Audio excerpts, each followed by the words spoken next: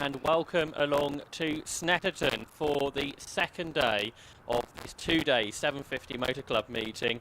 And welcome along if you're watching at home on Alpha Live or on 750 Motor Club TV, or if you're here at the circuit at Snetterton. Welcome along to a busy day of 12 races that we will look forward to, with the opening race of the day being the Yokohama Locost Championship, which also raced yesterday. We also have a double header, as we do for Locost today, for MX5s, for MR2s and for Historic 750 Formula.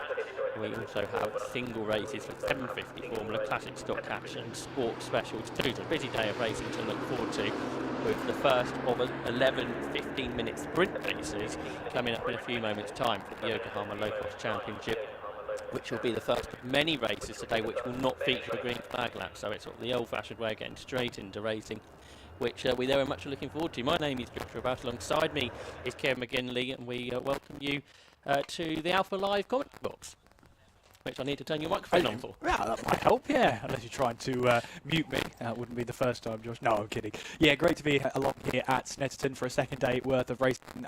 Glad that anyone watching from, as you said, Josh, from home or on the 750 Motorsport TV or on Alpha Live, it's great to have you along with us today for the second day worth of racing. As you said, 15-minute races for most of them, except for the 2-hour Club Enduro we've got later, and we've got cars lining up onto the grid shortly. Yeah, so the cars already coming out of the assembly area for what will be round number 7 of the Yokohama Locost Championship, the halfway round of the season. And we will perhaps be able to guide you through then this grid, which is set from the second best lap times from qualifying yesterday. Yesterday's race was really close and won by Martin West in a 3 cars across the circuit finish, where Sean Brame, who led out of the final corner, took the victory.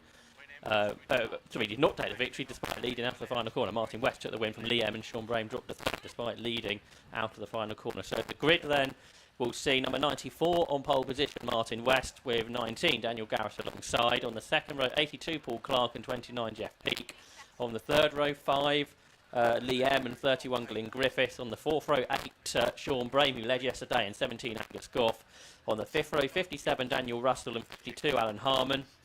On the 6th row, 50 Ian Hardy and 27 Mark Rue. On the 7th row, 13 is Jack Linus and 77 is Andy Perkins. On the 8th row, 6 is Rob Sisson and 21 is Kevin Straw. On the 9th row, 72 Alex Artis and 46 Barry Stewart. On the 10th row, 11 Jack Artis and 28 Dave Berry. On row 11, 38 Freddie Morris and 66 Luke Stokes. On the 12th row, 37 is Steve Brown and 25 Tony Mole. On the 13th row is 20 Bill Ward and 34 Trevor Faunch. And on row 14 is 41 Keith Malpas, 27 Locost, then due to take the start. These kit cars, 7S cars with the Ford Crossflow engine, and they create fantastic racing, as we saw yesterday, Kieran, with that 3-car battle right to the finish. I mean, we really did. It was a case of, I talked to the drivers yesterday about no one wanted to be leading on the final lap. Such is the powerful effect of the toe and the slipstream, especially down the Bentley Straight and the Senna Straight. So you don't want to be last, you don't want to be first leading on the last lap, as we saw yesterday. But a fantastic 3-way battle over the line, 0.2 of a second in it when they came over the line as well. Yeah, that's right. So let's see if we have similar things today. The championship still being led by Dan Garrett, who didn't finish yesterday. When he was leading, the car went off with a problem. He's had 3 wins this season. He's got a 27-point lead after yesterday's race. Angus Goff and Martin West are close behind, with Liam and Jeff Peake also within a few points. It's very close. Angus Goff, who's second in the championship, yet to finish on the podium. He's had 4 podiums over the course of the season. And for Angus Goff, he's a former motorcycle racer. He raced in the British Superstock Championship recently as well. He switched to car racing, but it's Martin West on pole, the former champion from 21. He's not doing a full season, but he's already won a couple of times. He won at Croft and he won yesterday too. Dan Garrett won at Croft, then he won twice at Silverstone. Paul Clark, the other winner, who also retired yesterday, he was a winner at Croft as well. He won the opening round. So we're about to get racing underway. The 5-second board is being prepared. So this is the first of 12 races to look forward to here at Snetterton. The 5-second board is shown to the 27 drivers that are ready to get our first race of the day underway for the 750 Motor Club. The red lights are on, the lights go out, and the race will get underway then. And the cars accelerate towards Ritchie's corner for the first time, and it's a good start from Dan Garrett from pole position then. The engine builder leads the way with Jeff Peake and Paul Clark, who've made good starts from row 2. Both have passed the poleman Martin West, and Clarkey going for the lead, just like he did yesterday. A great start then from Paul Clark, who leads down towards the hairpin at Wilson, where they will jockey for position. And yeah, Paul Clark then, just like yesterday, great start from him, Kieran, to lead the way with Dan Garrett in second place as they accelerate out of the hairpin. Absolutely, and Paul Clark getting that good start off the second row of the grid, grabbing the inside line in towards Rich's then, and made that look easy, but it's bizarre to say it's a 15-minute race. There's still a long way to go, but there's still plenty of slipstream shenanigans to be had as we head away all the way down towards Macastini. Perhaps a move maybe being prepared here down in towards the left-hander. There's certainly a move further behind in the number 5. That's Liam, who's trying to get a move down the inside there for fifth place, I should say, but not this time. Yep, so the cars turn their way down towards the left-hander at Hamilton, a really fast corner that, and then they go on the brakes into Oggies. This is where it all went wrong for Dan Garrett yesterday, and he pulled off into retirement. But so far the car's been fixed, and he's going well there in P2, the championship leader then, Dan Garrett. And then they will accelerate down the Bentley straight. This is where the slipstreaming really begins. Yesterday at the end of the race, it all got very tactical. No one wanted to lead on through that final lap, even onto the last straight. But at this point, everyone will be keen to get themselves into a good position. And Dan Garrett's done that now. He's got himself ahead of Paul Clark and into the lead of the race. Through the S's they go. West is back up to third. Fourth is Peake, and Glyn Griffith, who had his best result yet yesterday. Great stuff from him. It was up in the top 6 yesterday. His best ever result in Locost. So he's there in 5th position, going even better today. He's in that lead group. There's about 7 of them that are starting to break away, Kieran. Yeah, similar to what we saw yesterday. He was in the top 6, 7 starting to break away. It almost looked like there Dan Garrett was actually signalling to Paul Clark, work with me here, let's go. Now, obviously, there's a little bit of a bump on the way as well for Paul Clark to try and break away from the rest of the field as they'll make their way down the centre straight and across the start-finish line. But the top 3 pretty much line of stern at the moment. Paul Clark is pretty much right on the back of our race leader Dan Garrett as they make their way towards the first corner. And you can see there Paul Clark not interested in a move this time around for the lead of the race. Looking to rather settle down as we head away towards Wilson. Further back then in the battle for 4th place, that's looking very tasty as well, heading our way in towards Wilson. Yes, so these 3 who are leading are all together in the paddock. They'll all get on pretty well, I think, Dan Garrett, Paul Clark and Martin West. And they're almost, I think, working together at this early stage of the race to see if they can break away from that pack behind, which I think Glyn Griffiths has got to the front of now. The driver from Shropshire, only in his 3rd season of racing in the ex-Andrew Tate car. That was successful a few seasons ago. He's up into 4th. He's taking Liam with him, the former Sports Specials champion. Liam, who was on the podium yesterday. He's 4th in the championship. He was on the podium at Silverstone as well. So Jeff Peake, who was 4th at the line, is now 7th. He fell behind all of those cars by the time they got round the first couple of corners, with Angus Goff also getting past, who's turned 27 next week, the former motorcycle racer in his 1st season of cars this year.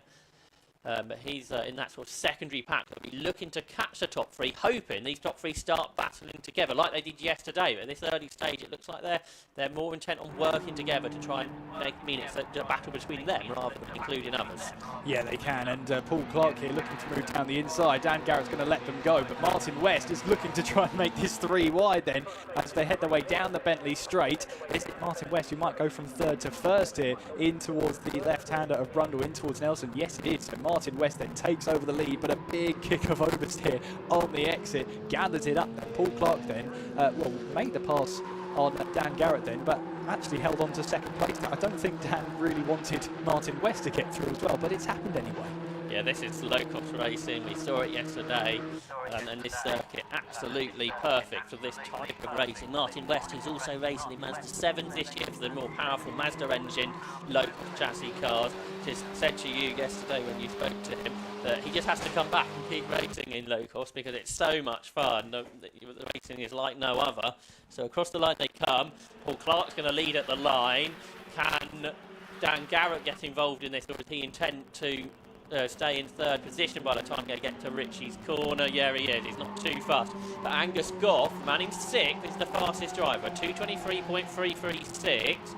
So he will be looking to take that queue of cars that he's involved with, which are a couple of seconds behind these top three, to close in before the end. And yeah, he's got into fourth at the back of the group. A huge slide for Jeff Peake, the driver who was third in the championship on 2 occasions in the past, but that was just a little bit too sideways, I think, Kieran, and he will have lost momentum. Yeah, and it's so important to keep up your momentum as you head in towards the midfield section now, or the infield section I should say, as we head away out of Palmer on the run down towards Agostini as Martin West moves left, moves right to see if there's any sort of gap heading our way down towards Agostini. Dan Garrett then finds his way up the inside of Paul Clark, then getting the power down, and he'll get the move done.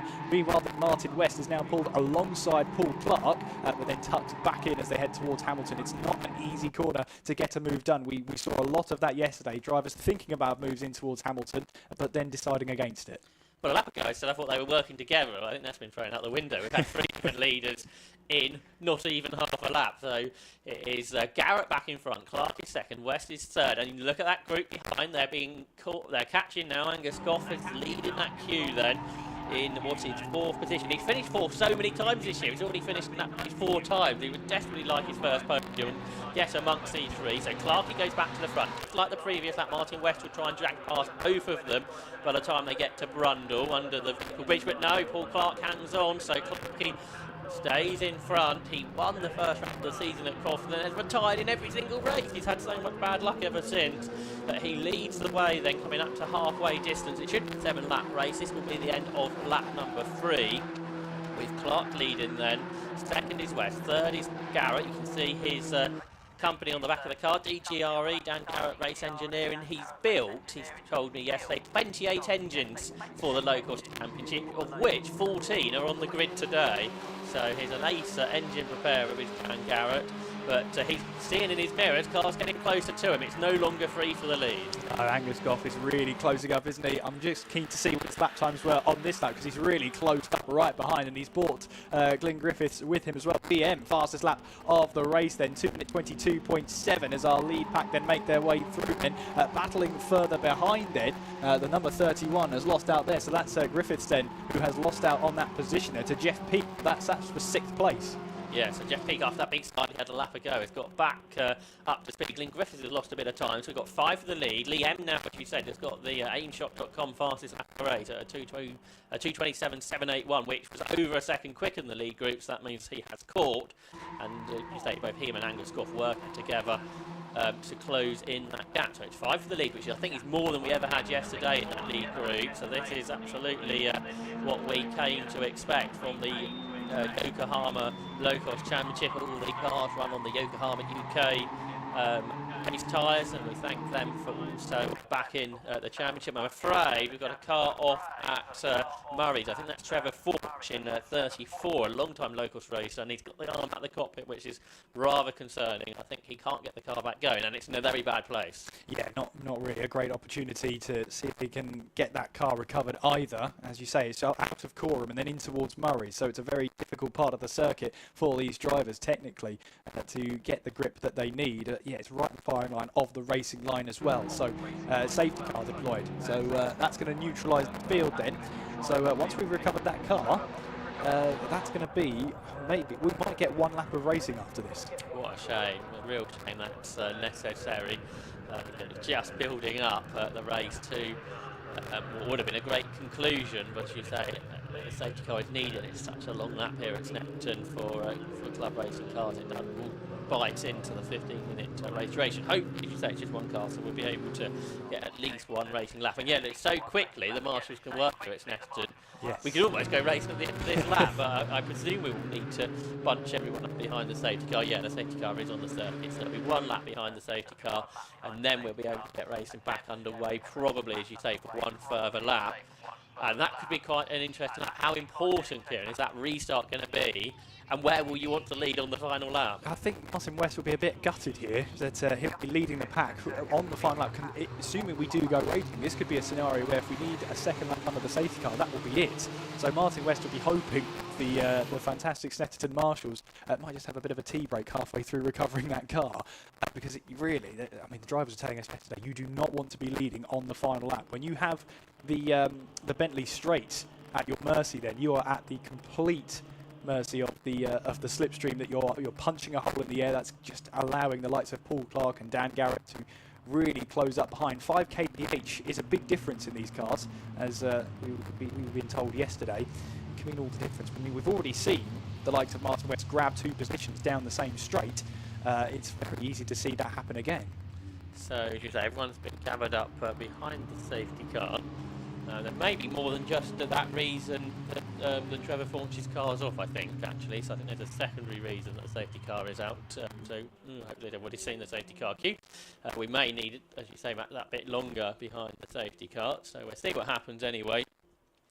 So for Martin West, he is the race leader, looking for his 3rd win of the season. He won the championship in 21, so 3 years ago. Paul Clark is out in 2nd. And Dan Garrett, really in his first full season, we've seen him do a number of races over the last couple of years. He's always been very successful. He's been on the podium when he's been out there, but I don't think he's really done a full season before.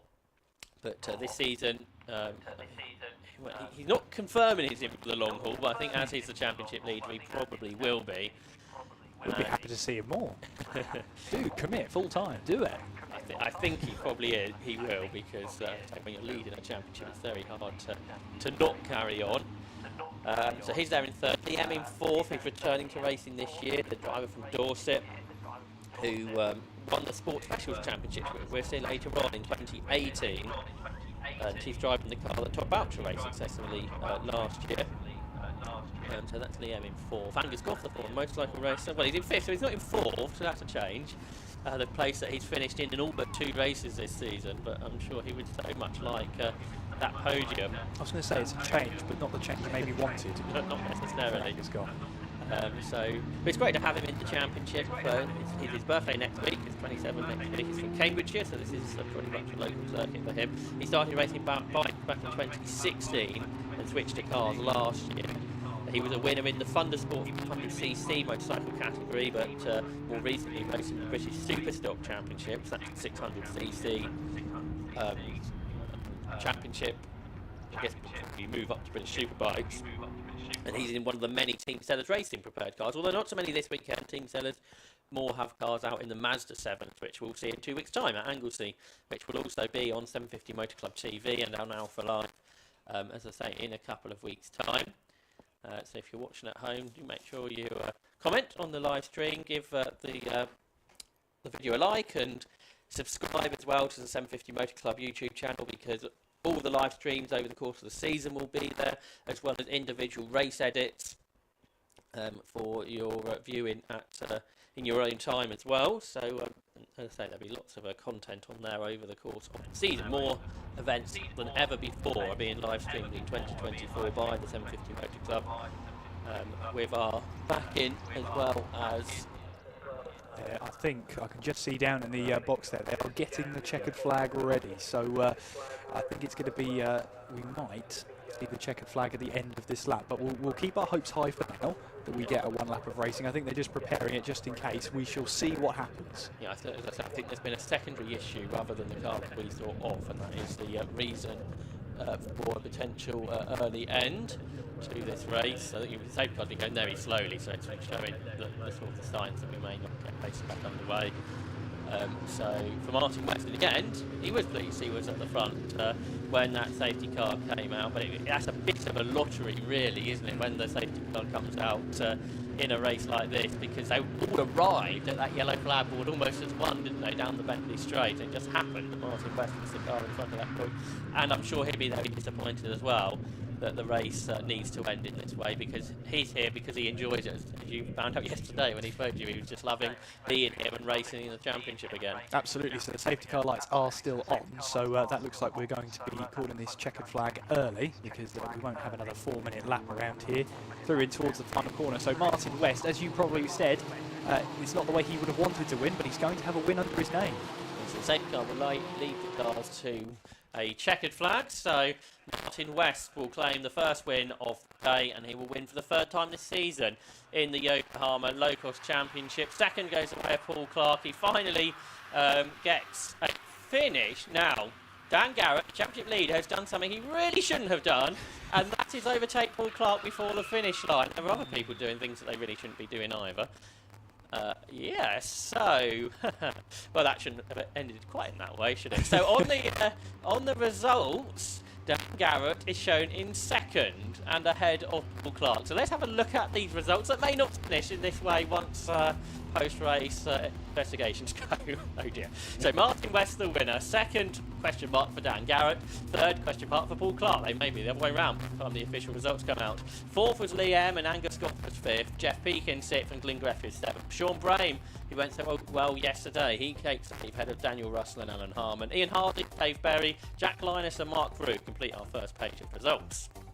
Kevin Straw was a finisher too, as was Luke Stokes and Andy Perkins. Alex Artis, Steve Brown and Freddie Morris completed the top 20, and then the last classified finisher was Tony Mole then for the Yokohama Locost Championship here at Snetterton. We will see the Locost out again this afternoon, so that isn't all from Locost. We look forward to hopefully a full 15-minute race for the championship later on today.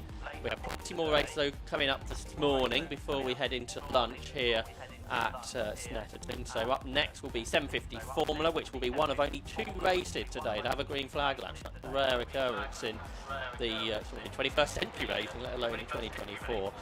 Classic Stock Hatch Sports Specials, MX5s and Toyota MR2 all coming up this morning too. So a real feeling of sports car racing this morning with that sort of interlude from the tin top from Classic Stock Hatch. So we look forward to all of that this morning. And then 6 races also this afternoon. So in a moment we will bring in a third member of the Aqualive team, which will be another Kieran M as well.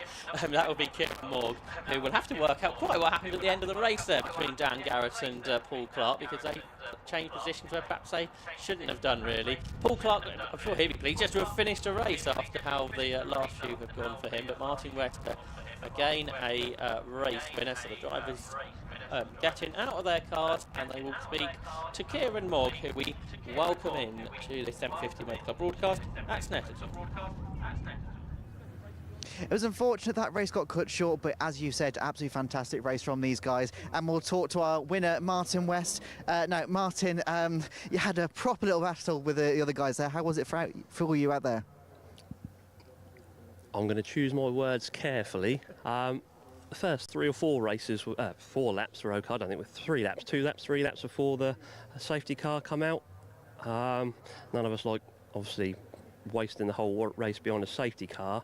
However, obviously, if someone's badly hurt, then, you know, I hope everyone's all right. It looked like there's quite a big one over the side there, so maybe they couldn't red flag it. You know, we're not behind on the schedule. Maybe they could have red flagged it. I don't know. But yeah, it's just very frustrating to spend our races behind the safety car. We were looking to have a good battle there, I think, the 3 of us. But on from that, yeah, no, just a bit frustrated, but I'm biting my tongue a little bit.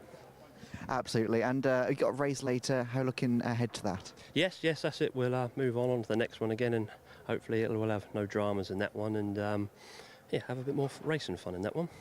Excellent. Well, good luck later then. Thank you very much. Cheers, thank you. Let's speak to our second place, Paul Clark. Paul, again, fantastic battle between you guys. Couldn't quite get that win, obviously, with the safety car coming out, but looking ahead to the race later, is that maybe something you can go for? Well, that's the aim, isn't it? Every race you go, that's the aim. But, you know, Westy's going to be there, whatever he does, and it doesn't matter where he is, he always knows where to put it in the end. But, yeah, a bit of a shame for the safety car, because I think it ruined a decent rate, because I think Angus and Lee were coming, so I think it would have been 5 for the lead. But I'll take that after the season I've had. That's a second race I've finished this year, so I'll take that all day long. But, yeah, look forward to the next one and go from there, I suppose. Absolutely. Well, good luck for the race later. Cheers, lad. Cheers, thank you. And now speak to our third place, sorry, Daniel Garrett. Daniel, currently the championship leader as well. So in that race, were you kind of like, I've got a bit of a lead here, do I, do I just kind of play it safe, or did you want to just go for it? No, I was holding on for dear life. Yeah, the weekend I've had to come away even after a safety car and get third. Yeah, I'm over the moon. Yeah, I'll take that any day. You're going to play it safe later or go for the win? Oh, no. I mean, I was going for the win, but yeah, I'll be going for the win again. I think I can make it up on the brakes. I can definitely make it up on handling. Grunt-wise, don't know about that, but it's doing all right. It's doing okay, yeah. Absolutely. Well, good luck for the race later. Thank you very much. Cheers, thank you. And we'll go to a quick ad break, and then we'll go back up to commentators for the next race.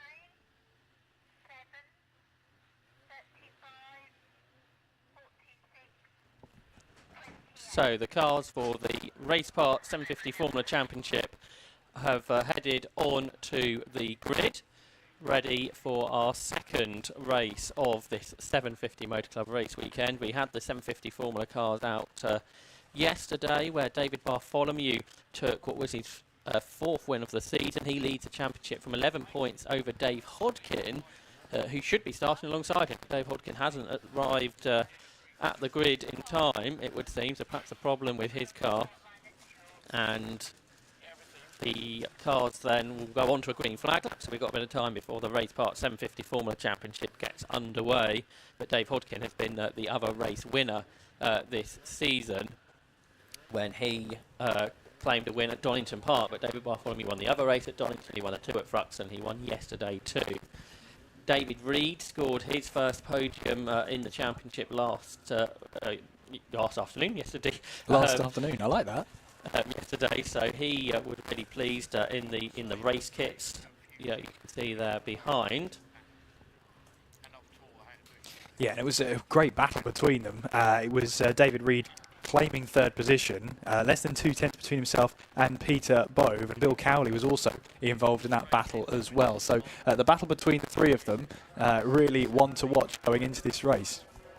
So let's see if we can have a look at the grid then for this, the 6th round of the Race Part 750 Formula Championship. On pole position, number 17 is David Bartholomew, and he should be alongside number 63, Dave Hodkin, but he's missing. On row 2, 31 is David Reed, and 77,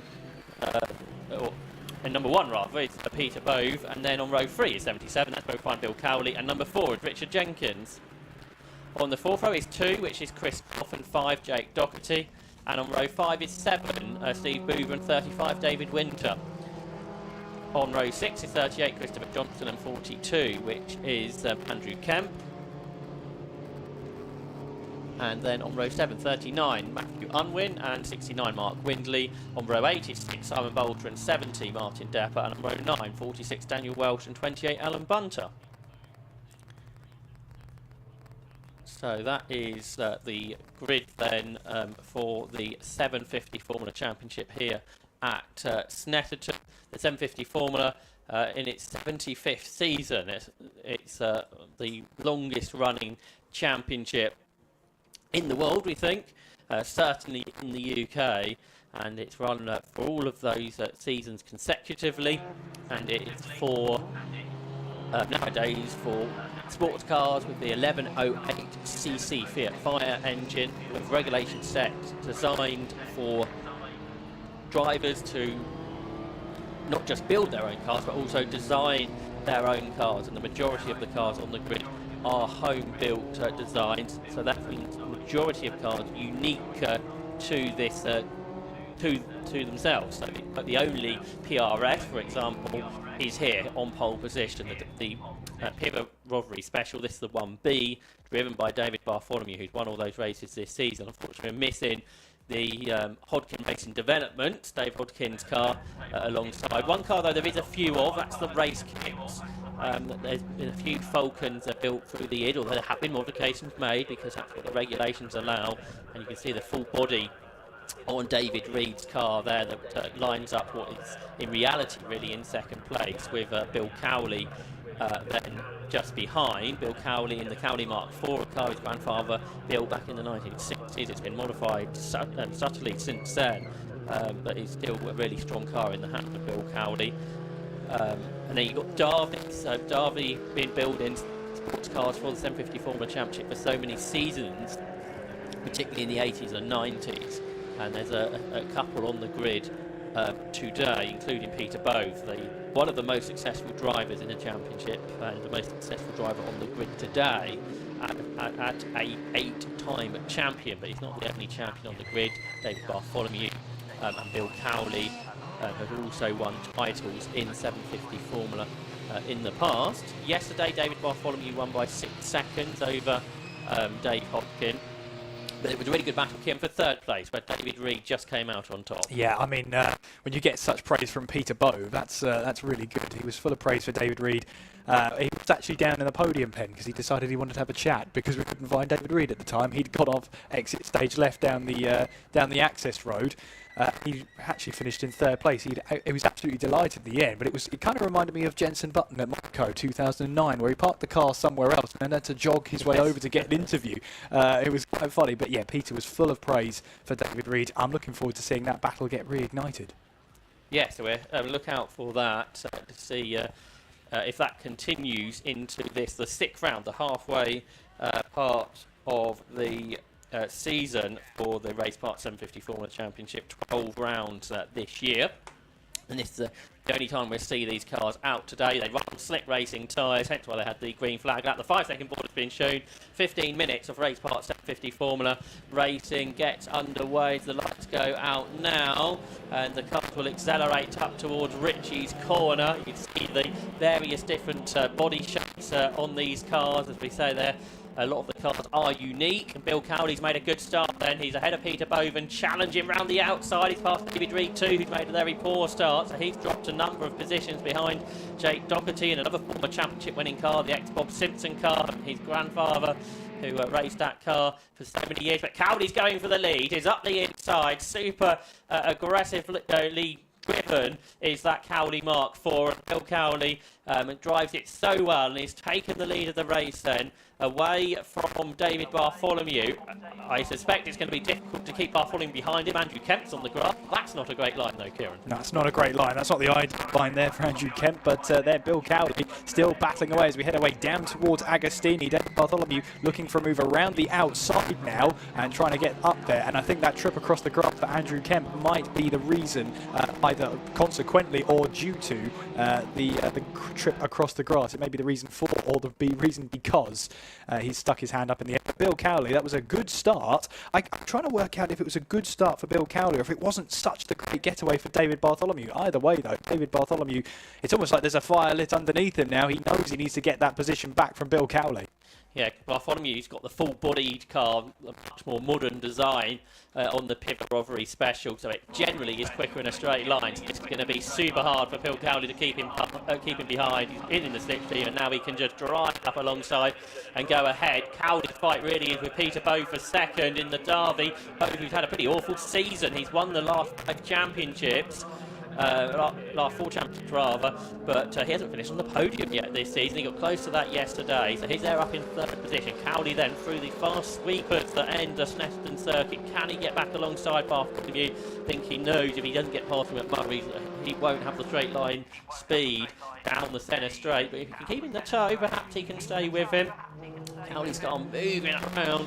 He's putting so much effort into that car to try and go with Bartholomew, the 2015 champion, Cowley, the 2017 champion, but that car designed probably about 50 years before the BRX. So, but in the slipstream here, and he can kind of keep with the car ahead. He can. It's just trying to pass him now for Bill Cowley to try and find a move past David Bartholomew as they'll head their way through in towards Ritchie, and then heading our way towards Wilson now. And Bill Cowley thinks about a move up the inside, perhaps just filling the mirrors actually of David Bartholomew as they make their way through now in towards the Wilson hairpin. There's Peter Bove, who's rounding off the top 3, and here up the inside goes David Reed then up the inside of the number 5 machine of Jake Doherty. So he moved himself at least up a position. I think that's actually to take back 5th place, that Jake Doherty was ahead the line. Chris Goff, though, in 4th right now, but now he's got a hard charging David Reed right behind him. Yeah, Reed making progress all the time. Somebody pretty new to racing, the driver from Warwickshire, then on the inside line of Goff, who finished 2nd in the championship on a couple of occasions, most recently in 21. Behind Christopher Johnson's going really well here. Yesterday he only made a couple of laps. He started much further back on the grid today. He's all of a sudden up into 6th position, Christopher Johnson. So this is a really good effort from the driver in another of the race Falcons. That's sort of the original bodied car that you can see there, rather than David Reed's that's sort of more enclosed, so better aerodynamically really. But Christopher Johnson is driving that car really well, number 38, right on times now with super experienced driver Chris Goff. Yes, he is. Down the Bentley straight, he will be gaining and gaining here at Chris Goff's pink-shaped hole punching in the air then as we make our way down the Bentley straight, and we'll see if that move happens. Peter Bove, though, third place right now, trying to chase down Bill Cowley as they make their way through the bomb hole and through in towards court they go. I wonder there if that was completed further back, but that's 3. It just shows you how much they're creeping away from the rest of the pack. In fact, how far ahead David Bartholomew has. He's got into his rhythm now. Yeah, and he's broke the toe. That's going to sort of break Cowley's chances to go with him. I think he'll probably knows on a track like this he wasn't going to be able to beat Bartholomew in a fair fight, but he was going to give it a good go over that first lap. Bill Cowley is always going to be fighting until he's no longer able to challenge. So Bartholomew's done a 2:10.8. Yesterday his pace did sort of go off, but that might be because he wasn't particularly under pressure.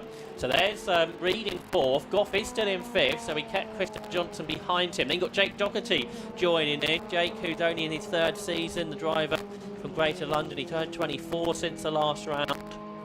So one of the youngest drivers on the grid as well. The son of Bob Simpson, who raced in this championship for more than 50 seasons in that car, the Simpson Special. And he's there in his 7th position. He's ahead of local driver Richard Jenkins, the driver from Norwich, who started racing in Locost back in 2006. We saw Locost race just before this one, and he moved from Locost to 750 Formula 5 years ago. He's had a few podiums since, so there he is at the back of this group in 8th position. But Chris Goff still leads from Christopher Johnson, who's having a look to go round the outside of Goff in the CGR, the Chris Goff Racing 2 Evo. So it's a second car that he's made for the championship, and he's upgraded it since it originally came out. He's raced this one for a while now, and he is at this point able to keep Chris Goff at base. So, although the battles are different to the battles we enjoyed yesterday, again, we can find battles through the 750 Formula field. Ooh, that's a little bit off the grass there for Christopher Johnson. It doesn't seem to have affected him too much, though, as we head our way through in towards Williams. And now we head our way onto the Bentley straight. Is this an opportunity now for Christopher Johnson to try and find his way past Chris Goff? Then down the Bentley straight we go. He will be closing and closing. Will he have enough about him to try and make that move stick then as we head away in towards Brundle and Nelson? Peter Bove then still trying to chase down. I think he actually has gained on Bill Cowley on this last lap in that battle for second place as they make their way through in towards Gorham now. And then they'll make their way towards Murray's, the left-hander then to try and get it through. And the move has been done then. So Johnson now ahead of Goff then. Through in towards Brundle and Nelson, so that move has been completed, and now Chris Goff here has got Jake Doherty right behind him as well. Yeah, so this is a great 4-car battle, so Johnson at the front of the pack now, then into Murray's. Meanwhile, up at Ritchie's, Peter Bove is going for 2nd. I can see out the commentary box with, as you said, he was catching Bill Cowley. He's actually just set the aimshop.com fastest lap of the race. So Peter Bove with a 2 minutes 10.624. His season starts now, and he dives around the outside of Bill Cowley. Has he braked too late though, Kieran? Oh, he might have done, but he gets the car gathered back up, and well, Bill Cowley gets another opportunity to fend off Peter Bove for 2nd place. Yeah, it just looked like Peter was a little bit too late on the brakes there going in towards Wilson. Lost him that little bit of momentum there, but I think Bill Cowley's more than aware now that Peter Bove is on a hard charge here, and Bove has got himself a really good turn of pace. 2 minute 10.6. That's compared to Bartholomew's 2:11.4 and Cowley's 2:11.3. So he is right now 8 tenths, 7 tenths quicker than those ahead of him. Yeah, so Peter Bove going pretty strongly now, the 8-time champion. He's 67 from Hertfordshire, started racing in 1986, and I think he's always raced in 750 Formula. That was a lock up there from Bill Cowley, then going in towards Oggies as we head away through in towards the right-hander of Williams then. On towards the Bentley straight, and I think Bill Cowley has just about got away with that one, but we'll see down the Bentley straight. Yeah, so Bove then back in the slipstream, so Cowley was pushing really hard on the infield to try and get away. I don't think he's quite been able to do that. Bove's car originally from 1988, so that's also not the most modern car on the grid. This car that was built by David Carvey, who founded the company. This particular car originally raced by Ernie Frost, but Bove's had it since 92, so he's only been for over 30 years. And the car has won 9 championships, 8 of them in Peter Bove's hands, and Robin Gear won a title in the last decade in the car as well. Bove, who his first title was back in 2001, but then he's had this run of 4 championships. He's won every championship so far this decade. It's going to be rather more difficult to continue that form, though, because he's only 7th in the championship coming into today. David Barfotti realising, I think, the cars behind were starting to catch, has thought he better go a bit quicker, and he set the aimshot.com fastest lap of the race at 2 minutes 10.024 and extended his lead out to 3.8 seconds. I wonder if that moment at the hairpin's just put Peter Bove off a little bit, because he hasn't really been able to catch back up to the back of Bill Kelly. That was a much slower lap from Bove in the 13s. It was, yeah. And did it interrupt his rhythm, or perhaps there was just something overheating on the car that he had to manage from that point onwards? Either way, yes, that gap has gone back up to 1.7 seconds between himself and Bill Cowley up ahead as we head our way through in towards Palmer. David Reed, though, also trying to close in as well, as we see the battle keep going on for this 6th place here. Christoph and Jake Doherty, and Christopher Johnston hasn't been able to break away as quickly as maybe he would have liked as they head their way through in towards Palmer, and Richard Jenkins in 8th place there, ready to pick up the pieces. Yep, so this 4-car battle continues to Johnston now that he's got to the front. Can't pull away particularly much, although perhaps in this lap he's about a second or so ahead of Goff, who's braked really late into the Agostini hairpin. Big snap of oversteer in the middle of the corner, and that allowed Jake Doherty to go through. So Doherty up to 6th, the driver who's 3rd in the championship on the podium this year, which came at Thruxton.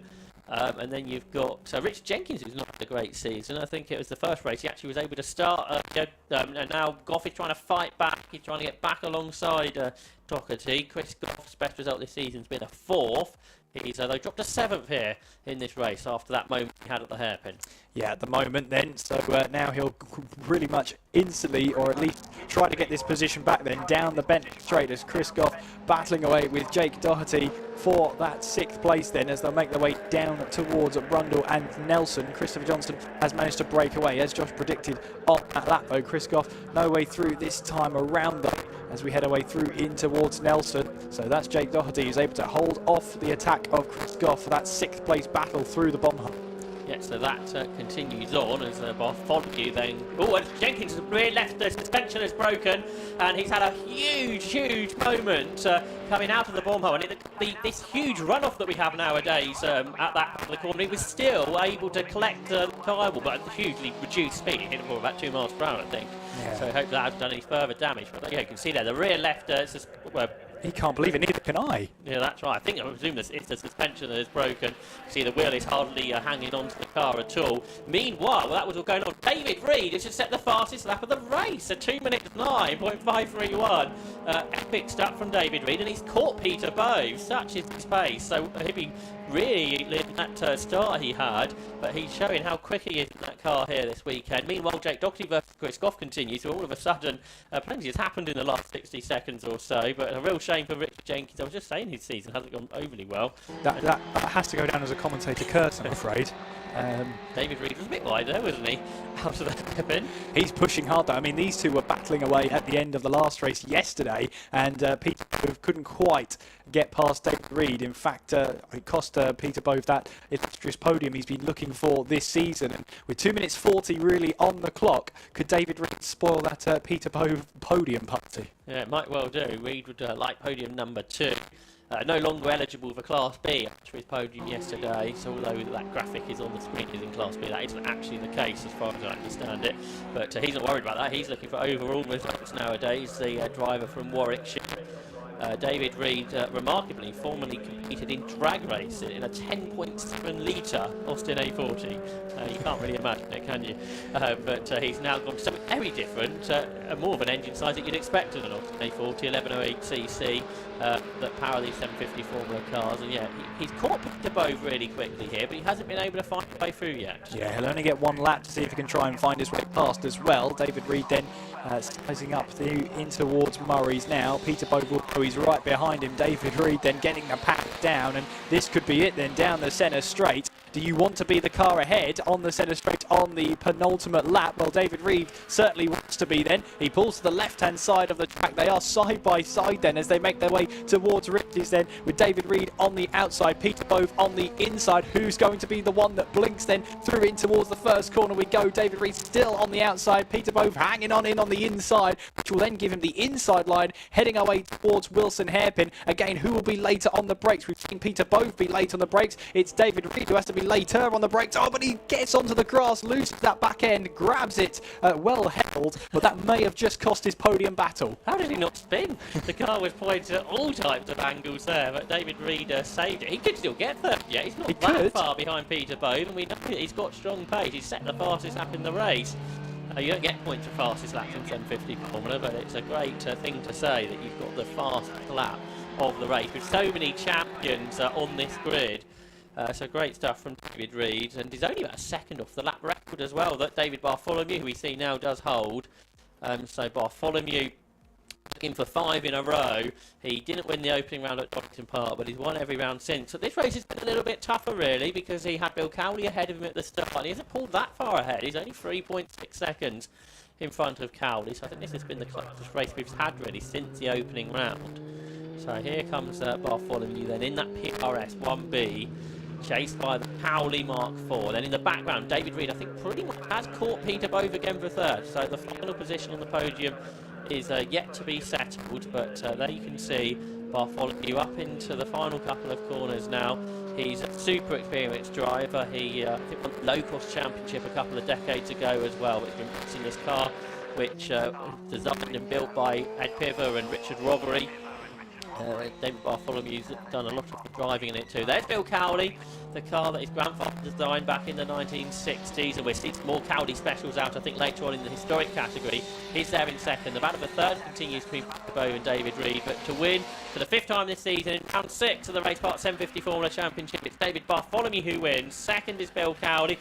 Race to the line for third position. David Reed pops out the third. It's pretty much a dead heat. I think Bove held on. Timing screen suggests he did by 76 thousandths of a second, so Peter Bove just gets that podium. He just, welcome back to the podium, Peter Bove, by the slim of margins, but he had to work for that one, didn't he? And I wondered then how much David Reed, I mean, that mistake out of Wilson, it was all the difference. It cost him that really good opportunity to make it back-to-back podiums. Coming across the line now, Christopher Johnson takes 5th place with Jake Doherty coming across the line to take 6th place, Chris Goff across the line to take 7th, and then across the line in 8th place then is Matthew Unwin. So a really good race, all things considered. We had good battling at the front, good battling in the midfield, a 4-car battle for 4th place at one point. Brilliant stuff. Yeah, good to see Matthew Unwin there come home in 8th. He's had a really consistent season. He's always been in the top 10, and it's again his 5th in the championship coming here to Snetterton on Sunday. But it was David Bartholomew's PRS 1B that won after 7 laps by 3.4 seconds from Bill Cowley. Peter Bove was third, just by, from David Reed. Christopher Johnson was 5th and Jake Doherty 6th. 7th went the way of Chris Goff, and 8th was Matthew Unwin with another top 10 finish. In 9th then Mark Windley, I think, will pick up Class B honours, and in 10th was Martin Depper. We lost Richard Jenkins and Andrew Kemp and Simon Bolter from that race as well. And then the 750 Formula Championship will continue in 4 weeks' time at Cadwell Park.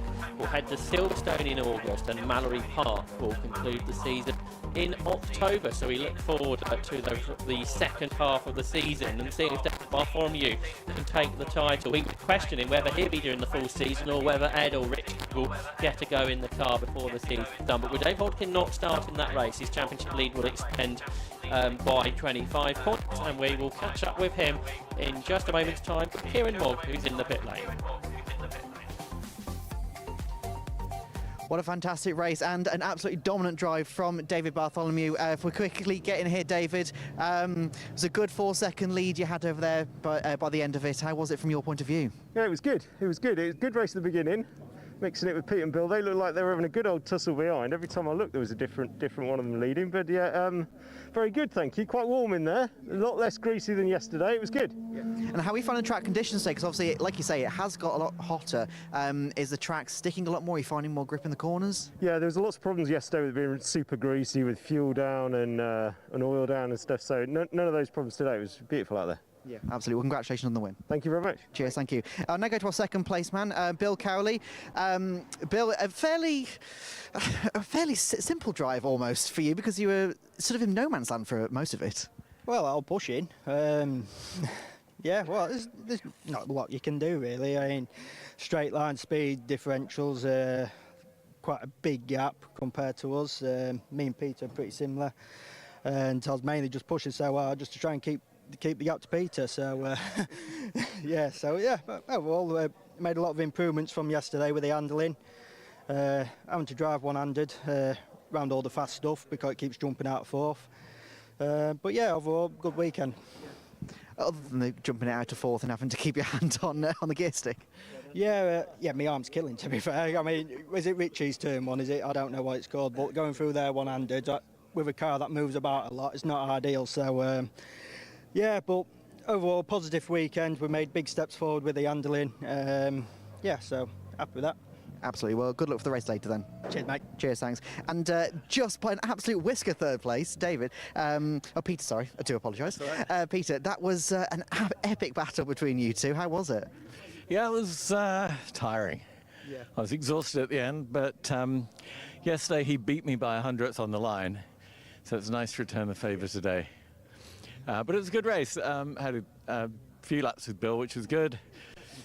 And then I managed to hold off Dave, so yeah, it was a good race. Yeah. Absolutely. Well, congratulations on the podium. Thank you very much. Cheers, thank you very much. And heading into the next race now, which I believe I can hear and see are the hot hatches.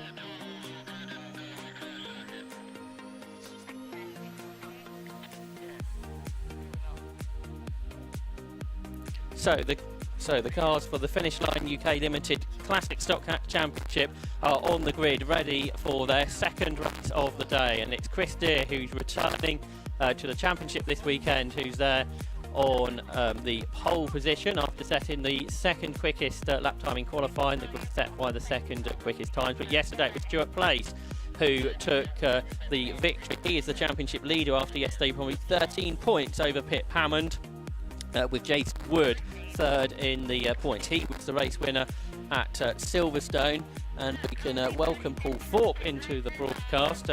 Paul, yesterday's race, that was very competitive. That was very competitive. I was quite funny at the start of the race there, where Pip Hammond and Stuart Place, who were in the similar positions on the grid, they got through the centre two, and then we had four abreast at one point leading into the first corner. So these will be the cars to watch. Stuart Place is definitely getting off the line extremely fast, followed by Pip Hammond yesterday. So with the temperatures being as hot as they are, let's see if they can repeat that process. I think one of the grooms has not got to the grid. It must be Rick's car, because it's not the groom. There's a car that stopped anyway. It's not a groom car. It might be Ryan Clark. Ah, that's Ryan Clark. Now, Ryan Clark had a problem yesterday in qualifying, and he ended up not finishing the race yesterday. It looks like that gremlin has returned, which is very unfortunate. Good to see Martin Rogers out. He's had to change his clutch, but just think, oh yeah, Darren Bassingthwaite, he had a water leak and he ended up going out, and he's found himself back on the grid. So apart from that one car, we do have a complement of 20 vehicles out there. So let's tell you about the grid quickly before the race gets underway. And the pole position is 46 Chris Deere alongside 48 Neil Dudman. On row 2, 31 Pip Hammond and 87 Stuart Place. Row 3, 41 Jason Wood and 93 Ben Bateman. Row 4, 18 from Bassingthwaite and 44 Stuart Cleveley. On 5th row 5 Terry Rowton and 12 James Hazelhurst. Row 6, 92 Rick Groom and 86 Andy Anderson. Row 7 is 39 Martin Rogers and 88 Martin Kaiser. On the 8th row 91 Finn Groom and 58 Pete Oglesby. On row 9 49 Graham Rees and 23 Ewan Lint. On row 10 89 Titch Coulter and 62 Alan Julie. And on row 11 we should have had 33 Ryan Clark, but he is the cause for this delayed start, although I think that there is also being recovered from the previous race, so we had more time than I realised to get this race underway for Finish Line UK Limited Classic Stock Car Championship. Quick word for our championship sponsors, who I think are putting the barbecue later for. They are, yes. Chris, Amy and Nikki are here from finishline.uk. They're putting on the barbecue for us. They're sponsoring the championship this year. We're great to see them here, and I understand some of the gentlemen from the workshops are going to be here later as well. So welcome to them. We hope to put on a good show. Looking on the grid, all those doors are open. I have to say I'm very grateful for the air conditioning in here, because it is extremely warm out there, and that's such a contrast to race yesterday where we had that cloud, so the temperatures were a lot cooler on the circuit, making the tyres last a bit longer. These tyres can get very hot very quick. Now it'll be interesting to see towards the end of the race with Stuart Place now carrying 60 kilograms of success ballast. He got a wicked start yesterday and was able to hold back everyone else, and if he can get that same wicked start, I don't know, towards the end of the race that 60 kilos will be hurting his tyres. So the 5-second board is about to be shown. No green flag lap, as most of the races don't today. And then we'll be into round 6 of the Finish Line UK Limited Classic Stock Cats Championship. The red lights will come on, which they do so now, and then 15 minutes of racing will get underway as the lights go out. And again, it's a very good reaction to the lights from Stuart Place, and is immediate alongside and ahead of the straight in the lead. Wow. 205 there on the front row of the grid. So it's Place that leads as they head up towards Ritchie's corner. In second is Deer. In third is Jason Wood. A very good start there. And a big slide for Rick Broom in 92.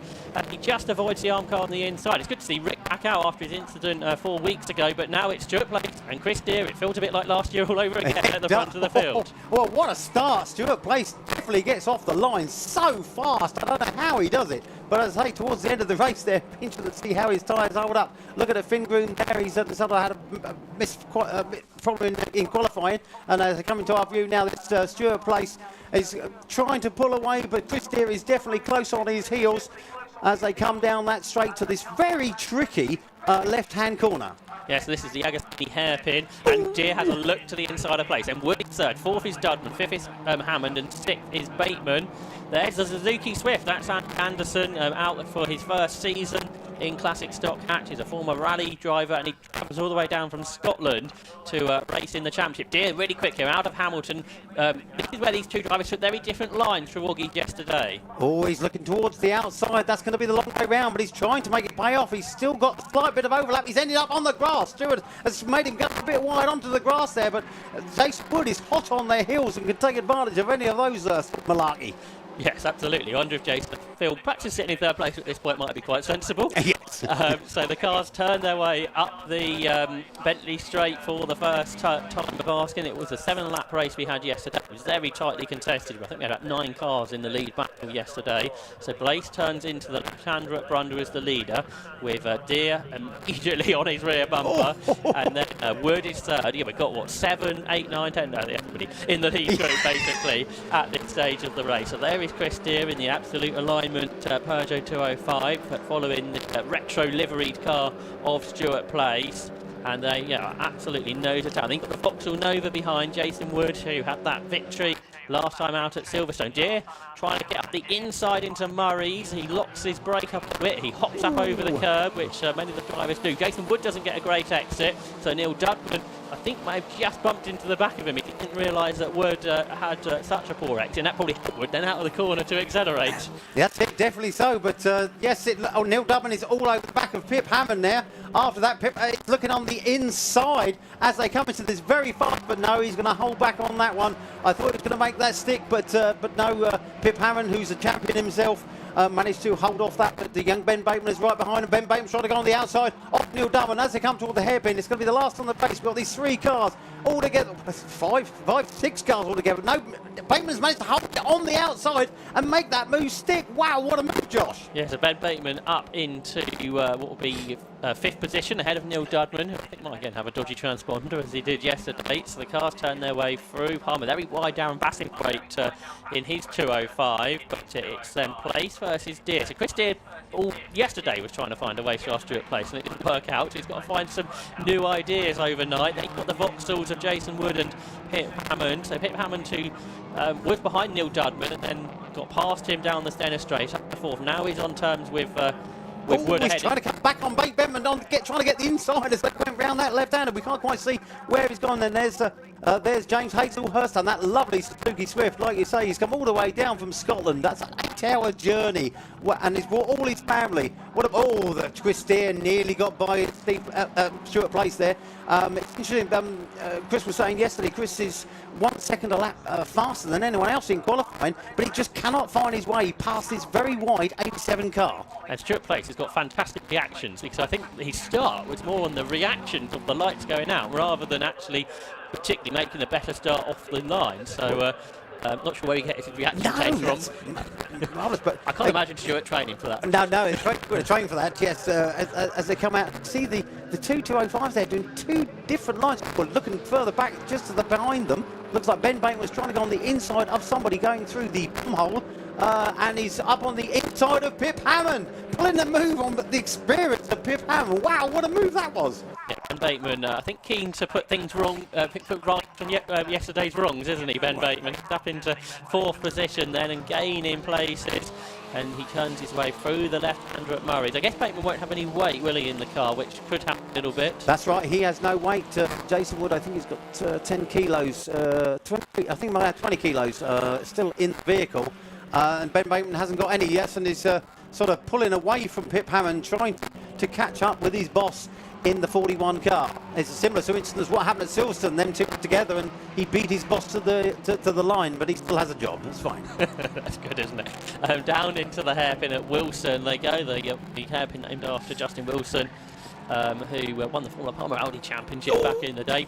Hammond now trying to get back ahead of Ben Bateman. So the two Vauxhall Novas, well, it's free line really, isn't there, with Jason Wood just ahead. So these Nova drivers, I think, keen to take it to the Peugeot boys, and the best four down in 7th. That must have been a while since that's happened. Well, yes, but it is an XR2, which is the carbureted version, carbureted car actually on the circuit. Pip Hammond, look on the inside of Ben Bateman, just make sure Ben knows he's there, because say he's a champion, and he'll be desperate to get past Ben Bateman there. But there's that XR2 of Stuart Cleveley. He's been doing very well. He's a new driver to the championship, and he's showing that these XR2s can still hold it with the injection boys. I'm not sure if this has happened before. Pip Hammond is the last Vauxhall Nova in the race, because I'm afraid we've lost Peter Alterby. So out of the 3 Novas that are left, Pip is the last of them. When does that happen? Pip has always been at the front, hasn't he? He's really been struggling with pace this year. The car's handling all right, but it's just seemed he was saying that he's been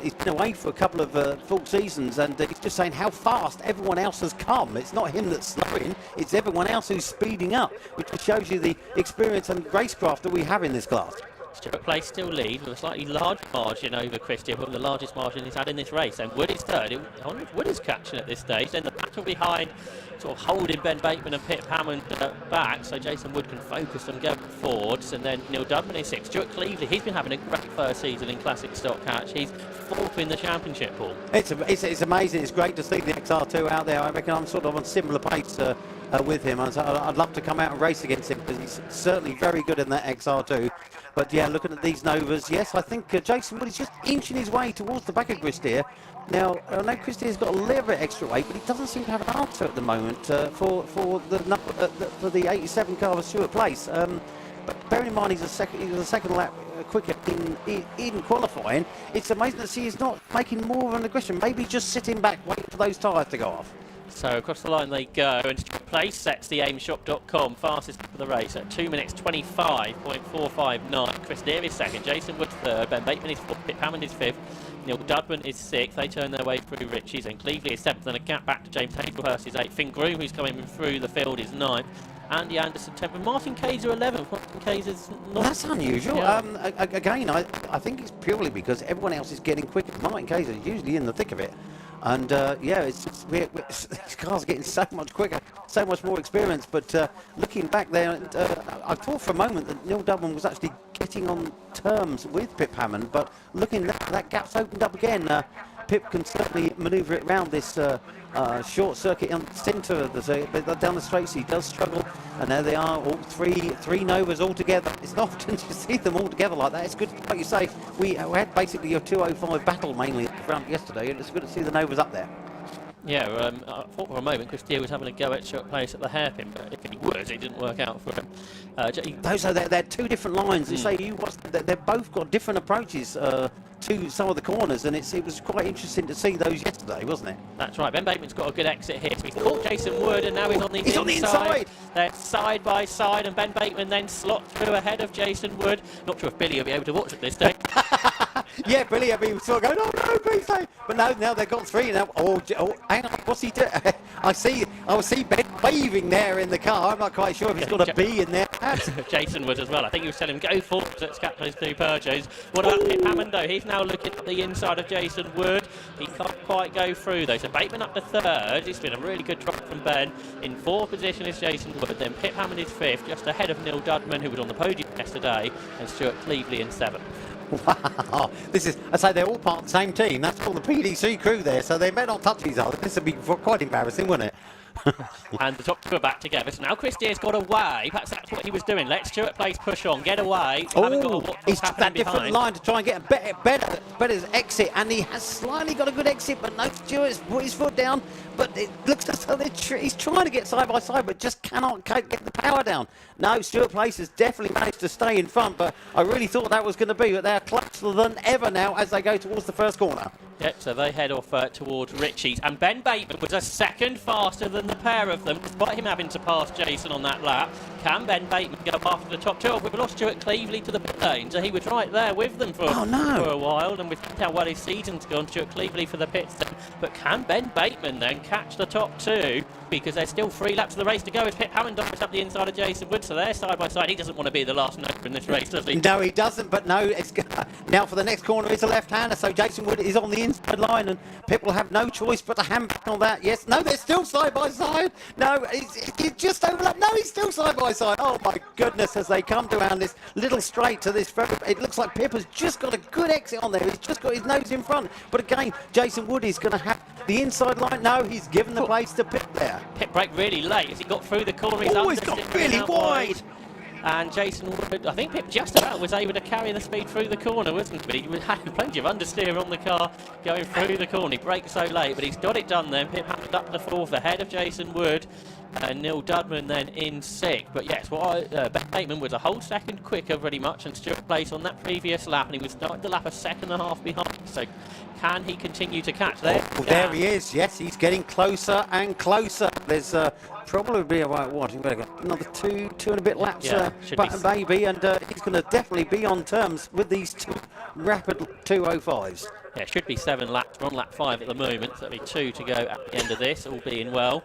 So Stuart Place turns into Brundle, then into the S's ahead of Chris Deere. And Chris Deere's plan of getting away from the rest and then attacking may not work too well if Ben Bateman is it in place a little wide up the curb, but Ben Bateman almost there now. And where did he start? He started 6th, but I think he didn't make a good start and was a little bit further back than that. And he's broke pretty well. Chris Deere, though, quicker through here. He's looking on the inside of Stuart Place. He's defending. Deere has to hit the brakes before he goes into Coram, not to run into the back of the car ahead. So Stuart Place was able just about to cover that off, but Chris Deere was much quicker, and that made Ben Bateman's with them now in third. Ben Bateman's definitely looking there. Look at these 3 different lines going around his first corner. Who's going to get the better exit? Chris Deere has got a much better exit there. Oh no, now Stuart's put his foot down and he got a better exit. How did he manage that? And of course, that has now compromised. Ben had to compromise his exit of that first corner. So he has dropped back. He was right up with him. Now Pip is getting on the back of Ben Bateman. I think Stuart's built a strong car, hasn't he? Proving that you can do that yourself. You don't necessarily need a team behind you to build a strong car. So Stuart Place leads the way. His lap time, though, now was dropped into the 2:27s. He's off the road as he went out of Ritchie's. He kicked up the dirt, but he's been able to recover it. But it shows you he's now struggling, I think, Paul, with all this weight and the tyres going off. And now, all of a sudden, Pip Hammond, Jason Wood and Neil Dudman have caught them at 6th for the lead. Yeah, and now Chris got a really poor exit there, and now Ben has come to the inside. Has Chris Deere got a problem? He has effectively just let Ben by there. I don't know if he missed the gear or something. Yesterday he had a problem towards the end of the race where he slowed up. He lost all fuel pressure, and I'm wondering if that's come to get him today. Pip's gone on the inside of Chris Deere. Chris Deere must have a problem. This podium is not over. Now Jason Wood's taking a long late lunge, and it's Pip Hammond. Oh my goodness, it was a late lunge, so late on the brakes, and now we've got Neil Dudman going on the inside of Jason Wood. So Jason Wood's been in 2 places. Oh, now looking at Pip's car, that was crabbing quite badly. I think something's damaged on the back of that car. because it looked as though it was crabbing awfully. I hope Pip will notice that quite quickly. Jason Wood has let Neil Dudman through. I wonder if he was going to let Pip Hammond through as well and sort of put back to where he didn't mean to hit Pip like he did. But you think that's damaged the rear, perhaps the rear toe link, something like that on Pip's car. But it wasn't going in a straight line like it should have been, I don't think. So that's meant that Ben Bateman is free to go after Stuart Plate. We'll see what the gap is and whether, now that Chris Deere is not attacking, Stuart can get back on with it, or Ben Bateman has the pace. Now, Stuart Plate has got a good gap again, hasn't he? Probably the biggest gap he's had. So it's Place from Bateman, from Dudman, from Wood. So Wood still is ahead of Pip Hammond here. And then Chris Deere, who dropped back to 6th, but now he seems to be back up to speed. He's back up to pace there. I don't know if it's a short problem. I'm just looking at the back of Pip's car. The wheel doesn't quite look quite in the correct camber there, but it doesn't seem to affect him that much because he's still keeping up with them. But Chris Deere is now back up to speed, trying to make amends for that mistake earlier in the lap. Yeah, so they turn their way through Coram Curve into Murray's. They should get one further lap to go then. At the end of this, we just are able to squeeze another lap in, so that means... Jason was a bit wide, and that means Pip Hammond's going to get a much better exit. He just overcooked it slightly, ended up going onto the curb, and I'm wondering if Pip can benefit from that mistake, and they are going indeed side by side as they go up to the first corner. Yeah, Pip has managed to make that move stick. Chris Deere's pitted, so obviously it was some kind of problem. He has retired from the race. But it's great value racing at Snetterton because you pay for 15 minutes, you can get a 17-minute race in classic stock catch. So the time has clipped down, but only after the 7th lap begun. So we are going to get the 7-lap duration. That car sounded rough across the line. Who was that? That was Graham Rees, I think, in his XR2i. He was complaining about a misfire, and it definitely sounded like a misfire. So look at Stuart Place. The drive from this man, he's carrying 60 kilo of ballast, and he's managed to hold off the pressure from Chris Deere for most of the race, and now he's got a nice comfortable little gap back to Ben Bateman. And look at Neil Dudman, he's got yet another podium. If he can finish this lap in this position, because I can't see with Pip with that car not quite looking quite right at the back there. As we watch it go away from us, you can see it looks like it's crabbing down the road, and Pip is how he's managed to drive that car. I don't know. He has got past Jason Wood, but I wonder if Jason sort of felt a bit guilty and has allowed him through. They've known each other for such a long time, haven't they? It'd be a long journey up if he didn't, I think. And Pip, I think, coached Jason as well. When That's right, he did. Racing. Yeah. But as you say, Stuart Place, he's looking here for his 4th victory of the season. He was beaten once at Croft by Pip Hammond, beaten once by Jason Wood at Silverstone. But at his local circuit, it looks like Stuart Place is on for another win. When he wasn't under pressure for 5th there, it looked like he had the pace to sort of drive away, and he's got the fastest lap as well. So no, wow, with 60 kilos. It's just amazing. It's just showing his dominance of this class and his grips for this 205. He's built this himself, and it's just marvellous to see how dominant he is. It's not been the case for over a decade that we've had this sort of dominance. So he turns his way into Coram Curve, a really long, tightening right-hander, such a tricky corner in front-wheel drive car, tend to brake and slow down into Murray. Bateman is catching now on this final lap, but it's a little bit too late, I think, for Ben. So Stuart Plate is going to win for the 4th time this season. He's the reigning champion and is the championship leader in the finish line. UK Limited Classic Stock Catch Championship. So Stuart Plate takes the victory. Ben Bateman gets 2nd and the fastest lap on the last lap. No! 2:25.173. Pip Hammond doesn't get 3rd, does he? Because Neil Dudman with the dodgy transponder. Yep. With the dodgy transponder gets 3rd. Pip Hammond will be 4th. 5th will be Jason Wood. James Hazelhurst up to 6th. Oh wow, we're so excited in the front lot. Yeah, what a wonderful drive from that young man. He's not had a lot of luck recently, but yes, it was good to see him up there looking further back. We got Finn Groom ended up 7th. Rick Groom, his dad, ended up 8th. Remember, Rick was off at the first corner. So he was, yeah. That was marvellous. I mean, they've definitely got those XR2s running well. Look, then at 9. In 9th place was Terry Relton, and running that top 10, that's Suzuki script of Andrew Anderson. So for classic stock catch, the championship continues at Cadwell Park in 4 weeks' time, then Brands Hatch in August and Mallory Park in October. Yes, that would be 4 weeks at Cadwell Park, a wonderful circuit. There we are, just there's the places. So Stuart Place, the winner by 6/10 of a second. Ben Bateman, who got that fastest lapper on the last lap. Neil Dudwin in third. Pip Hammond fourth, with Jason Wood in fifth. James Hazelhurst was sixth, ahead of Finn Groom, and his dad Rick in Wheel Tracks in eighth. Terry Roughton was ninth, Andrew Anderson 10th. Martin Kayser 11th, with Richard Kelso in 12th rather. Martin Rogers 13th, and Graham Rees, despite that misfire, 14th. Ewan Lintz was the 15th finisher. Alan Julian finish in a moment, and we lost Chris Deere, Stuart Lee and Darren Bassingthwaite from the race. But yeah, looking forward to Cadwell Park in 4 weeks, Paul. Oh yeah, definitely. That's the Nürburgring of the UK. That's a wonderful circuit. I do recommend going to see it. It's a remarkable terrain.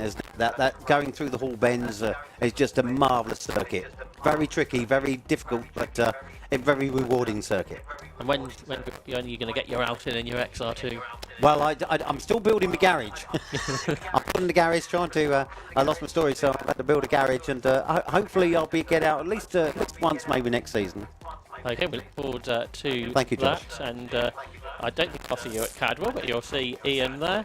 In a moment's time, we'll hear from Kieran Morg, who will catch up with our top three, including the race winner, Stuart Place. The hot hatches never fail to deliver, do they? And we'll quickly jump in with our race winner and current championship leader, I believe, Stuart Place. Stuart, you had a busy race yesterday, but that was one heck of a busy race for you today. Yeah, Chris made me work for that one. I knew if I could just hold him back, I had to drive defensively. We've got so much weight in the car.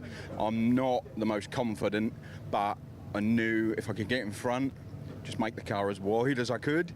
I thought we could hang on to it. Tyres went off a little way towards the end, but I don't know what happened to Chris, but I saw him back off, and at that point, that gave me a bit of a breather, so, you know, and then I see Ben catching me, but I tried to manage the gap, and we were pretty good, so very pleased. Very hot, very worn out now.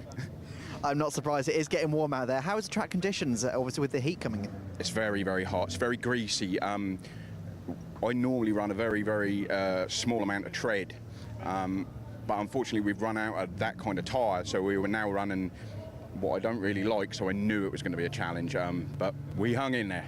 Absolutely, congratulations. Thank you very much. Cheers, thank you. I'll go to our second place man, Ben Bateman. Ben, if I could just jump in here a second. That was one hell of a storm, and you got the fastest lap on the very last lap as well. Yeah, so how was it? Oh, that was just amazing. Really hot out there. We had a last minute alignment set up this morning by Absolute Alignment, Chris Deere. Sadly, obviously didn't finish this race. It's absolutely transformed the car. It's really good. And how did you find the competition out there? Competition's stiff, very stiff. It looks like 3 wide into several different corners and 4 wide down the straights. It was a busy race. Absolutely, yeah, very busy. Well, congratulations on the second place. Thank you very much. Cheers, thank you. And now we'll jump in with Neil Dudman. Neil, if I could just jump in here a second. Just about managed to get the third there. Congratulations. Just about, yeah. I kind of was holding on there for a bit like yesterday. I was waiting for something to happen, and luckily it did today, which was fantastic. Sorry for Pip and Jason, but I think I could have probably had Jason. But yeah, it was very exciting and hard work again, and very hot at the front end of the pit. Yeah. Obviously, we're just speaking to people about the track conditions and with the heat and everything. Are you finding that you're suited a bit more to the hot conditions? No, I think after about 4 laps, our front tyres go off. So any long sweepers, we're having to take a different line, or I'm having to take a different line. But you could say I'll take a different line every lap I do. But yeah, the tyres get really hot, really slick on the front. But it adds to the fun, and Coram at 100 mile an hour with no grip is exciting, to say the least. Exactly. It's exciting, not scary. That's the point of it. Yeah, it is. Thanks to Absolute Alignment, Joe Green Transport, and Schaefer Racing Development as well. Otherwise, I wouldn't be here. So thank you for those guys. Awesome. And we roll on to Cadwell now. Absolutely. Well, congratulations on your third place. Thanks so much, guys. Cheers. Cheers. Thank you very much. And we'll head back up to the commentators for the next race.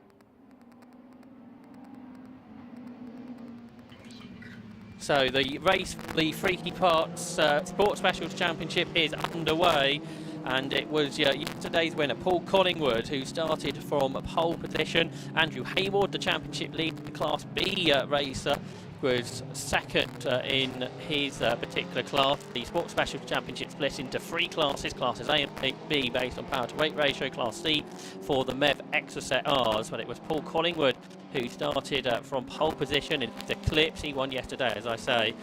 Second on the grid was Anton Landon in his Sienna, and he is there in second. Marcus Crook took his first ever Class B win yesterday, not even his third ever race. He is there in his Fisher Fury in third position, and the rest of the field flowing down into the Agostini hairpin.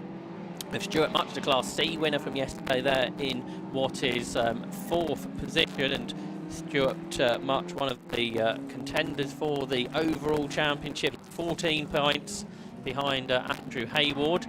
But there is Landon in second. Third is Crook. He's the Class B leader. But I suspect on the battles, Kieran McGinley, who's back in the commentary box, will be a bit further back. Yeah, maybe so, and well, we'll have to keep an eye on it and see how this all plays out then, as we see Stuart Thompson then trying to see if he can find a way past, as our leader then, Paul Collingwood, we saw yesterday, he was able to just build that very, very early lead and keep a hold of it. Meanwhile, there's some scrapping going on behind as well, as I think that's Martin Hayward, who's now been passed there by the number 30 of Stuart Thompson. So Thompson gets his way through, a kick up of dust from the car ahead of him, but Stuart Thompson now up a position. Yeah, Stuart Thompson started a bit further up, didn't have a good start, and now he's trying to progress once more. He was the champion 2 years ago, Stuart Thompson. He's had 3 second place finishes within Class B this season, I think, and he is trying to gain positions once more. But it's Paul Collingwood who leads at the end of the first lap by a couple of seconds. The Eclipse ahead of the Sienna of Anton Landon. Then Class B leader Marcus Crook is third. Stuart Much is there in fourth. He's the Class C leader. Andrew Hayward, the championship leader, is fifth. There he is, ahead of Nigel Brown in a Class A car. Then we've got Stuart Thompson there in 8th position. He just got past Martin Hayward. And then Warren Vesey completes the top 10 at the end of lap 1.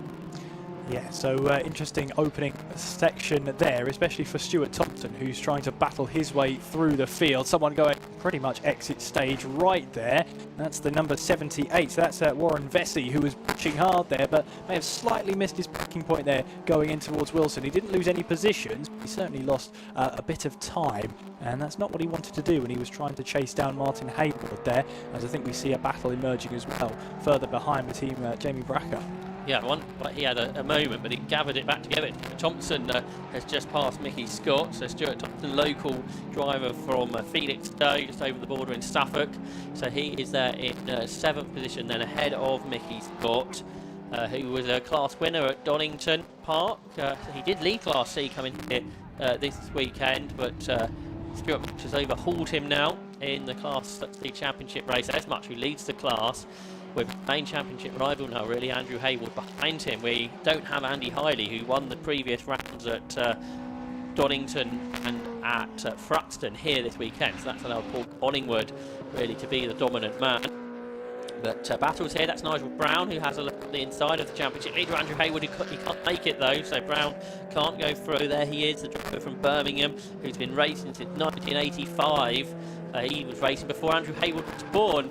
It's a difference in their experiences in this, but Nigel Brown, super experienced driver in the category. He's in this 2001 Silver Phaser, which has a Duratec engine, as a lot of the cars do.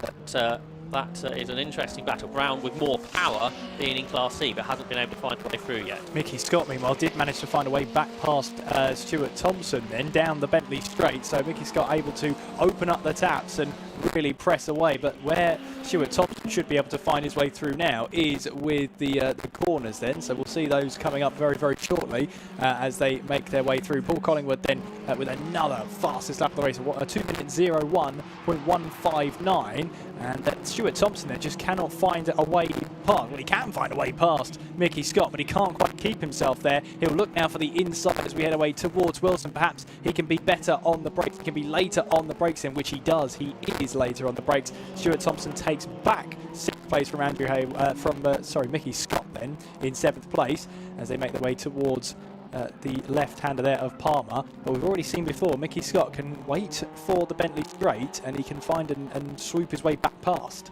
Yeah, so we'll see if he can manage that.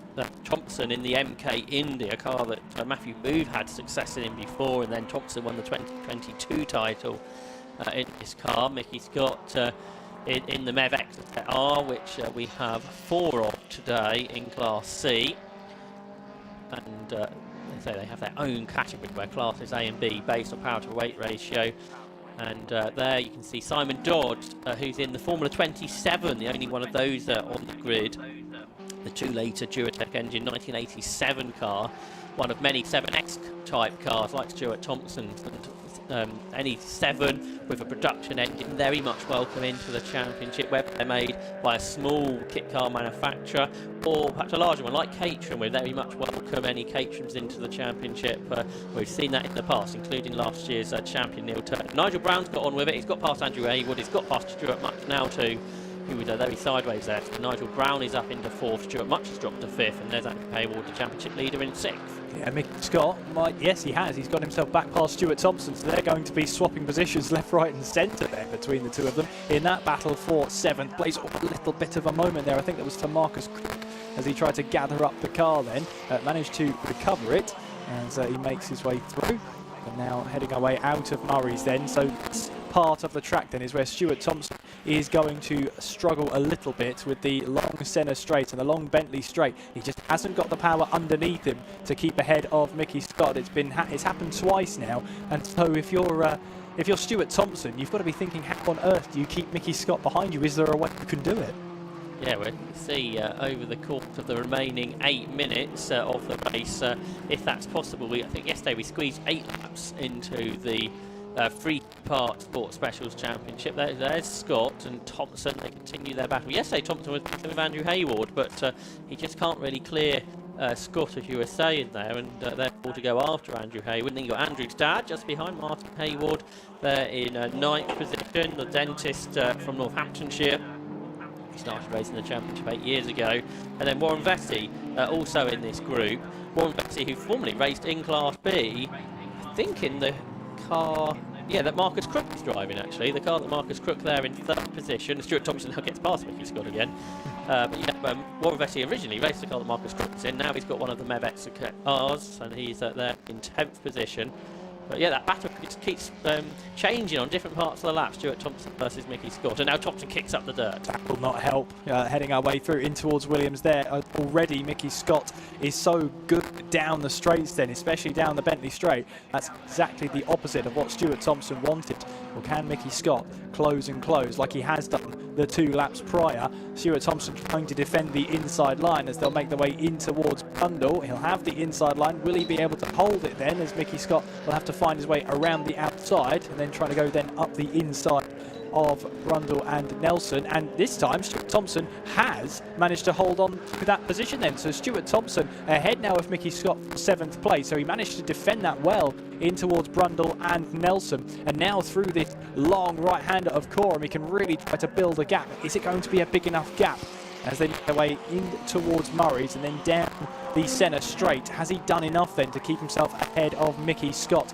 Warren Vesey there trying to see if he can make a way past Martin Hayward as they'll make their way across the start-finish line with just over 6 minutes left on the clock. There's Mickey Scott. We'll be trying to chase down Stuart Thompson for that position as we head away in towards Riches. Mickey Scott isn't close enough, and we've already seen Stuart Thompson is much better on the brakes then in towards Wilson. Has Stuart Thompson finally got the move done and dusted? Well, he'll need to try and build a much much bigger gap from that point as well. Warren Vassy was putting Martin Hayward under pressure going in towards Wilson.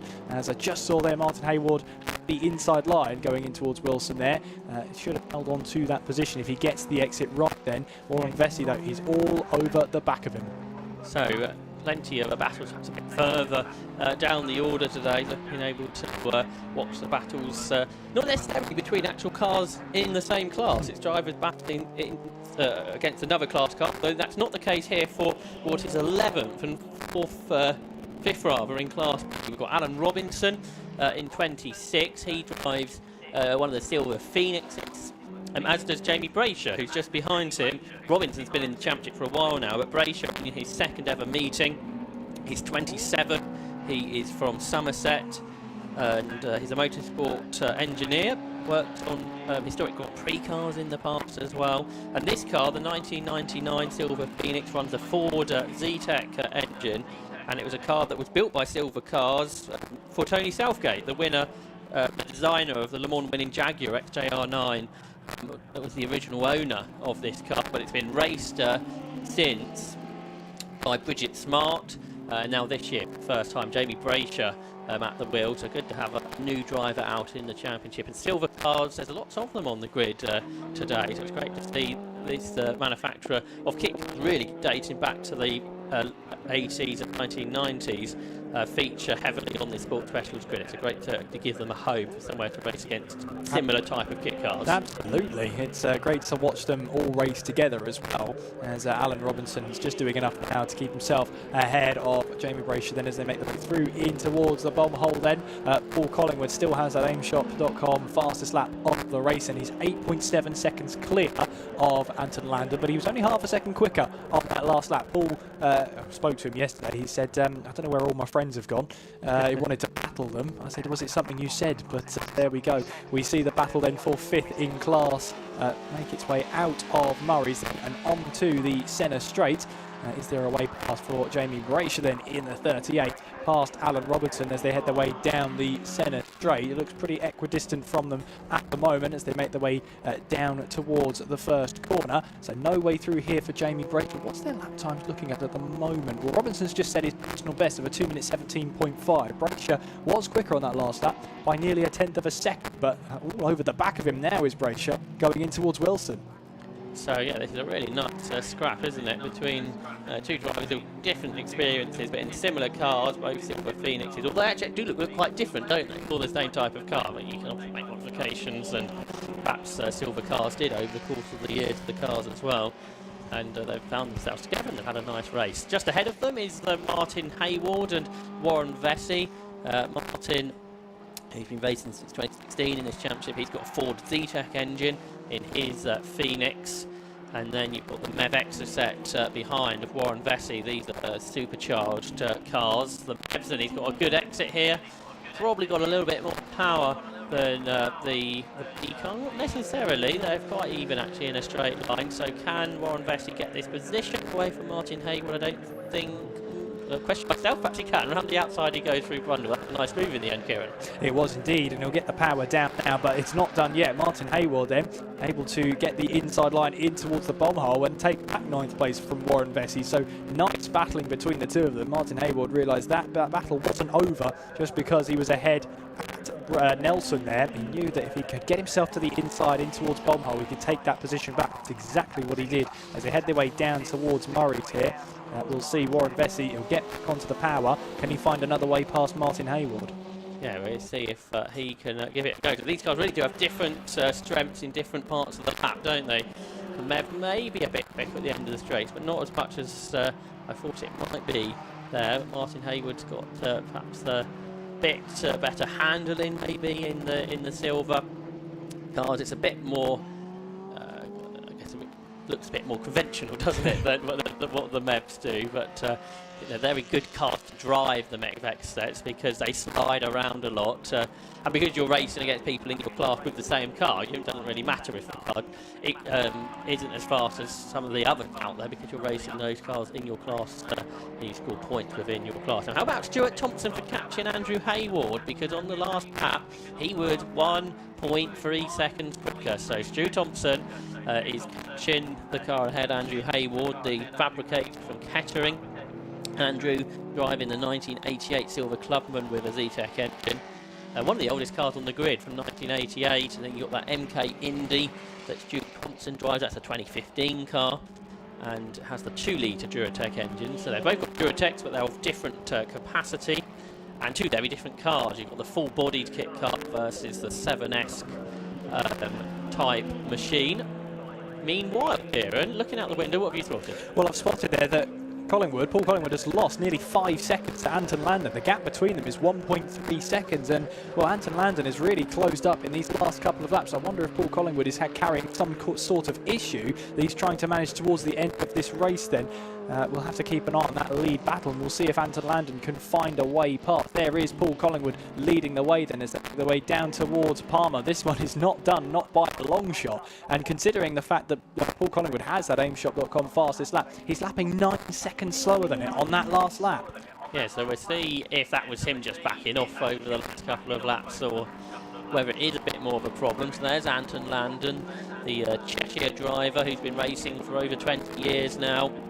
He won the Class A Championship in 2015. Hasn't won a race for 3 years, so can he do that? Can he catch Paul Collingwood on this final lap? In his 2-litre Duratec powered Sienna that has the Rob Johnston Fabrications bodywork on it. But it's Collingwood there that leads. He is from Lincolnshire. He's been racing since 2008, originally in the Northern Sports and Saloons. He's been racing Sports Specials for much longer now.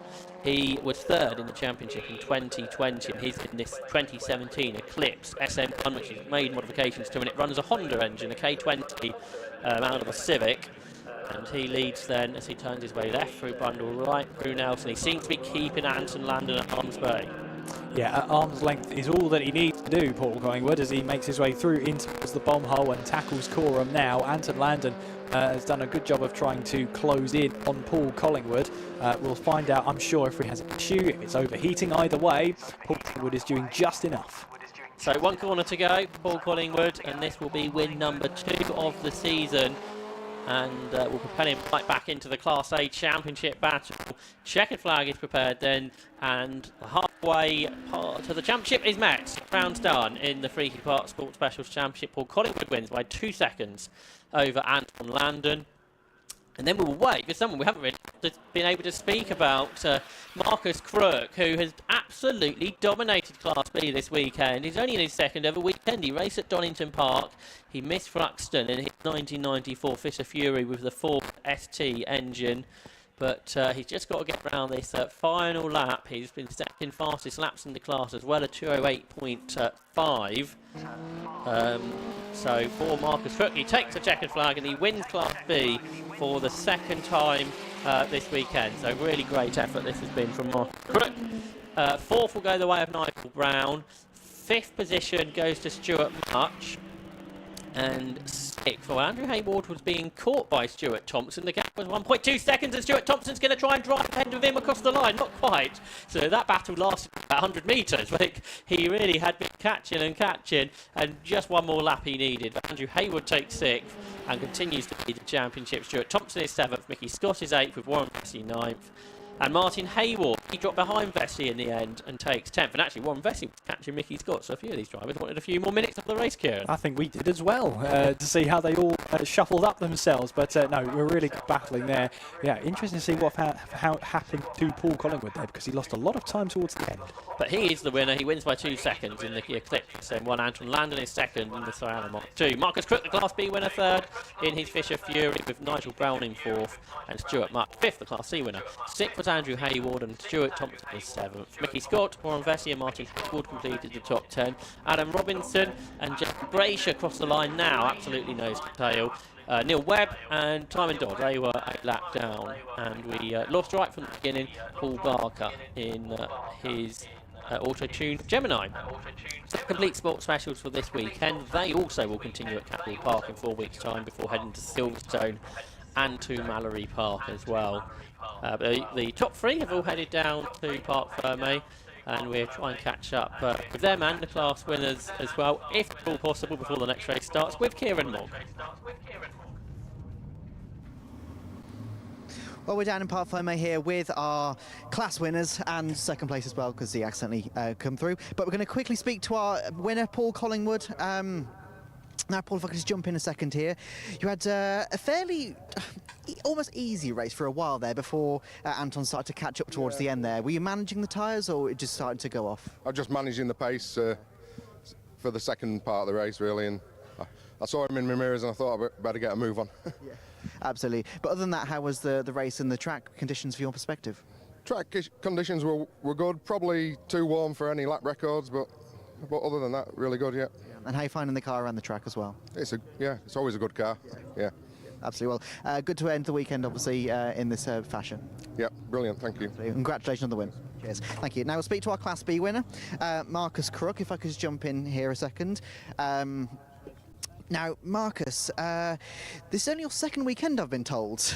Absolutely. So, fantastic result, because you won yesterday, I believe, as well. I did, yes. So, it's been a fantastic weekend, obviously, from your point of view. How are you finding the Series 750 and the car? Brilliant, really good. Rebuilt the car over the winter, changed lots of things on it. Well, as you can see from the results, that's a lot better car. Yeah, absolutely. And is anybody, any sponsors that you'd like to thank for that? Only myself and my garage that I own, RB Motors. Excellent. Well, congratulations then. All right, thanks very much. Cheers, thank you very much. Now, I've got to quickly pass up to the commentators. Unfortunately, can't speak to Stuart much, the Class C winner, because the MX5s are just on the grid. So, Kieran and Josh, back up to you.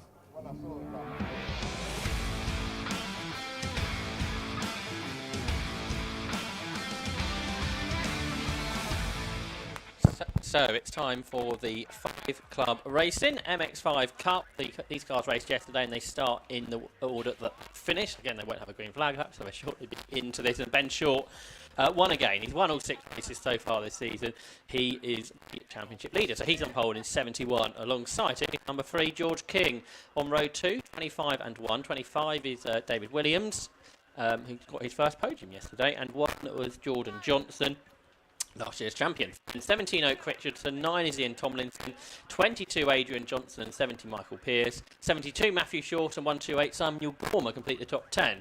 Then we got 21 Matthew Father Neil, 99 Martin Vernon, 46 Nico Favo, 111 James Winstanley, 47 Stephen Craggs, 97 is Jack Lawrence and 64 Scott Lawrence, 68 Stephen Robinson, row 10, 29 Mary Barnard and 90 Andrew Robinson.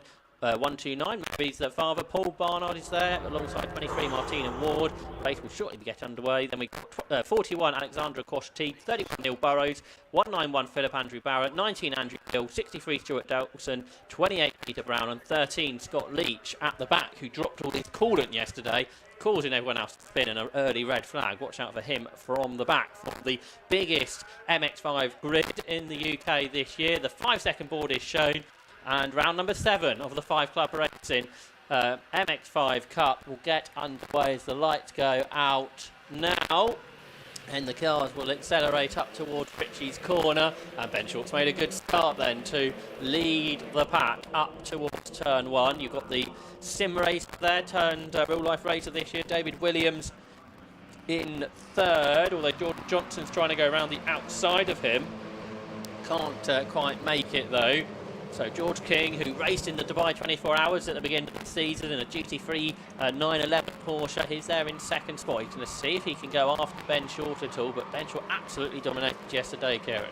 Yes, he did, and is looking to do the same thing again. There's a bit of an issue at the back there. As that's that number 9 there, was that? That was possibly. Oh, possibly. It might have been Ian Thompson. It might have been the 1, 2. No, well, I thought I saw 9, unless my eyes were playing tricks on me. Either way, someone in trouble at the back then, and just about recovering in that one. But yes, it's Ben Short leading the way then as they head their way down towards Agostini as the 22 of Adrian Johnson fancy to move up the inside. No way through there though. At the 46, Nicola Faber trying to get a move up the inside now, and powering now on our way to Williams now. Nicola will have the inside line. Will it be one to take there? Still side by side. I think Nicola just about got that position done and dusted.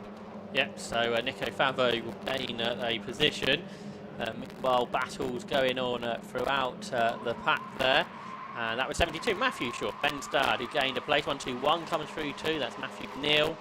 Well, this is 2-1 on the windscreen. Oh, it's 2-1, isn't it? Look, Matthew Neal's running this. I thought that was 1 there, perhaps I was making up. And then 1-1, that's Jack Ben Stanley, 750 Motor Club's communication manager, trying to gain a position out of all of that as well. So they turn their way up towards the left-hander at Brundle. And George King here using the toe to go after Ben Short, which he just lost at immediately yesterday. He did, yeah, and that didn't help his cause, because then he was just, you know, at full mercy of everybody else behind him to try and defend that position. But as long as George King is able to hold on to that slipstream of Ben Short, he'll have a chance of keeping not only the second place, but maybe have a chance of battling for the race lead though. But David Williams right behind him is going to have a thing or two to say about that one, as Jordan Johnson wanting to get back onto the podium that he had last time out. Yeah, so they will accelerate up to the line. Jordan Johnson, who missed the last meeting at Thruxton, last year's champion, is there in fourth. It's side by side behind him between Oak Richardson and Ian Tomlinson. Tomlinson, who sits second on net points scored. There will be points dropped though at the end of the season. Michael Pearce is there in seventh. He's had a decent season. His best result has been a seventh. Has somebody gone off the road there out of Ritchie's? That looked like it, didn't it? Someone getting it all sideways onto the grass. We'll see who starts to drop down the order, or maybe a longer lap time, as the dust will start to settle down on the track then. We'll see Richardson then see if he can find a way back past, but we'll have to wait and see on that one. And yeah, we'll see who that was just taking a trip across the grass, the rallycross, I think they call that. Scott Leach gained 10 places, and he's up to 19th from the back. Here comes David Williams up the inside of George King to get second position. So through he will try to go these two BES Motorsport run cars. So Ben Short, these two cars that are side by side behind him, just couldn't get the momentum out of the corner. So David Williams gave it a good go. He couldn't go through though, the design engineer from Leicester, David Williams, who's a high-level sim racer with the Commander Esports team. He gave that a good go to get second, but he couldn't quite manage it. Yeah, but the fact that he backed out of that one, that's just prime opportunity for Jordan Johnson to get right up onto the back of him as they head way through in towards Williams now. Now down the Bentley Straight. Might be a chance here for Jordan Johnson to take back that podium position as they make their way now down the Bentley Straight. In the slipstream he goes. Will he fancy a move down the inside here as they head their way towards Brundle? He certainly thinks about it, but then tucks back into the toe then, just filling the mirrors there of David Williams as they make their way through in towards Brundle and Nelson. So they turn out of there. Oh, under that move as well would maybe allow Ben Short just to get away a bit further once more. Ben will have to work a bit harder later because there will be a reverse grid race this afternoon for the MX5 Cup, so it won't be quite so easy for him to win that one, although it's not caused too much of a problem in the previous two rounds. So he's not that far ahead of George King. George King, driver from Essex. He raced in the Legia Euro Series over the last couple of seasons, and I said earlier he raced in the Dubai 24 Hours for the third time, and for the first time in a GT3 car, but returning to his roots in a Mazda MX-5, and he's right back there with the leader. Yeah, catching up, and it just shows you how powerful the slipstream is around Snetterton then, as Ben Short feels the need to sort of slightly break the toe going in towards Riches here, because George King has got a really, really good run. Will he use that momentum? He will try to go down the inside now as we head away towards the Wilson hairpin. Who's going to be later on the brakes? George King has the inside line, and look at this, David Williams tries to follow him through there. So Ben Short is onto the curb on the left-hand side on the exit, but we'll have the inside line as we head away down towards the left-hander of Palmer to see if he can try and get back ahead of David Williams, which he does. So George King is our new leader in this race. Ben Short second place and David Williams rounding off the top three. Hey, this isn't the Ben Short script. He's not leading the race for that first time this season. So it is then King ahead, and you've got now David Williams having another go at his team boss Ben Short. Best not to hit his car, so he decides to back out of that. And now Ben Short almost into the back of George King ahead of it. You've got Jordan Johnson at the back of the pack with the #1 number plate, the champion from last year. He started racing in 2018, did Jordan Johnson. Ben Short much more experienced than that. He was winning Master MX5 races a long time before then. Super experienced driver. He's probably done about as many MX5 races as everybody else on the grid has put together, has Ben Short. He's not leading the way. It's George King then who leads out onto the Bentley Straight on lap 3 of the race. This is the part of the race where it got really slippery at this part of the track yesterday. But the driver that caused all of that, Scott Leachman, he's up to 16th as he continues to make progress. But for George King, Kieran, he leads up towards Brundle. He does indeed, and he can take whichever line he likes through towards Nelson and Brundle now, not necessarily in that order, but he gets slightly sideways going through Nelson there as Ben Short closes right up onto his rear bumper here through the bomb hole, and then we'll make our way through in towards Coram. Jordan Johnson as well, seeing if he can find a way back onto those podium positions, as Ben Short then seeing if he can find a move up the inside of Coram. I think he realises very quickly that that door was always closing, and he's very unsettled the car going through in towards the final corner of Murray's there, and losing a little bit of momentum, but gains it all back on the exit of Murray's then, and starts to close once again onto the back of our race leader George King. They come past our commentary box window. Is there a chance here for Ben Short? He'll look to the outside, then switch to the inside here as we head our way down in towards Riches then, but has to back out of it. Not quite enough momentum on his side to make a move stick. I think Ben Short made a corner for himself where there wasn't one, so he lost momentum, as you said, but it's quicker through Richards again. He flicks to the left-hand side of the circuit. Scott Leach has done the fastest lap. He's in 13th now, but he's progressing really well. But George King is not going to allow Ben Short to cut past it if he can help it. This is lap 4. We're halfway through this race. Up towards the left-hander they go at Palmer. The top 4 separated by a second. Showed you in the MX5 there's a good slipstream, but sort of not a good enough one where you can propel yourself ahead of your competitor, but it puts you in a place where you can challenge, that's for sure. And that's what's happening again. George King defends to the inside from Ben Short. This is where David Williams likes his chances. Perhaps after 2 attempts at a pass that didn't work, he's decided against it. No, Short, up they go, sideways, out of the corner.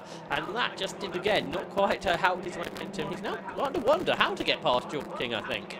As well as that, yeah, Ian Tomlinson might start to think if he can try and close into this battle, make it a 5-car, a quintet for the battle for the lead then, as our drivers now make their way through towards Oggies, and then they'll make their way the short run up towards Williams as George King kicks up a little bit of grass then on the outside. Through in towards Williams we go, and then on towards the Bentley Straight. Ben Short still right up close and personal with George King at his rear bumper then, as Ben Short then moves to the right-hand side of the track. That will give him the outside line heading in towards Brundle, but it will give him the inside line heading towards Nelson, as Jordan Johnson also trying to go up the inside now of David Williams. Ben Short hanging it round the outside, going through in towards Brundle, gives him the inside line for Nelson, and he takes back the lead of the race then, and instantly tries to go defensive towards the bomb hole.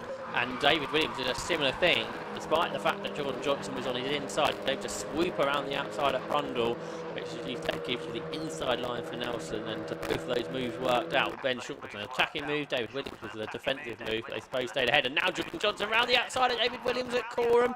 That would give you the inside for Murray's, and well, it didn't quite work out, but again, another pretty bold move to try and make a move. And as you said, that's all going to allow Ian Tomlinson to get that bit closer in 5th position. A super experienced MX5 racer. So across the line they come to complete 4 laps with Ben Short back ahead once more of George King, but a gap has now developed between them two and David Williams in 3rd. Yeah, David Williams and Jordan Johnson squabbling away for position there has allowed our battle for the lead, our top 2, to get ever clearer here as George King is desperately trying to find a way past then, one way and another, almost taking that one out of the Ben Short book then, but no way through this time for George King. Has to hold up the 2nd place for now. David Williams and Jordan Johnson will be battling away for 3rd place. As they battle there, they start to lose on the leaders, but David Williams actually starting to close back in on George King, and Ian Tomlinson also following them through as well. Still, can you call this a 5-car battle for the lead? I think you're starting to get to that point now. Yeah, because that gap between second and third has started to be bridged pretty quickly, hasn't it? David Williams to George King, that was 1.5 seconds at the start of the lap. So, and then Ian Tomlinson's joining in, as you said. There's Oak Richardson in 6th position with Michael Pearce just behind him. He's going pretty well, having his first full season with 5 Club. He had a off out at the end of last year, enjoyed himself, so now he's back for a full season. Then there's a gap back to Adrian Johnson, Jordan's dad in 8th, who's just ahead of Scott Lee, who's up to 9th now from the back of the grid. He's passed 20 cars during the course of this race. Ben Short's probably got the biggest lead he's had today, which is still much smaller than any gap he had yesterday, where he dominated. It's not been the case today. And he's now pulling clear of George King, who's really being caught by David Williams, who gets more and more impressive all the time.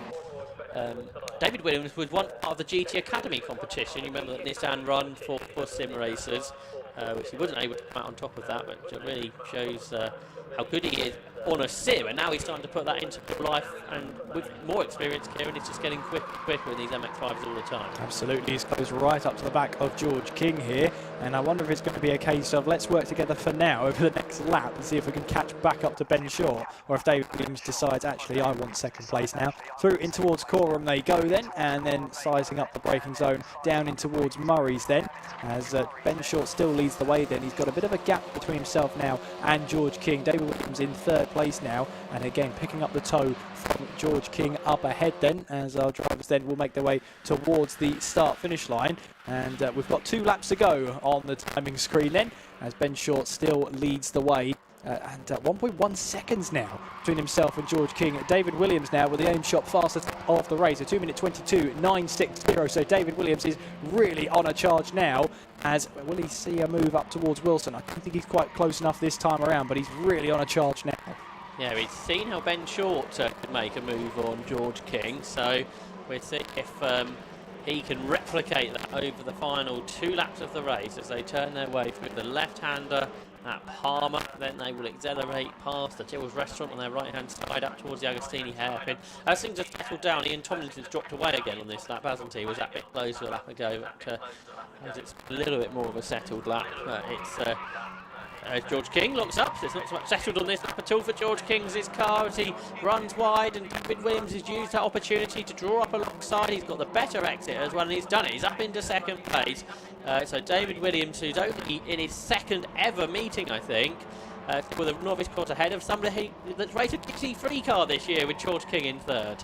Absolutely, and just capitalising on that George King lock-up as Jordan Johnson as well, right behind George King now as we make our way through in towards Williams. It's definitely a battle for this 2nd place now, because Ben Short's loving this in his mirrors. The 3 cars battling behind him that could challenge him for the lead. They're all squabbling amongst themselves now, as David Williams now feels the need to go defensive. George King will have to make this move around the outside. He's closing side by side. He might actually even draw ahead as we head away through towards Brundle, and he will get himself ahead then. David Williams trying to now defend from Jordan Johnson in that battle then. So that battle for 2nd place really heating up as we're approaching the final lap of this race then. Ben Short is just making his way, I believe, now through in towards Coram. There he is, just up ahead. But this battle for 2nd place is amazing. David Williams now trying to go up the inside at Coram, side by side through in towards Coram. You've got to have a lot of faith in the other driver to make sure you face the right direction, though. It'll keep George King on the inside as they'll get the power down then, as David Williams has to go a little bit off the track then, picking up the curve, and Jordan Johnson tries to take full opportunity. Will he get 2 positions in one fell swoop? A good go. He hasn't quite got the momentum. He pops back into the tow, but David Williams back alongside. No one told him you couldn't pass into Coram, so he gave it a go, and it almost has worked out for him. But I think George King now is going to swoop back into 2nd place. But what an effort that was from David Williams. Yeah, I don't think I've seen many overtaking moves into Coram before, so that was a great effort. Didn't quite work out for him, but it was a great one for the highlight reel, and perhaps one for the aim shot moment of the year that will be voted on at the end of the season as well. But he's still there in 3rd place, David Williams, just behind George King, and have to try again. He will have to try again, and well, George King will now know that if he can try and move once up the inside of Coram, he will definitely try it again. So he's got to be wary, George King, into the closing stages. Here's a place that Dave Williams also likes to make an overtake, down in towards Agostini. George King sees that from a mile away and covers the inside line then. A little bit of a lock-up then, a slight one from David Williams, but look how close he is to the back of George King as they're now powering their way towards Hamilton. And don't forget about Jordan Johnson. He fancies his move up the inside now to try and take away a podium position, which he does. So that's now Jordan Johnson up into third place, and that was a late move, but David Williams didn't see that coming. No, and he might not end up with a podium after all the great race that David has been having. But I hope he's enjoying himself as well, because it's really been stuck into this battle, but he has dropped to the back of that little trio of cars that have been battling. Now obviously that's all out Ben Short to get away and set the fastest lap as well, 2:22.903. So he is on for win number 7 of the season in the 5 Club Racing Championship. Scott Leach up to 8th, so he's gone through really well. And what he would quite like is 8 cars to be reversed for the race later on. That draw may happen on our live feed in a moment, or it might happen after the race, before the final race, and somewhere between 6 and 8 cars, just like the British Touring Car Championship, but in a ball will be drawn out of the hat. So 1 car to lap through Coram. So this could give Jordan Johnson the opportunity to pass George King, but King's dealt with it pretty well. And into Murray they go, and I think King won't lose out, although he runs a little bit wide up the curb, which could give Jordan Johnson the momentum up to the line. But that's none of a worry for Ben Short, because Ben Short wins again. It's the 7th time that he's managed that this season in 7 races. George King will hang on to 2nd. Jordan Johnson, David Williams, after his good effort, is 4th. Ian Tomlinson takes 5th. Oh, Richardson dropped quite a long way behind in 6th. There's some good battles, though, further behind Michael Pearce and Scott Leach. That battle was for, I think, 10th position. So who's going to be the final car to get into the top 10? That will be Sam Gormer, who was just behind Adrian Johnson, but ahead of Matthew Pennefather-Neal, Matthew Short and Nick Favo. Can James Winstanley hang on to 14th? He does. So James Winstanley takes 14th. Just about in the top half, so he's a top half driver, is James Winstanley. Martin Vernon takes 15th ahead of Scott Lawrence, Mary Barnard, Scott Robinson, Jack Lawrence, and Martina Ward on her return this weekend. Her first race back after an injury in the winter period. Another enthusiastic sim racer is Martina, and she's managed to get inside the top 20 in the 2nd of 3 races this weekend for the 5 Club Racing MX5 Cup. But it was won by Ben Short by 5.3 seconds, and he set an even faster lap on the last lap. George King is 2nd ahead of Jordan Johnson. David Williams was the best, the rest off the podium in 4th, despite being in 2nd and 3rd for much of the race. Ian Tomlinson was 5th ahead of Oak Johnson and Michael Pearce. Scott Leach, Adrian Johnson, and Sam Gormer completed the top 10, with Matthew Pennefather-Neal, Matthew Short and Nico Favo ahead of James Winstanley, who's on the top page of timing. Martin Vernon is 15th ahead of Scott Lawrence and Mary Barnard, Stephen Robinson, Jack Lawrence, Martina Ward, Stephen Craggs, Andrew Robinson, Neil Burrows, Paul Barnard, Alexandra Kosh-T, Philip Andrew Barrett, Andrew Beale, and Stuart Dawson and Peter Brown finishes too. All 29 cars that started finish. So great driving from the 5 Club Racing Mazda MX5 drivers. And the top 3 are already down in Park Fermate. So we will hear from Jordan Johnson, George King. But first, Ben Short with Kieran down there in Park Fermate. That's what we love about the MX-5s. You just never know exactly what's going to happen. And we're going to jump in with our winner, Ben Short. And from 7 races, 7 wins. You've done it again. Can anybody stop you? Well, yeah, George nearly did. Yeah, it was a really good start to the race, to be fair. Had a really good scrap with George. And then I felt my tyres starting to hurt, and I thought, the rules changed a little bit yesterday in the driver's briefing before the race, which is a bit of a shame, because seems to be 20 years of practice down the bin now. But yeah, George has come from his Le Mans stuff, because he's a bit fancy like that, and he's so good on the brakes. And yeah, tyres started to hurt, and I thought he must be hurting his. Sort of had to get back round quick before they went completely, and then I watched the chaos pursue behind, so no, that was good. When the chaos did start pursuing behind, was that what caused the gap, or did you try to find some speed somewhere? Absolutely. I was watching my data logger. I was trying to do quali laps. I thought if I can just get 2 or 3 of those in whilst they're scrapping, we'll be laughing. So that's sort of how it panned out. Absolutely. So win again later? I hope so. It's reverse grid, so someone's got to pull a ball out of Hansi's bag, and we've got to see where we all start on the grid. So starting from 10th in this heat, I think the tyres will be done by the time we get to the front, but we'll have to wait and see, won't we? It would definitely be interesting, without a shadow of a doubt. Yeah, definitely is always interesting. Well, congratulations on the win. Thank you very much. Cheers, thank you. Now, going to go to our second place man, George King. Oops, sorry, just nip in here a second. George, you had an extremely hard fight on your hands there, from first to, I think, third and then second. It just didn't stop. Yeah, I mean, I was pretty up and down the top three. Mega scrap with Ben. I mean, I've started in 2020, and the ideal dream was to beat Ben because he's like the MX5 man. But it was finally good to have a proper scrap with him, get past him fair and square. Last year, I won the race because his ball joint broke, so it was a bit of an achievement to finally get past him. Absolutely. And obviously you were racing against Jordan and David as well. Like, how were they against you as well? Yeah, I mean, that was brilliant racing. I mean, David is a very quick driver. It's his second ever race event. He's very quick, very fair. Unfortunately, I just understeered him off on the last corner, which sucks. But yeah, he's very quick. It was good driving, really, really good. Absolutely. So going to go for the win later? That's the plan. That's the plan.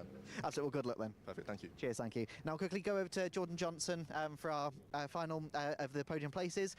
Jordan, now you only just managed to get the third place there. How was it? Well, our gloves are off on the last lap, aren't they? So I knew it was last lap. David helped me out really, missed the gear, and I was like, this is my chance, I've got to go. So yeah, happy with the podium. As what's your predictions for later? We'll see where the reverse grid comes in, and yeah, we'll go from there, because it's usually get around the first few corners, especially turn 2 here. That's going to be quite chaotic, and then we'll see how we get on. Hopefully another podium. Yeah, fingers crossed. Well, good luck then. Thank you very much. Cheers, thank you. Now going to the next race, which is the MR2s. They're on the grid now, so let's head up to the commentary box.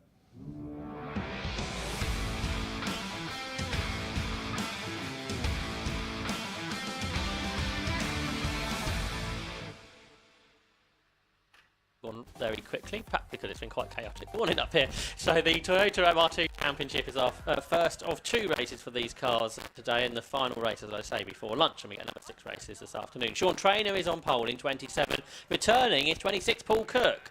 On the second row is 11 Adam Lockwood and 69 Danny Bryant. On row 3, 82 Andrew Ruffin and 84 Neil Stratton. 4th row 31 Ben Rowe, 24 Sam Harper, 5th row 9 Tim Heron and 78 Jim Mew, and we are very shortly going to get underway because we are in the countdown. So that's how the top 10 are. So the Toyota MR2 Championship, the overall championship based on overall results, but there are classes as well which separate the 3 different types of Toyota MR2. Adam Lockwood leads the championship. He's won 3 races this season but only qualified 3rd. Sean Traynor's been the other winner. He's 12 points further back. The 5-second board has been shown. The red lights are on and will go out now, and the race gets underway, and Paul Cook makes a mega start on his return, but Danny Bryant from row 2's made an even better one, and then Paul Cook bluffs the gear change after that great start originally. He's losing places, so Danny Bryant then will lead on the run up towards Richie, but Sean Traynor, the former champ, looks up the inside, can't get there. Ruthland then round the outside has also made a great start. He started on row 3 and he's right in there in that lead battle now, heading up towards the hairpin. So the Mark 2's got away better seemingly than the Roadsters, the Mark 3. So it's Bryant that leads, trying to come back through on the inside. There's Paul Cook, he's back to about 3 abreast now for the lead of the race because Ruthland's on the inside, Traynor's on the outside. The erstwhile leader, Bryant, is in the middle, and well, Adam Lockwood would make it forward if he can find the space here. This is all very entertaining to start the MR2 Championship here at Snetterton. There's been about 4 different leaders already, and Andrew Ruthland is coming through. Now Bryant dives up the inside, he's completely lost the car, he's into the side of Ruthland. No, Neil Stratton in the background was having a similar moment, there's cars going everywhere. Bryant, who is leading, is now about last. Who knows who leads? Oh, it's Sean Traynor, he's from pole, it was all easy in the end. Well, it certainly didn't look as easy as that for Sean Traynor. He really had to work for that one, and as you said then, Ruthven with a really good start, and there goes the 31 then up the inside of Ruthven. That's Ben Rose, but he gets himself a position then, but Ruthven is not having that. I think there was a little bit of door-to-door there. Ruthven now up the inside going in towards Williams there, but yeah, that was Daniel Bryant being a little bit too late on the brakes, locking up completely and losing control of the car. Yeah, that was the craziest 4 corners we've had of the weekend so far here at Snetterton. There was so much going on, and unfortunately it did in that contact, and particularly with Danny Bryant, who was leading for a little bit. He now is at the back of the grid, but it was always his own error, wasn't it, as he was all locked up. But yeah, Paul Cook, as I said, he's not been racing in MR2s for a few seasons. He's racing his BMW, but he's back in the championship. For I think 1 meeting, perhaps only, but he is right in that lead score after qualifying on the front row of the grid. Is the best Mark II, which have the bigger 2-litre engines, but they are heavier than the Mark III Roadsters at the championship. Try to even out the 2 cars, so in theory it could come from either car. Well, this year it's been more of Roadsters that are dominating numerically and in the races, and they're side by side now as Adam Lockwood, the championship leader, draws alongside his big rival Sean Trainer. Trainer on the inside, on the outside is Lockwood. They are wheel to wheel, but the inside line surely for Sean Trainer should see him in front, Kieran. Yeah, it should do, as might try a little bit of a switch back here, but there's Paul Cook as well, who's getting himself involved in this battle. Adam Lockwood has to turn attack from defence against Paul Cook then, and make their way now out of the Wilson hairpin. So Paul Cook really ready to get himself involved in that podium battle. Andrew Ruthven and Ben Rowe fighting over 4th place at the moment behind them, so it's Ruthven ahead of Rowe at this moment in time as they head their way through in towards Palmer. And we'll see if there's any more challenges to come at the next corner, because Paul Cook has caught the top 2 after their little battle in the first couple of bends. And behind, that's Ben Rowe that dives up the inside of Ruthven and goes up into P4. So Ben Rowe gained a spot. He started 7th, so he's made good progress and avoided the chaos in the opening lap. That's helped him to gain further positions, it would seem. But there's Lockwood then, on terms with Trainer. So the M2 Championship has been to Brands Hatch this season and Silverstone as well, and was that 1 win that Trainer has had to the 3 of Lockwood. So Trainer sort of back foot coming into the championship at the 3rd meeting of the season. Can he put that 2nd win on the board? He's a multiple champion. He won the championship in 2015, 2017, 18 and 19, but had never won the championship in this car. He won previously in the Mark II. Now would really like to win the championship in a Roadster, but Adam Lockwood, who won the championship last year, is again proving to be a bit of a thorn in his side, and he's really trying to get past here, Adam Lockwood, to complete the 2nd lap. And again, there's another look. He saw the MX5 race where it proved possible to get alongside into Coram. He gave it a go himself, didn't quite work out. Didn't quite work this time, and making our way through in towards Coram now, down in towards Murray's, and Paul Cook is looking at this one with great intent, because he knows that the team squabbling ahead is not only keeping himself in this podium battle, but it's keeping him in the battle for this victory. Sean Trainer from Adam Lockwood and Paul Cook as they make their way towards the line then, but we know that Adam Lockwood is going to try and go for this then. It's almost going to be 3 wide there as Lockwood tried to go up the inside, then he's just off the camera shot there. How far up the inside he wanted to go. Sean Trainer was covering him off there, and Paul Cook wanted to get involved in that one. Had to back out. Ben Rowe set the fastest lap of the race, the aim shot fastest lap then. So he's very much closing into this battle to make it a quartet. But it is Trainer from Lockwood, and then from Cook and Rowe, and also Andrew Ruthven's joined the battle as well. So there's plenty going on. See there, number 2, Darren Aldworth. He's took his roof off his Roadster, hasn't he, to get a bit of cool air. It might not be quite so aerodynamic as it would have been otherwise, but he would rather not get overheated today at Snetterton on what finally a good summer's day that we've got here in Norfolk today. So Ben Rowe, as you said, he's got the fastest lap and catching the top 3. There's Aldworth in the roofless car. In front of him, Sam Harper's dived up the inside of Tim Heron, who's got the wingless rear car, got the rear spoiler on his MR2, unlike I think all the others. Again, not sure how much difference it really makes in reality, but he has just lost that position then to Sam Harper, which is for 8th. They've both passed Darren Aldworth already on this lap. They have indeed, and Sam Harper making good progress then up to 9th place, so he'll look to try and see if he can take that momentum with him. Timothy Heron, though, is right behind and won't let him go without a fight. Aldridge trying to get through as well, but there's the number 2 machine, I believe that is. That's Darren Aldworth, who's getting a little bit off the road there, but here goes Tim Heron as he looks to the right-hand side of the track then.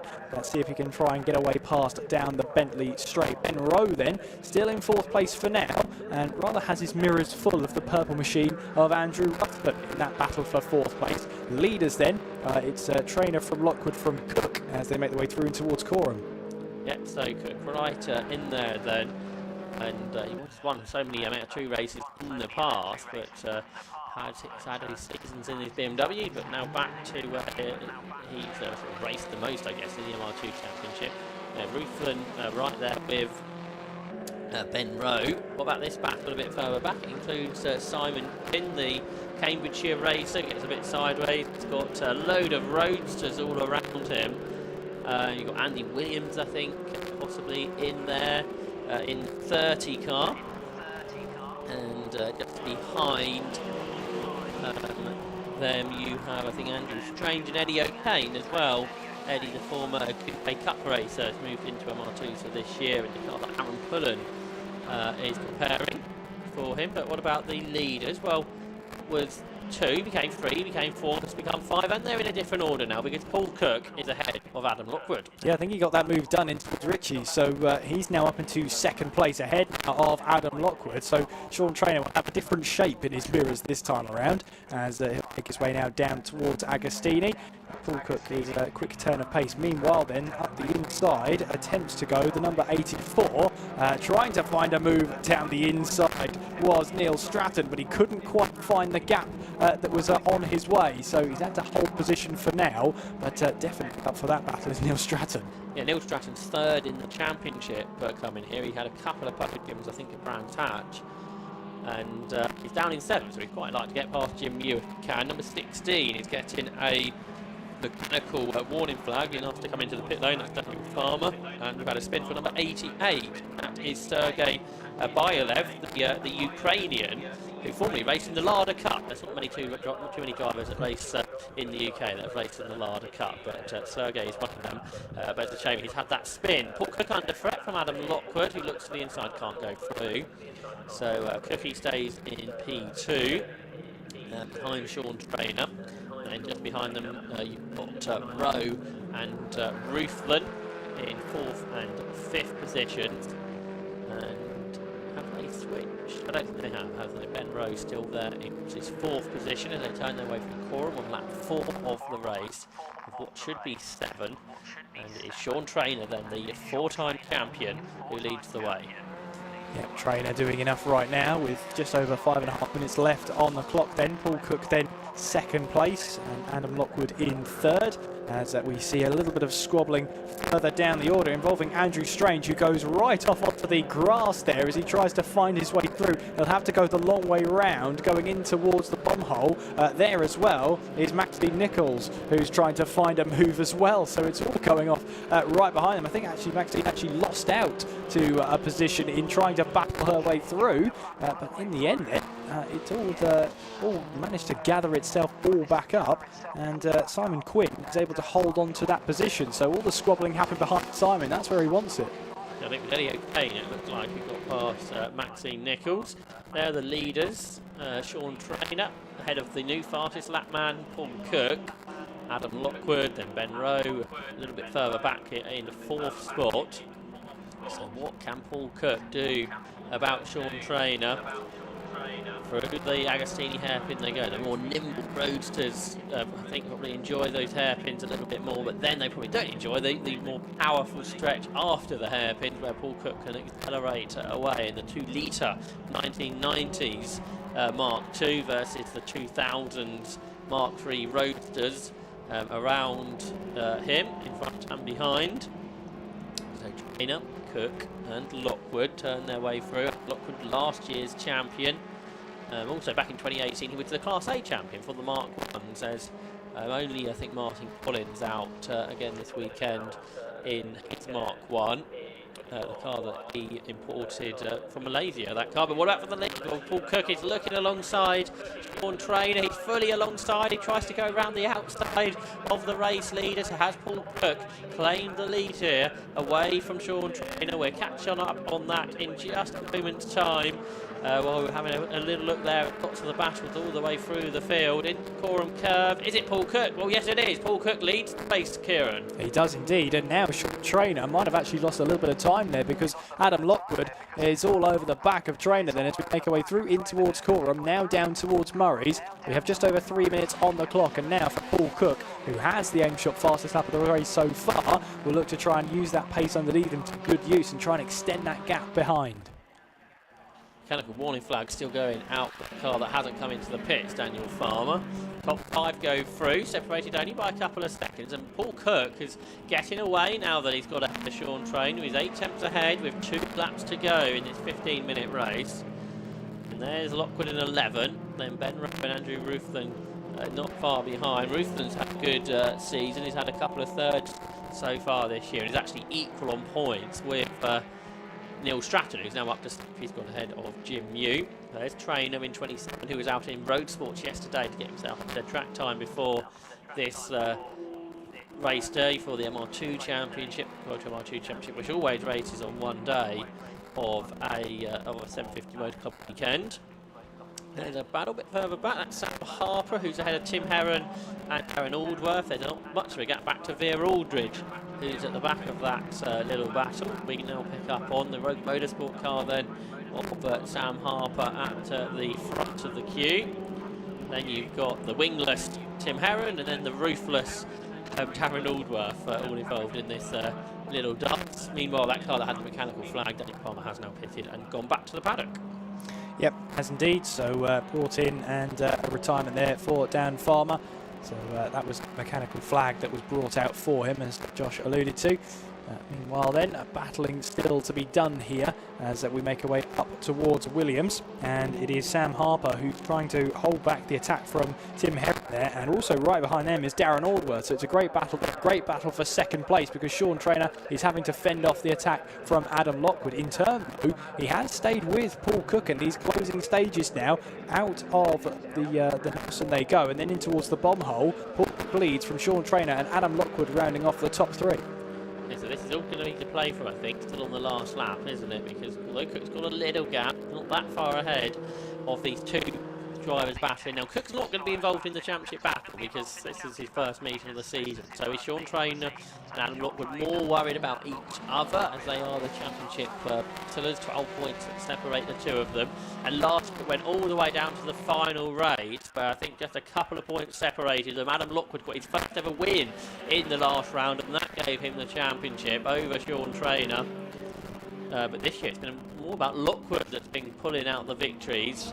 But it might be neither of them today. As Neil Stratton, how about this, in 6th place does the aimshot.com fastest lap of the race, a 2 minute 20.250, and showing his pace over the course of this race. And that's important for race 2 because race 2, the grid, set by the fastest laps of race 1, so that put Stratton in a really strong place for later on today. It will. It's almost like he knew the regulations and knew that, okay, it hasn't gone to plan this time around, but I tell you what, if I get the fastest lap, if I really drive the wheels off the car, I get a good start in the next race. A real racer's brain there. Paul Cook then still leading as the timer expires. This is our final lap of the race then as we head up down towards Agostini. Sean Trainer almost in that little bit of a rock and a hard place of having to attack Paul Cook and defend against Adam Lockwood, and chose a tighter line going through in towards Agostini. And as the drivers now make their way through in towards Hamilton, as they head their way through in towards Oggies, Paul Cook has the lead at this moment in time. Adam Lockwood closing up to Sean Trainer through in towards Oggies. And are they both getting that bit closer to Cook?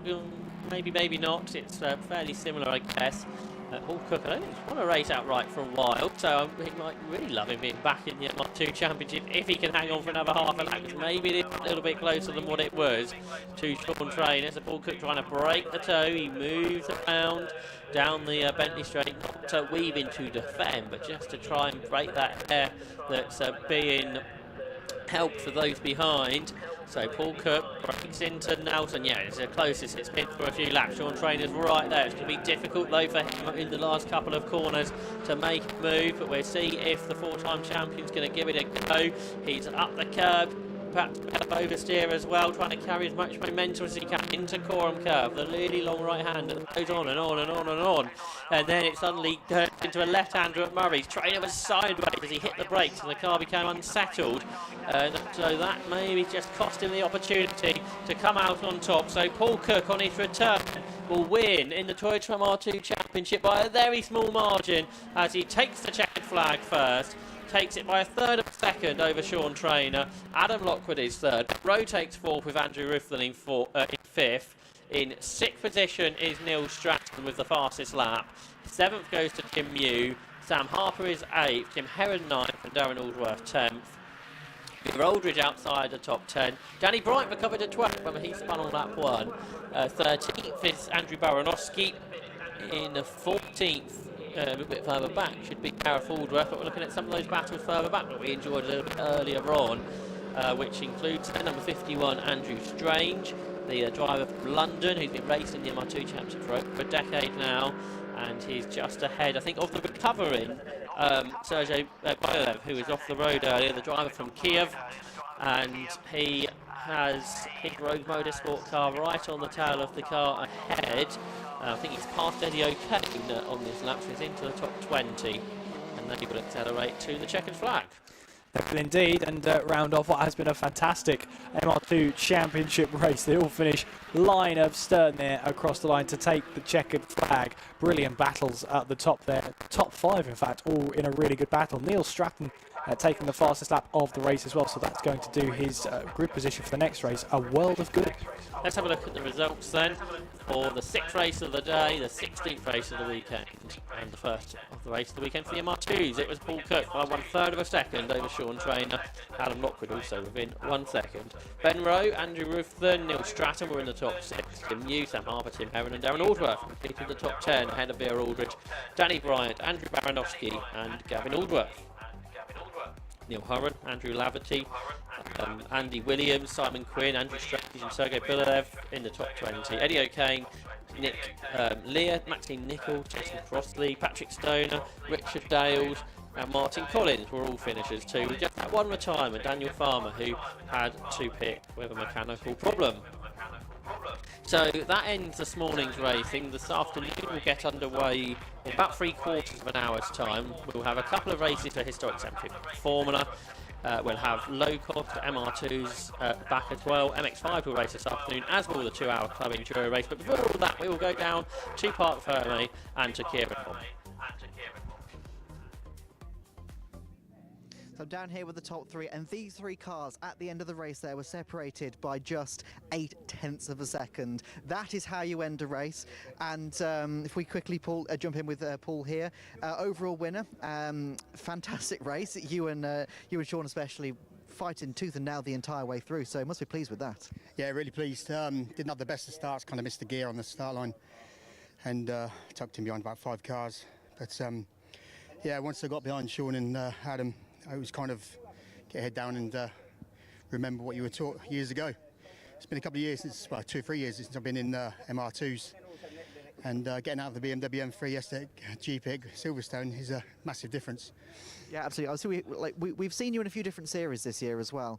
So how are you finding coping to the MR2? Totally, it's a different animal to what the M3 is. Yeah, it's a bit of a shock really. Yes, this morning in quali, but yeah, obviously did the job. Come first. And hoping to repeat it later? I guarantee so, yeah. That's confidence we like. Now, Sean Trainer, 2nd place, so close, not quite. So No, not quite. I thought the Mark IIs might have the edge on us, and when you got Paul in one of them, we've had a lot of years. I mean, last couple of years he's been elsewhere, but we had a lot of years racing in Mark IIs against each other, so I know what he can do. And to be fair, he was weaving down the back straight, and I was thinking, don't weave. I've got the pace to come with you in the slipstream. I can't come past. Just keep going, keep me away from Adam. So hopefully, and if he gets in the front of the next one, then he'll know he ain't got to defend again. Just pull me along with him. That'll do. Don't tell him that though. Yeah. No, we saw as you got out the car, both of you embraced each other. So clearly good friends on the track and off the track. On the track, is there a bit of love lost? No, not at all. No. Yeah, exactly opposite. Yeah. Absolutely. Well, hoping for the win later then, I'm guessing. Yeah, I'll give it a go. But like with Paul's pace, I'll be lucky. I mean, to be fair, he done me a favour when he did come past because he kept me away from Adam, because Adam had the pace on me when he was in my slipstream. So once he come through, I thought he was dragging me along. So there won't be no silly. I kept it up the inside there, and all of us, I don't know if you see me, and we had a bit of a coming together. I don't even know what corner it is, just Paul Coram. Coming through the bridge, and it nearly took me round, so I won't be putting the nose in there again. Well, you never know what happens later on. No. Yeah, absolutely. Thank you very much. And we'll speak to our third place man, Adam Lockwood, right there again. So how are you prepping for later on, do you think? Do you reckon you can take the fight to them? Yeah, I don't really know what to do now. Yes, I mean, definitely the speed's there, but getting past is a whole different matter, especially to experienced guys like that. You know, there was a couple of times there where I maybe should have stuck the nose in, but, you know, I sort of err on the side of caution. And how you find the track conditions? Obviously, we're in the heat of the day now. It's obviously got to be hot in that car. It is pretty scorching in there actually, and tyres are going off towards the end because they're just getting so hot as well. But yeah, it's definitely a bit sweaty in there. And when the temperature is this high, does that play a part in the setup as well? Do you have to set the car up slightly differently to adapt to it? I mean, yeah, I mean, we alter the tyre pressures because we obviously don't want to go out on too high tyre pressures because you'll just rip the tyres apart. I don't alter the suspension as such. Some do, some don't, but I like to keep it all the same. Absolutely. So where can we expect to see you in the race later on? Well, hopefully first, but we'll see. Well, he is pretty confident in taking first later, so hopefully we'll see what happens. Definitely, he fancies his chances, so... Well, good luck then. Good luck for the three of you for the race later on then. Thank you very much. And we'll go to a quick ad break, and then we're into the lunchtime show, so we'll see you in just a minute.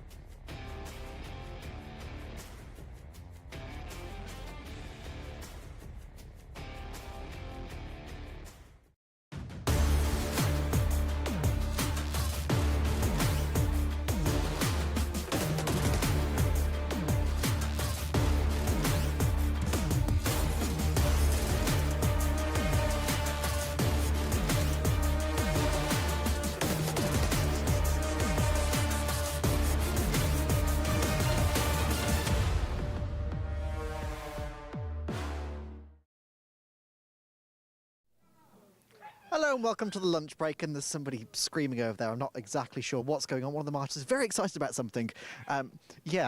She is absolutely screaming with delight, so I don't know what the problem is. It's not a problem. Anyway, so we've got about 25 minutes, half an hour maybe, to just walk around, have a bit of a chat with some drivers, talk about Snetterton. It is lovely and sunny today. Look at this weather. This is fantastic. Why can't we have this more often? We didn't have this yesterday until at the very, very end of the day. But it's a lovely temperature. I think it's like, what, mid-20s, Johnny? Is it maybe something like that? Yeah, I'm getting a nod from Johnny the cameraman. But I want to quickly start with number 71 MX5 here from Ben Short. Now, Ben, so far in 2024 season, has absolutely dominated. He has been 7 for 7 in all of the races so far. They've got one race later today as well. Can he do 8 for 8? The other drivers are obviously wanting to take that title off him. The run has to end at some point, but he has been so dominant in this car. And the thing is with the MX-5s as well, it's a fantastic series for beginners. It's a fantastic series for slightly older drivers as well who just want to have some bit of fun. And the thing with the MX-5 is obviously the 50-50 weight distribution. That was one of the original design philosophies that Mazda wanted. And part of the history of the MX-5 was actually very interesting because it was actually a journalist that went over to the boss of Mazda and said, you know, those British little sports cars, convertibles, two-seaters that they used to make, but obviously never really worked. You should make one, but make it work instead. And this basically was the result of it. That happened about 1985, give or take, and the first MX-5 were into production in 1989. This is a Mark 1 over here, so this is one of the first generations. I don't know what year it is, obviously, but this is one of the very first generation, one of the very first years of the MX-5 production, and it is just basically 50-50 weight distribution. You've got the engine in the front, you've got not much in the back, and it's a fantastic starting car. And as we saw David Williams in fourth position in the end in the last race, he's actually from a sim racing background, so he does a lot of esports. And he's jumped into real-world racing for the first time this year, and he's doing brilliantly. And it just shows that sim racers can race real cars. It has happened before, and it will continue to happen. It is one of the new paths, really, for people getting into motorsport, because it's an expensive sport, but sim racing just offers that slightly better way in. But anyway, so Sunday here at Snetterton, and what I thought I'd do, and what I like to do quite a lot at these events for the lunch break, is let's get some facts up, so I can talk you through some very boring facts for most people, very interesting for me.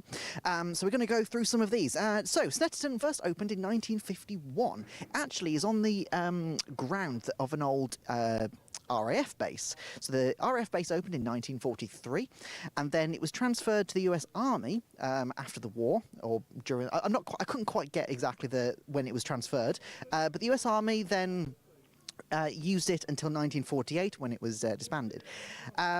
Now, the current circuit it actually lies at the bottom of where the airfield was. So it was 3 runways, and the circuit is kind of at the bottom. So the long back straight over there, the Bentley Straight, that basically is where the bottom runway used to be. The big entry drive-in, 3 lanes wide, that was one of the upright runways as well. So this is fairly flat, obviously. So there's not much elevation in Snetterton.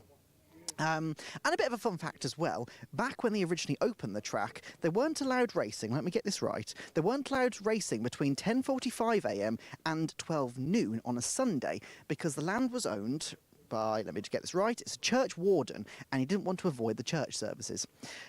Fortunately, that doesn't stand anymore, so we can get racing. Now, what I do want to quickly do is I want to find out what this lady was screaming about, because she was very, very pleased. Can I just jump in a second? What was what you were very happy about something? What was going on?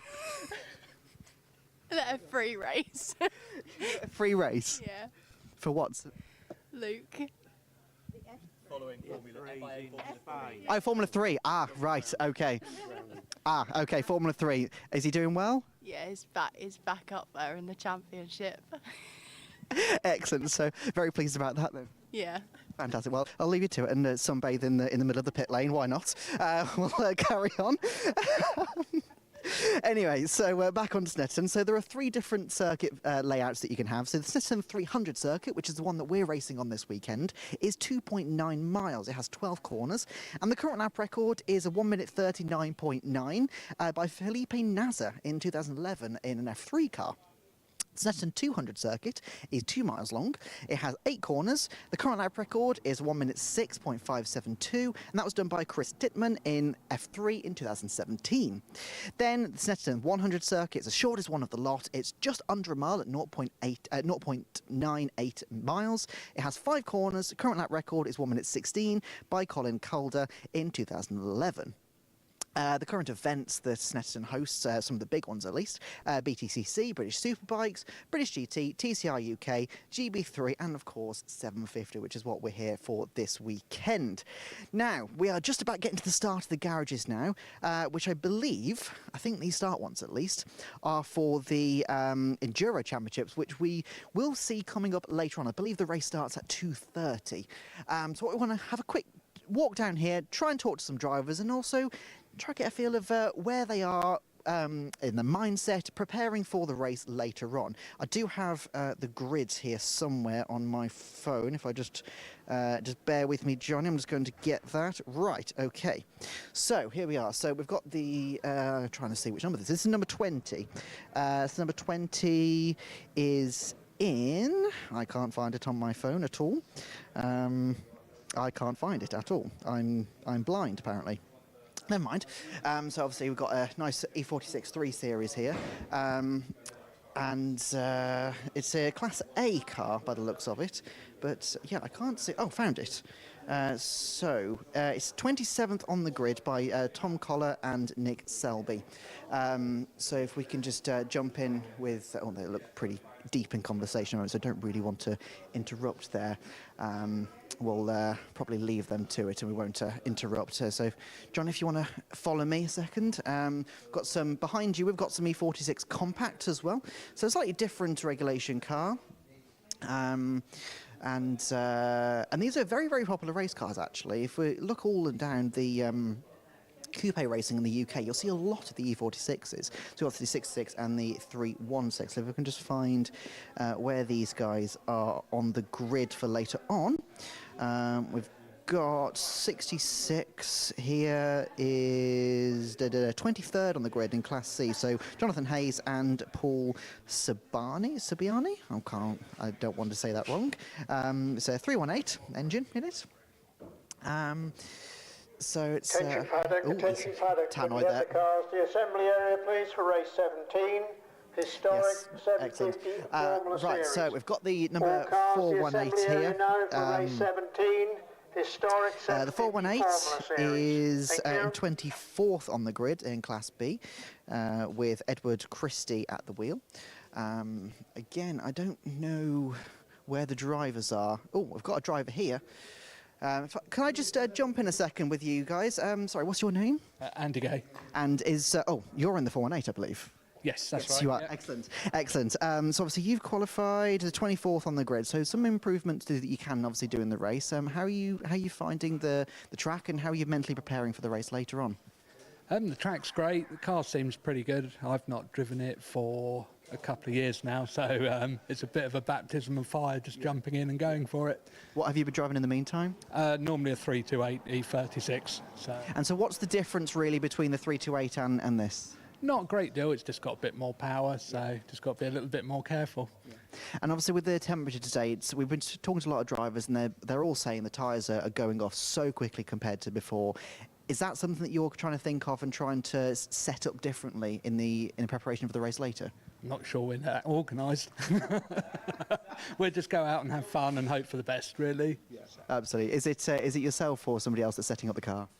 Jody, who's around somewhere, sets up the car. Yeah. So he does it for Edward, the owner. Right, and Edward's racing as well, I believe? Yes. Where? Starting. Excellent. Where is Edward? Is he around? He's over here. Edward, if I just jump in with... Can I just jump in a second? So we're just talking about your car over here. So obviously you're starting the race later. We were just talking about with the temperature out there today. it's very, very hot, and it's chewing up the tyres. And a lot of the drivers so far that we've been speaking to have been saying that they've been going off so quickly. Is that a consideration that you're thinking in terms of the setup later, or are you just going to try and deal with it? To be honest, I hadn't thought about it, so you mentioned it just then. No, I guess I'll talk to Jody about it, see what he thinks. But we're using these Dunlop Derezas, and they're very, very good, very sticky. So hopefully it'll be fine. But yeah, if it starts to slip, it starts to slip. Yeah. And were you out in the car earlier for qualifying? Yeah, I was out. I drove first, and then Andy took over after that. Yeah. How'd you find the track conditions this morning? Good. I mean, the only problem we've got a bit of a clutch problem, so we've had trouble to get the third gear, but hopefully we've resolved that. But yeah, the car was going great, and the track felt good, and we went straight out and full on, so it was good. Yeah. Absolutely. And where do you think you're aiming to end up by the end of the race? Anywhere in the top 20 would be good for us. We normally come 21, 22. Well, I normally do the race on my own, so 21. But hopefully we'll get in the top 20 today. I like the circuit, so hopefully it'll be okay. Absolutely. Is this one of your favourite circuits in the UK? It is, yeah. That's Alton Park. Alton Park's a good one. I love Alton Park, yeah. I love that one. So yeah, this is one of my favourite circuits, so hopefully we can do well. Fingers crossed then, if it's one of your favourites. Lovely, thanks a lot. Cheers, thank you very much. Okay, we'll just head out the garage then. If I just move Johnny out the way a second, thank you very much. And so we've got a nice M2 competition here as well in front of us. So this is one of the really good things about this series. It's such an eclectic mix of cars. I do love the word eclectic as well. It's a bit of a random one, I know. But speaking of eclectic, we've gone from a 3 Series and a 2 Series to MX5s. And we've got the number 90 in front of us. Now, this is the car starting on pole position. And not only are they on pole position, they are a second ahead of Chris Bylan and Simon Mason in the Cooper TCR, which, well, I'm sure we'll find that at some point down here. But as we were obviously speaking with that MX5 earlier, these cars are so well suited to track racing because of them being set up with that 50-50 weight distribution from the get-go, from the factory. This is not something that's been set up later on. This is something that came from the factory, and then they've just adapted to turn this. And with the solid roof on there as well, rather than it being a convertible, it just means that it's more aerodynamic through the air. So not only that, so obviously the air can then go over onto that massive rear wing that you can see back there as well. So we do have a Saturn MX-5 over there with the roof off, and then we've got another MX-5 here with the roof on, interesting, with a fin on the back, which this one doesn't have, which I'm guessing is actually the radio antenna, because they've got just a normal aerial on the number 90, whereas 97 has a fin on the back there. And if I can just have a look here. So yeah, the number 97 is in 21st on the grid in Class C. So obviously there's a lot of cars in front of them that they could possibly be racing against. Can I just jump in here a second with you? Are you one of the drivers? Excellent, fantastic. So obviously we're just saying that you are number 21st on the grid. So there's a lot of potential improvement that can be made. Well, we're second in class, so I don't think we're going to get much better than that. But we've got 30-second advantage in the pit stops against the guys that are just up the road. So we're hoping if I can keep them in sight, then first place in class could be on the cards. Absolutely. And talk us through the car as well. Obviously MX-5, but you've got the roof on it as well. What was the decision to have the roof on? So the roof's quite a big aero advantage. I mean, without the roof, it's basically just a big parachute driving along. So you stick the roof on, that increases your straight line speed. We put the wing on to get a bit of downforce, and the two kind of equal each other out. So in a straight line, we're about the same speed as a car without a roof, but we can corner a fair bit quicker than they can. And obviously I can see that you've got the vents, which you're probably going to need today because it is very, very hot out there. Is that playing a consideration in terms of how you're mentally preparing for the race? Yeah, so with the roof, you get really, really hot in these compared to a normal car. So we've also got a massive box full of ice that pumps through our T-shirts while we're driving, which is absolutely amazing. Without that, you just cook after a lap. So it's, yeah, and I think driver cooling is worth way more than more horsepower or less weight, really. Absolutely, 100%, because it's all about how comfortable you feel in the car. Yeah, exactly. Exactly. Now, in terms of the track, obviously you're out in qualifying earlier, second in class.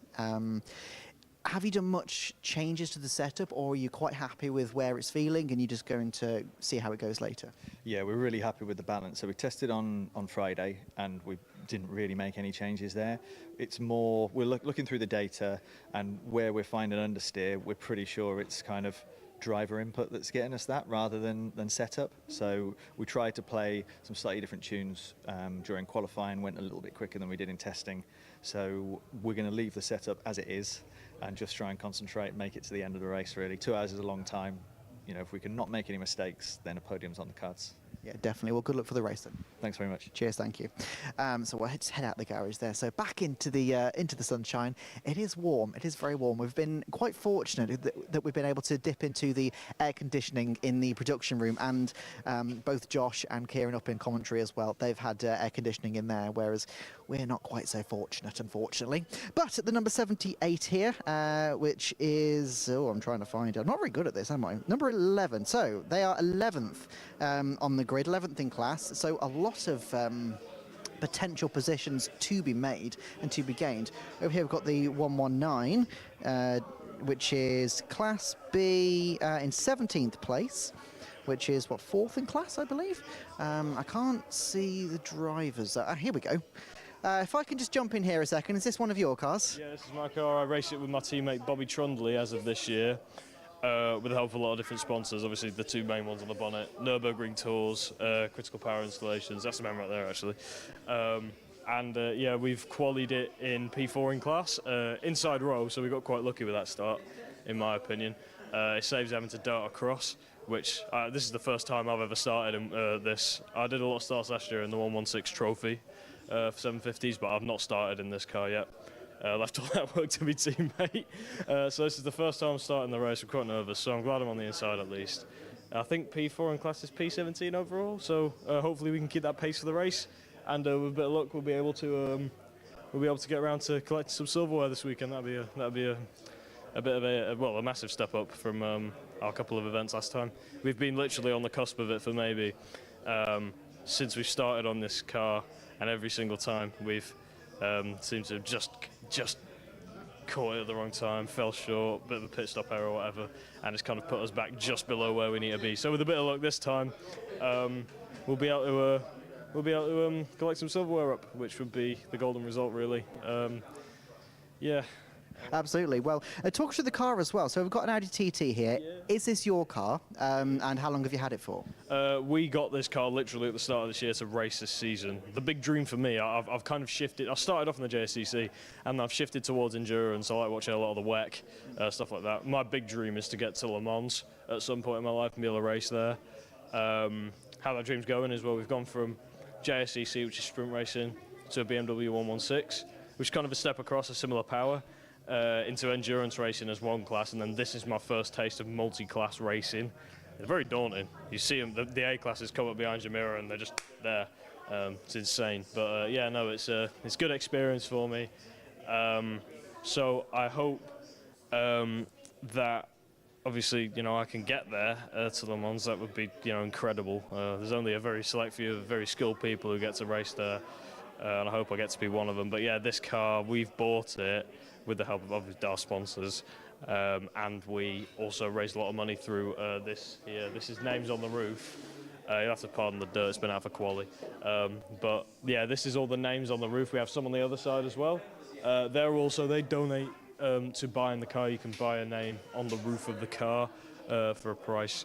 And yeah, that's one of the tactics we use to raise money for this car. That sponsors and generally working hard on social media, and you know what, you can make a dream come true, can't you? Absolutely, 100%. It takes a bit of work. It does 100% absolutely takes work. Speaking of work, obviously we can see that somebody there working on the front right of the car. So are you happy with the setup that you got from qualifying, or is there some changes? I'm generally very happy with it. It was a bit fishtaily on the on the braking, kind of going down from the big straight to the entry to Bomb Hole.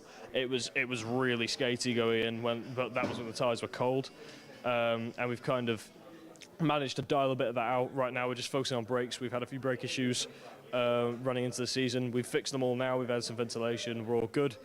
Yeah, like I said, it all comes down to that one thing of just getting closer and closer to being able to get on the podium and win it. and get your name out there, innit?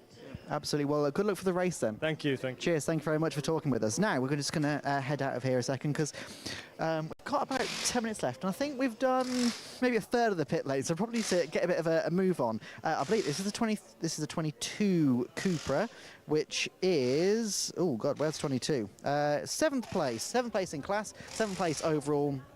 So obviously this a TCR car, which was the 2nd place TCR. I haven't seen yet, which actually I do see a Cupra sticking out of here. So let's have a quick look at this, see if this is the number 23 in 2nd place starting. No, it's not. Okay, never mind.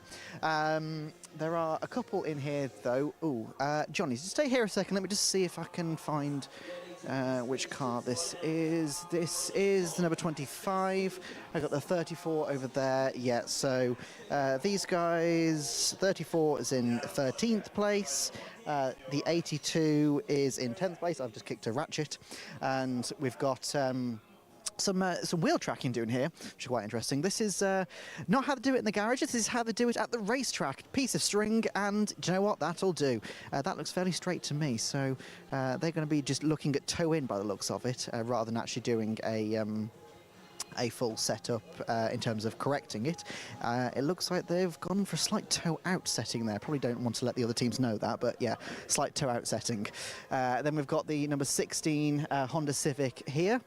We've got a nice it's M4 by the looks of it, with a rookie sticker on the back of it. Number 55 is unfortunately last on the grid here. Number 16, which Johnny's just found. 169, sorry, I do apologise. The 169 is 26th overall in Class C, which is 1, 2, 3, 4, 5th in class. So there are they've got a few people in front of them. They can possibly get a podium if they do quite well. But yeah, we'll move on a little bit here. So we've got we've got a M4 here, and then we've got an M2 competition at the back by the looks of it. They're all. The trouble is, I was told just before we went live that there has been a briefing, meeting, something or other for the drivers, which is why there's not a lot of them around. Because we were wondering, I have spotted a driver though, the number 76 car, which is in 18th place, B class. Can I just jump in here a second? Yeah, setting up a drink for the car, that's probably going to be needed. I think it is going to be needed, absolutely. Yeah, absolutely. And by your accent, you've come a very long way for this. Yeah, we have. We've come from just outside Edinburgh, so a bit of a drive, about 6-7 hours to drive down and get here. So, has it been worth it so far? Absolutely. This morning was brilliant. It's an amazing circuit, super fast, brilliant fun. So with being Edinburgh, your closest one is going to be, what's the name of it? It's Croft. But Knockhill is the local circuit, yeah. So how are you finding adapting to Snet? This is about, I think, my 3rd or 4th time here, but it's quick, and at the end of the street you just have to be brave to where you brake and carry the speed. But brilliant circuit, love it. And how are you coping with the hot conditions as well? Because obviously we've spoken to a few drivers about this. With the tyres have been just shredding on all the other series as well. Their cars, they're saying it's just going off halfway through the race. So is that something you're having to mentally prepare for? Yeah, a little bit. I think, I don't know, I kind of tend to just get in and drive, and then we'll see what happens. So, and the heat, I'm just not thinking about the heat, and hope that I can manage, because I'm doing the whole 2 hours, so we'll see how it goes. It's going to be a very hot and sweaty race for you then. It'll be very hot and sweaty, yeah. Absolutely. Well, good luck for the race then. Okay, thanks very much. Cheers, thank you very much. Let's head out. Now, I've just heard some cars driving onto the track. I've not heard anything in my ear, but I think we might have to close out, I think. So, if we just get up the plan for the day. So, obviously, this is the lunch break, but coming up next, we've got the Race Parts Historic 750 Formula Series, which is always an interesting one to watch.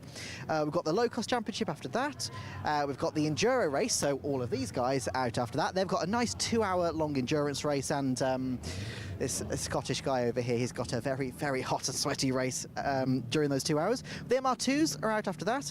The MX5s are the second to last race, and then the day is rounded out again by the historic 750, but this time it's the handicap race, which basically is where if your driver is 13 seconds off the pace. They start 13 seconds ahead of poleman. That makes sense? No, doesn't to me either, but that's how it works, and I'm very glad I'm not the person doing the maths for that. But there are cars on the grid, so probably better head up to Josh and Kieran in the commentary box.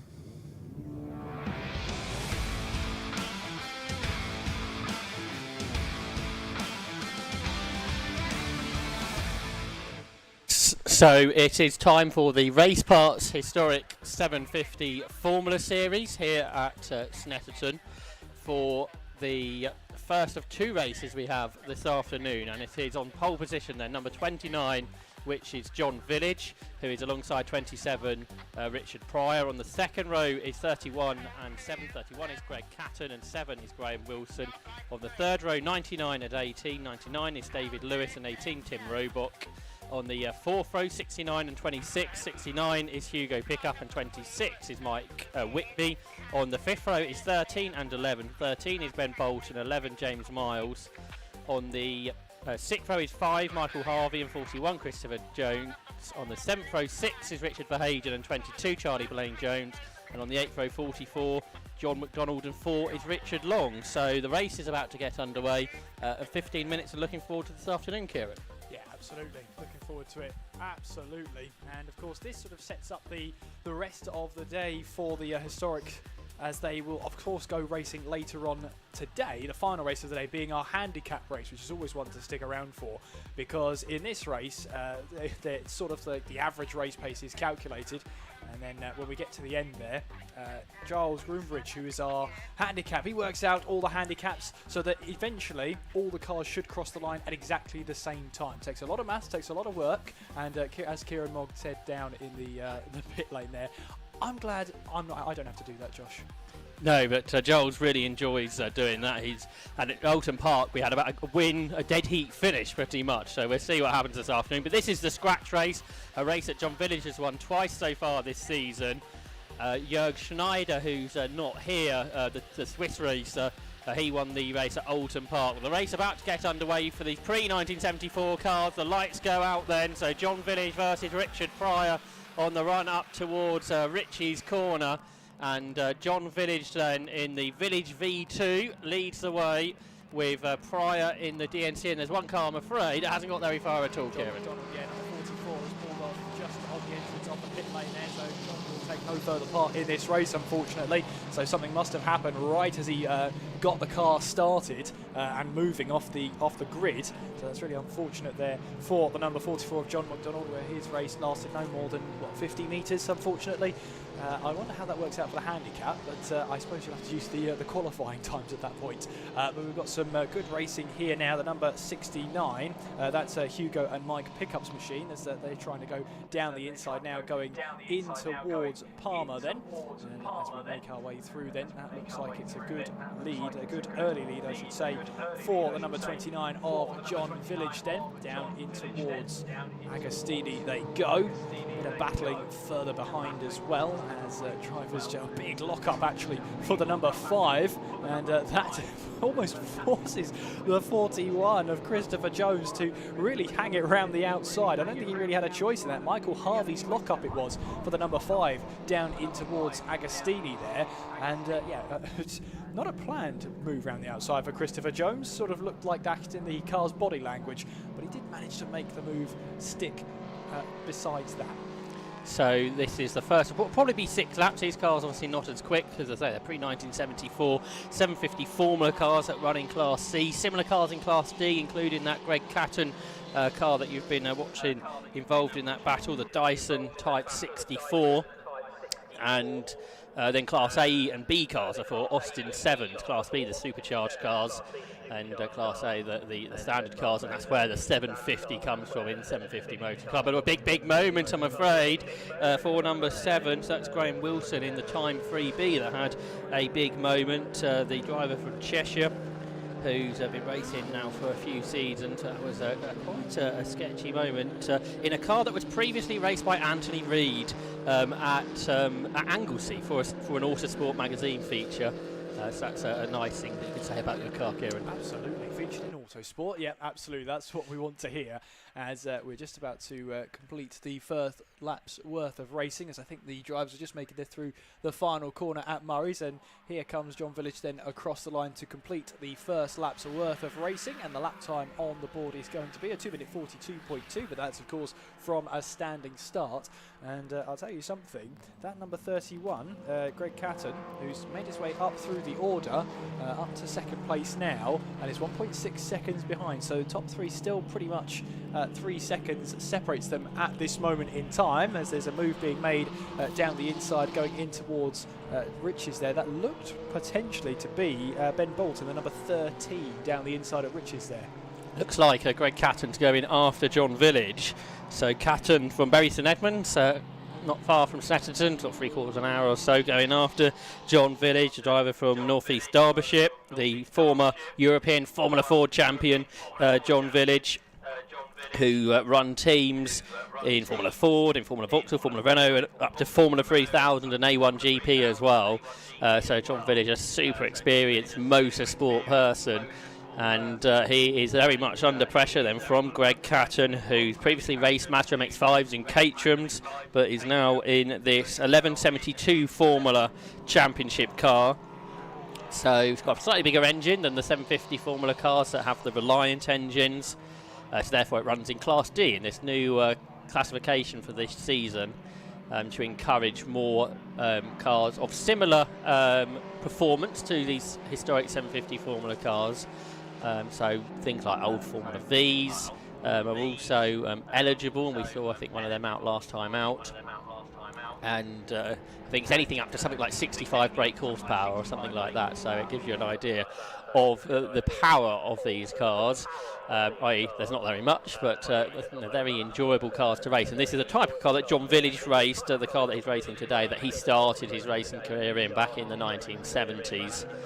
And he's recreated another, and that's what he's racing today. There's one of the Austin 7s, the first of them on the grid today, and that is driven by Hugo Pickup, and that is an Ulster replica that he's in, or the first of the standard engined Austin 7s. There is a supercharged car just ahead, and that's James Miles at the front of that group, the West Sussex driver in his Monoposto 1936 Austin 7, which has the side valve supercharged engine. So he started this lap at the very least in what was 7th position. He's got Ben Bolt just behind him, and Chris Jones as well. Chris Jones, who's new to car racing, has raced motorcycles in the past and has also competed in hill climbs. For the lead, a change for the lead across the line, Kieran. Yes, it is. So it's Greg Catton who now leads the way then. He's got the move done down the centre straight, moves ahead now of John Village, and as they make their way up towards the hairpin at Wilson, Greg Catton here will just look to see if he can extend that lead as far as possible ahead of John Village then. Richard Pryor rounding off the top three as it stands, and leader of the B class then is the number 18. That's Timothy Roebuck. Timothy Roebuck, yes, I thought I said that right, but there we go. He's currently leading the B class at the moment, and then leading the Class A is the number 69, Hugo Pickup, who was on our standings. It's just come through. He's now ahead of James Miles. Here comes John Village, though, down the inside as we make our way down towards Agostini. So I have a feeling, Josh, these two leaders are going to be swapping positions for a while. Yeah, it's two very different cars, but they've involved in a great battle here, which is really good to see. They were separated at the line by 21 thousandths of a second, so you can't get too much closer than that. So you might not need the handicap to have a finish like this if it carries on throughout the remaining 8.5 minutes of this race. Looks like James Miles has retired, I'm afraid, to the pit lane, as did Graham Wilson, who we saw have that issue up with the S's on the first lap. So this is lap 3. Village back ahead, but he's now well aware of what that Dyson is capable of. And that the 1964 Dyson Type 64, it has a Ford Anglia engine, which is a 1200cc car, and it's just one of 5 Dysons that were built from the period. And he's got a bit more straight line speed at the end of the straights by the looks of it, but John Village hangs on this time into the left-hander at Brundle. So JV, I think as he told Kieran at Brands Hatch, he's the original JV, but he got there before Josh Verstappen, was what he told us. So John Village leads the way. He's in his 70s nowadays. That doesn't slow him down at all, it seems. He's particularly normally good on the first laps of the race, but this time he's really had to contend with challenges on the first laps. A battle further back, this is the second in Class A, Richard Verheyden, who is there in the Austin Ulster Bad Frog, and Charlie Plain Jones, a long time 750 Motor Club competitor, and he's in the Cowley Special. We saw Bill Cowley out earlier in his grandfather's car. Well, this car that Charlie Plain Jones is driving is a car that was built by Nigel Cowley back in the day. And it's based on a 1930s car. That's Greg Catton, who's once again down the inside going in towards Ritchie's, so he's now taken back over the lead of this race then, ahead of John Village. And yeah, like I said, these two are going to be swapping positions, potentially move for John Village then. Is he close enough to the back as they make their way through in towards the hairpin? He's right on his tail though as they get back down on the power then. Can John Village see if he can find a way down the inside? He might try a move here down the inside of Palmer. He's got right to that inside line, but he has to back out of it, so Greg Catton holds on to the lead. Yes, this is really a really nice tussle, isn't it? They change positions a couple of times at least a lap, and they might do another one now into the Agostini hairpin. John Village is on the inside, he brakes later, and locking up on the outside is Catton. It looked like Village was the one that was braking later, but it was the lock up for Catton, and that's just lost him a bit of time. So John Village reclaims the lead, is where he started the lap, so he had lost the lead at Ritchie's, has regained it by the time they get to Agostini. So he's back ahead of Catton. Richard Pryor, who was there on the front row of the grid, he's dropped a bit further back in the DNC. He's there in a third position in the ex-Jerry Fincham car. And then Tim Roebuck, the first of the Austin 7s in the supercharged car, is there in fourth position. But can Catton close this gap back in, Kieran? Yeah, maybe. I mean, this will be interesting for the handicap race later on, because of course it works out sort of the average lap times, or the average lap times they should be doing in clean air, and bases the grid position and the time you're held for based on that. Now, if John Village and Greg Catton are battling away as hard as they are, it's very likely they're going to start at the same time towards the back of the grid, but they'll have to put aside their battle with each other to try and catch everybody else first, and that should be an interesting dynamic to throw under the rug. Yeah, and there'll be a battle that perhaps we'll be able to watch throughout the distance before the handicap comes into play at the end of the race. Although instead of starting in first and second like they have been throughout this race, they'll be in the last two positions instead. There's some more battles I can see. We're peeking over the Armco barrier. And who do we see? Number 41. That's Chris Jones from the West Midlands, the ex-motorcycle racer in the 1976 DNC Mark VI, which was built originally by Mike Watley.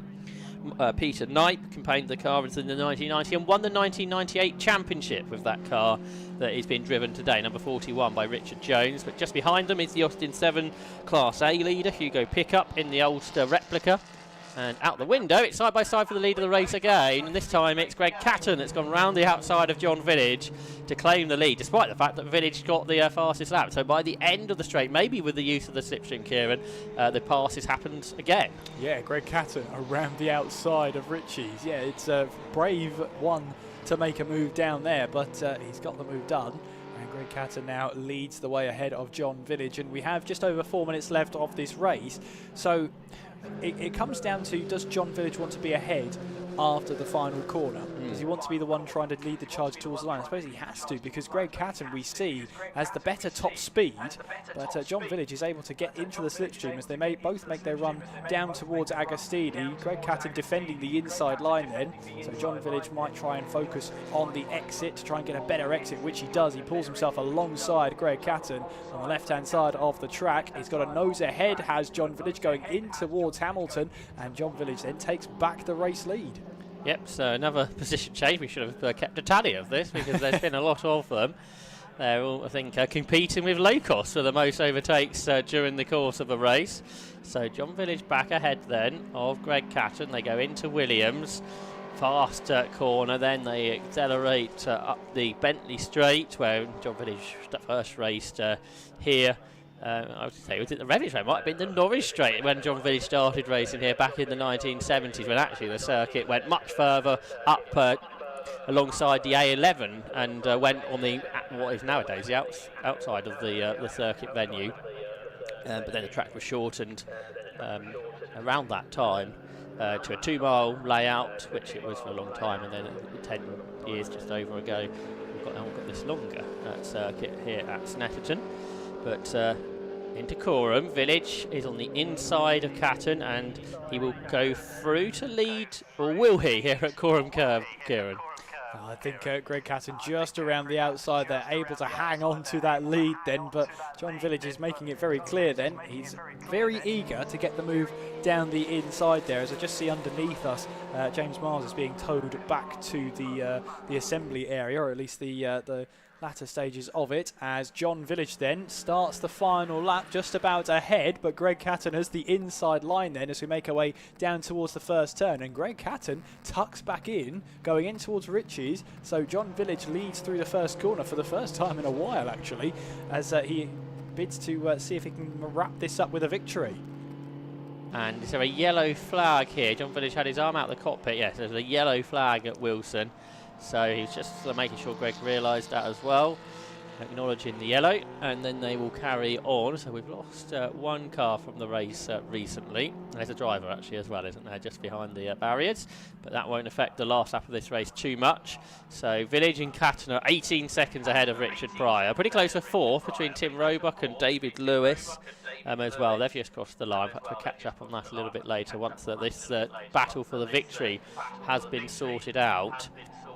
I'm not really sure where you want to be on that last corner, because it seems both Catton and Village have been able to outdrag the other car on the run to the line. It's a conundrum, isn't it? But I suppose one of them is going to have to win this race, John Village or Greg Catton, who've been giving us a really good battle all the way through. Village has managed to get himself a little bit of breathing space, heading his way down in towards Oggies then, as he gets back onto the power, going now through in towards Williams. But this is where Greg Catton will start to reel in John Village, as they'll make their way now on towards the Bentley Straight and then down towards Brundle and Nelson. Can Greg Catton get himself ahead before the final few corners? Yes, we shall see.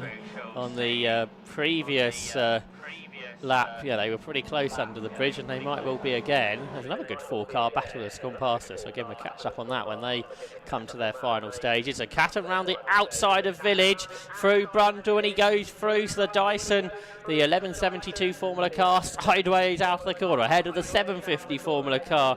The Village there in second place, driven by the man that designed it back in the 1970s.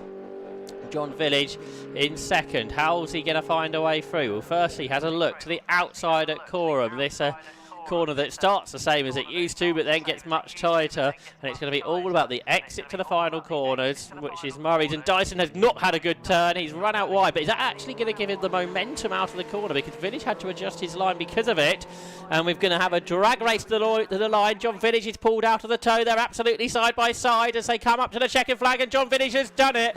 And Greg Catton thumped the steering wheel in disgust that he lost it on the final metres of the race. The gap was actually 1600ths at the line, but John Village, he wins again. That's his third win of the season.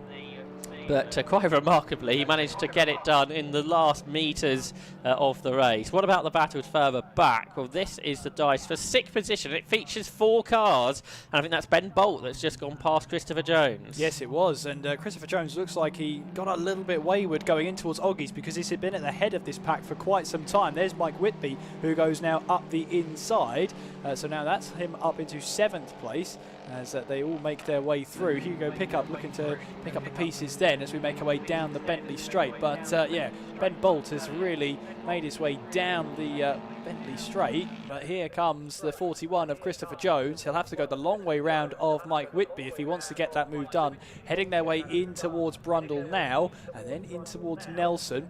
I think they've all sorted themselves out then, so that it is Bolt from Whitby, and then it's Jones right behind, but it's going to be decided through the final couple of corners.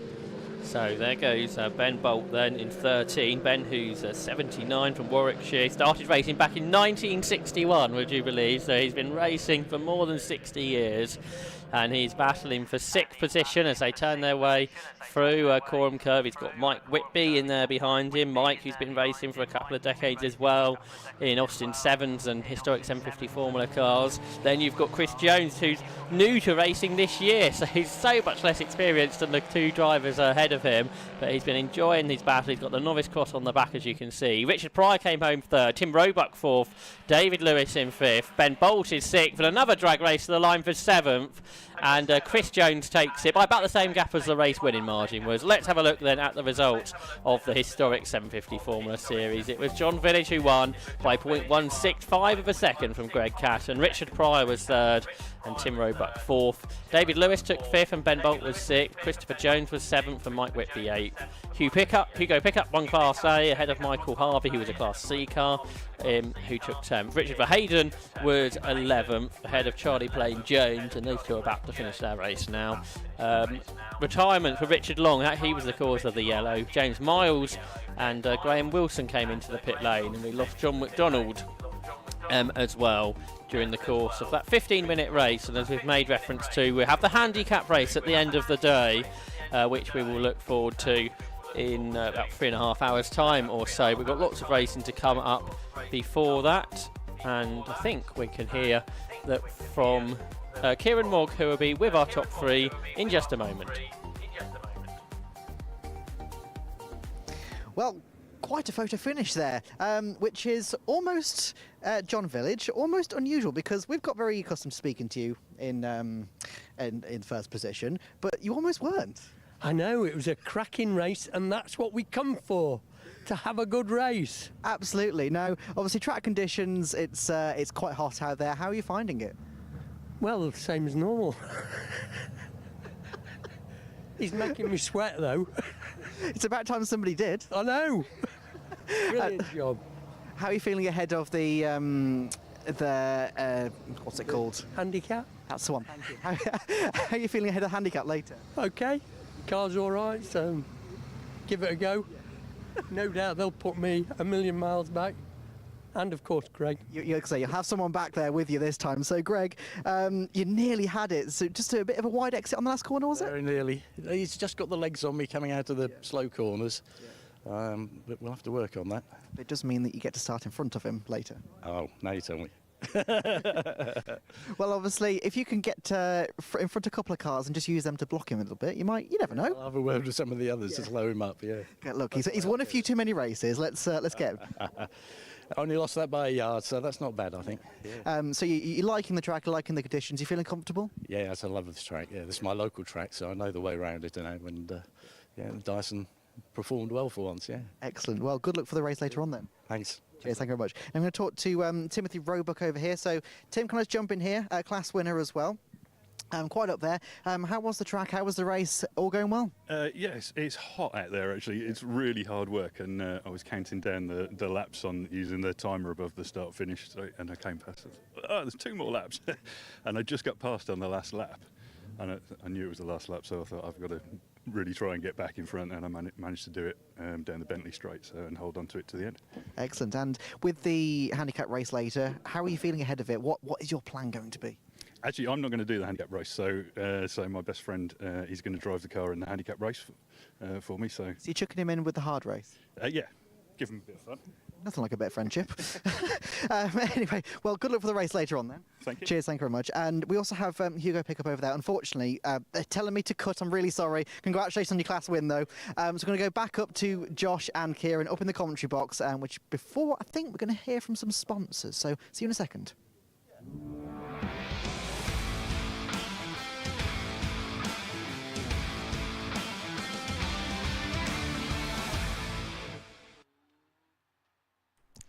So the grid for the Yokohama Locost Championship will be based on the results of the earlier race. So it's 94 on pole, that's Martin West, and 19 alongside should be Daniel Garrett, but it says 82 on our screen because the results have changed from earlier post-race. So 82 Paul Clark is alongside.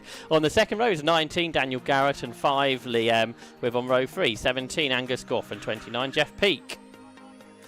On the fourth row, 31 Glyn Griffiths and 8 Sean Brain, with on row 5, 57 David Russell and 52 Alan Harmon, and on row 6, 50 Ian Hardy and 28 Dave Berry. Row 7 is 13, Jack Linus, and 27, Mark Rue. On row 8, 21, Kevin Straw, and 66, Luke Stokes. And on row 9 will be 77, Andy Perkins, and 72, Alex Artis. 10th row will see 37, Steve Brown, and 38, Freddie Morris. And on row 11, 25, Tony Mole, and 6, Rob Sisson.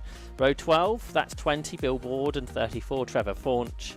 And finally at the back on row 13, that's number 11, which is Jack Artis. So the Yokohama Locost Championship treated to us a great race yesterday, and it was building up to be a great race this morning before the safety car was needed, which ended the race under caution. But it was Martin West who took that win, Kieran, and hope for some more slipstreaming action from these Ford Crossflow cars. I hope so. We've got a second chance here of getting our 15-minute race there under completely green flag racing, because as you said, Josh, that late safety car towards the end allowed Martin West to take the victory. He starts on pole here with the 82 alongside him. I mean, it was a great 4-car battle all the way through. I'm hoping for much of the same, and I'm hoping for a full 15 minutes of it. Yeah, that's right, and 15 minutes of green flag racing as well, like we had yesterday, because that was excellent. So it's Martin West on pole, the 21 champion, alongside Paul Clark, who won at Croft. On the second row, the championship leader, Dan Garrett, who retired yesterday, alongside Liam, the Sports Specials champion from 2018. And the last car has moved into the back, so the green flag is waved, and that means the countdown begins with, again, no green flag lap, as we've become used to today. Normally we sort of have to make a point of it because it's such a rare occurrence, but it's been the norm for this second day of 750 Motor Club racing at Snetterton. The winner, you'd think, could come from at least anybody on the first 3 rows. They've all got the potential for that. The red lights then will come on now, and then 15 minutes of racing will get underway as Liam doesn't get away at all well. Paul Clark, as he has done all weekend, makes a good start, but everyone's had to move around Liam, who's dropped a long way down the order, which means it's very busy in the mid-pack. There's cars, well, goodness knows how many abreast heading up towards Ritchie's corner, but it is then Paul Clark that leads as there's contact just out of shot there, and there's 2 cars spinning. One is Glyn Griffiths, who also must have made a poor start, and 25, I think the other was Tony Mole, but it's Clarkey that leads. Second is Garrett, third is West, fourth is Goff, Peak in fifth, and hopefully those spinners at Ritchie's corner will be able to continue.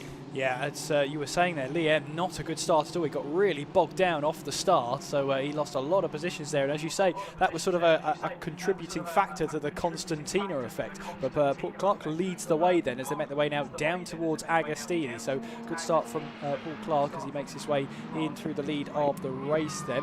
As all the drivers now make their way through, some 2 wide, some maybe even thinking about 3 wide down the inside there. There's Alexander Artis, who's trying to hang a move around the outside. Can he get that move done? He might have the legs then. Yes, he does, down towards Hamilton, so he's able to hold on to that position. Yep, he's got past one of the drivers with a novice cross on, which means that they are in one of their first 6 races in car racing. So there's the leader, Paul Clark. Second is Dan Garrett, third is Martin West, fourth is Angus Goff, the former motorcyclist. In fifth position was Jeff Peake, and then in 6th position was Alan Harmon that had made a really good start, the magazine publisher from East Sussex, but here comes the overtaking. Now Martin West pulled out of the tow and then pulled back in again. That was quite odd. Was he not wanting to overtake at that stage? No one's overtaking. What is going on, Kieran? Yeah, this is not at all like the earlier race today. Dan Garrett, though, second place, so he's holding on to that for now. Martin West rounding off the top 3 as they all now make their way through in towards the bomb hole then. And then it's Angus Goff rounding off the top 4, and there's a little bit of a gap between them at this stage, but the top 4 now make their way through in towards Coram then. And at the moment then it is Paul Clark who does lead the way. Dan Garrett then in second place. And we know Dan Garrett is always up for a little bit of a move, but the top 4 stay line of stern as they make their way onto the centre straight. Yep, so the first of what we hope to be 7 laps is about to be completed with Paul Clark, who's led pretty much all of it ever since he passed Martin West off the line. He heads up towards Ritchie, so now they are catching and catching and catching. And this all feels very tactical at the moment because nobody is going for that move. Well, they're going to have to wait a long time to not go for a move if they're going to go for the next 12 minutes. In those positions, big slide for Liam, and he clatters the barriers, I'm afraid. He had just made a move, I think, on Dave Berry, and then got very sideways into Richie. Perhaps arrived at the corner faster than he had realised, and the car just broke away from him. So this race for Liam was bad to start with, and it's got a lot worse. Yeah, it has indeed. We'll keep an eye on that one as our battle for the lead takes us out of Palmer, and as we head our way down towards Agostini, Dan Garrett has got himself to the outside. Then as we head away towards Agostini, Martin West is poking his nose into the battle as well. Dan Garrett having to go the long way round through Agostini. He'll have to get the power down, which he does, and he takes over the lead of this race. So Dan Garrett now ahead of Paul Clark as they head their way towards Hamilton. So through the left-hander they go. First time we've had a new leader really in this race. So Dan Garrett has made the move on Paul Clark. Then Martin West in their wheel tracks, happy to follow through. We've heard from Kieran Mogg down there in the pit lane about some drivers saying that the tyres overheating. The other thing you've got to be careful of with these cars, particularly if you're running behind somebody for a long time, is the engine temperature. So I would have thought in some ways you actually want to get to the front at this point of the race just to keep the engine cool, to keep the air going through it, and that's what's happening now. They're both passing Dan Garrett, both Paul Clark and Martin West. Is West going to go for first? Not quite. No, he's going to helped over the curb a little bit there through the left-hander at Brundle. Garrett's massively sideways. He catches it. West therefore has to take second place, whether he wanted it or not. Angus Goff on the outside. He's had so many fourth positions over the course of this season. Yet to finish on the podium. Still with a novice cross on the back for his car racing exploits. He can't quite get the better of Dan Garrett after he had that huge slide a couple of corners ago. He's still there though, still lurking, but he can't quite convert that to an inside move down in towards Murray's there as he tries to get back onto the power. Looks like he got a better exit, did Angus Goff, than the car ahead of him in Dan Garrett. As well as that, Jeff Peake is not too far behind them either. We saw him lurking around there in the previous race. Meanwhile, Martin West then is looking to try and drag himself over in towards Richards, then into the lead of this race. We were almost 3 wide for a brief second. Dan Garrett then having to go the long way round against Paul Clark, and then Angus Goff has to do the same move on Paul Clark then as we make our way towards Wilson. It's chopping and changing up at the top of the order. Martin West on the inside line then as we head our way through in towards Wilson then. That puts Dan Garrett on the outside. That opens up an opportunity and a door for Paul Clark to try and get his car up the inside, but in doing so he's left himself open to Angus Goff then down towards Palmer, and Angus Goff then not able to take full advantage of that one. He has to stay behind him fourth. Yes, it all got a bit lively there, really, didn't it, for the first time in this race? It's all been close, but we haven't had the big challenges until now. So it's West who took the lead. Second is Garrett. Clark breaks it. Was he breaking early or was Jeff Peake breaking late? Either way, Jeff Peake just passed 2 cars around the outside of Agostini. He gets a bit sideways though, so I think Clark's going to come back through. He certainly got Goff though, has Jeff Peake. So I'm not really sure there if it was the other two breaking early, Kieran, or if Jeff Peake braked late, or a bit of both. I think a bit of both, to be honest with you, because look at Jeff Peake go. He's got the inside line now as we head away down towards Oggies, but Angus Goff trying to go round the outside. Can't quite make that move stick then. That might allow Jeff Peake to get the power down and see if he can try and chase down the third place driver in Paul Clark as we make our way through out of Williams and on towards the Bentley straight. But Angus Goff has got a better exit than Jeff Peake and he's right behind him now. And as you said, I don't think the drivers are too concerned about that hot turbulent air hitting their faces at the moment. They're having a really great battle right now. I'm just seeing if Dan Garrett wants to have a move down the inside going in towards Brundle against Martin West. He decides against it for now. There's a very different feel to this race to the two others we've had. There has been overtaking for sure, but it hasn't been as much as the other two races, it would seem. So there's Angus Goff, the 26-year-old from Kimbolton, who raced in the British Supersport Championship previously, a race winner in the Thundersport 500cc category before he switched to cars at the end of last year. So there's West, who leads it still. Now, will the next two catch if they start playing games up front? Can Sean Brayman and Alan Harmon get amongst it? Having a look. Oh, that's Liam, isn't it? Liam is still going. He definitely hit the barriers when he went off at Ritchie's. It's 3 wide for the lead, though, heading up towards Ritchie's. I can see out of the commentary box window. It's on the screen now, and Paul Clark has taken the lead. He was third. Martin West and Daniel Garrett are side by side. Clark is wide up the curb. He then comes across the circuit to defend from the battling two behind him. which is Dan Garrett and Martin West. And now Garrett's going for the lead, is alongside Clark as they come out of the hairpin. On the outside is Garrett. Clark is on the inside. West is following Garrett. They're both trying to go around the outside of little Clarky. Paul Clark, yeah, Paul Clark's back down to third. He was leading, then he was second, then he was third, and he was, of course, third before that all started. It's all chopping and changing at this point, and Jeff Peake fancies third place as well, as he has to look around the outside. We know he likes a late break move here. He'll have to go the long way round at Agostini to try and get past Paul Clark for third place. Back on the power we go, but Paul Clark shutting that door. Angus Goff then, meanwhile, has momentum on his side. He gets down the inside of Jeff Peake, going in through towards Hamilton. Is there enough room there? Yes, there is, but Angus Goff has to just about back away from that door opening, because he always was going to slam shut in his face the way that Hamilton corner goes. If you're on the inside there and you're not quite fully alongside, you do have to back out of it, because the racing line pretty much dictates that. But in that battling and that squabbling for third, Martin West and Dan Garrett have managed to break away just slightly. Dan Garrett, in fact, ahead of Martin West.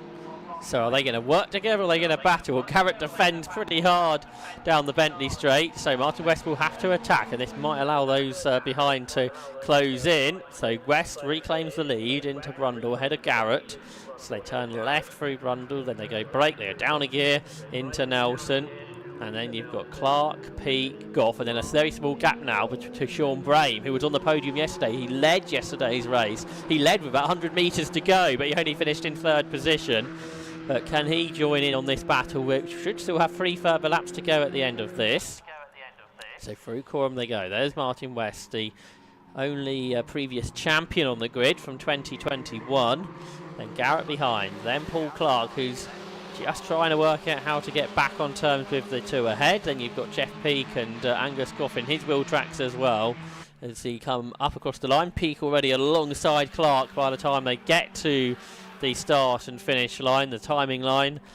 And for the lead, Dan Garrett goes back through, back ahead of Martin West. Paul Clark has remained in third somehow, and Alan Harmon at the back of all this has set the fastest lap of the race, a 2 minutes 23.249 for Alan Harmon.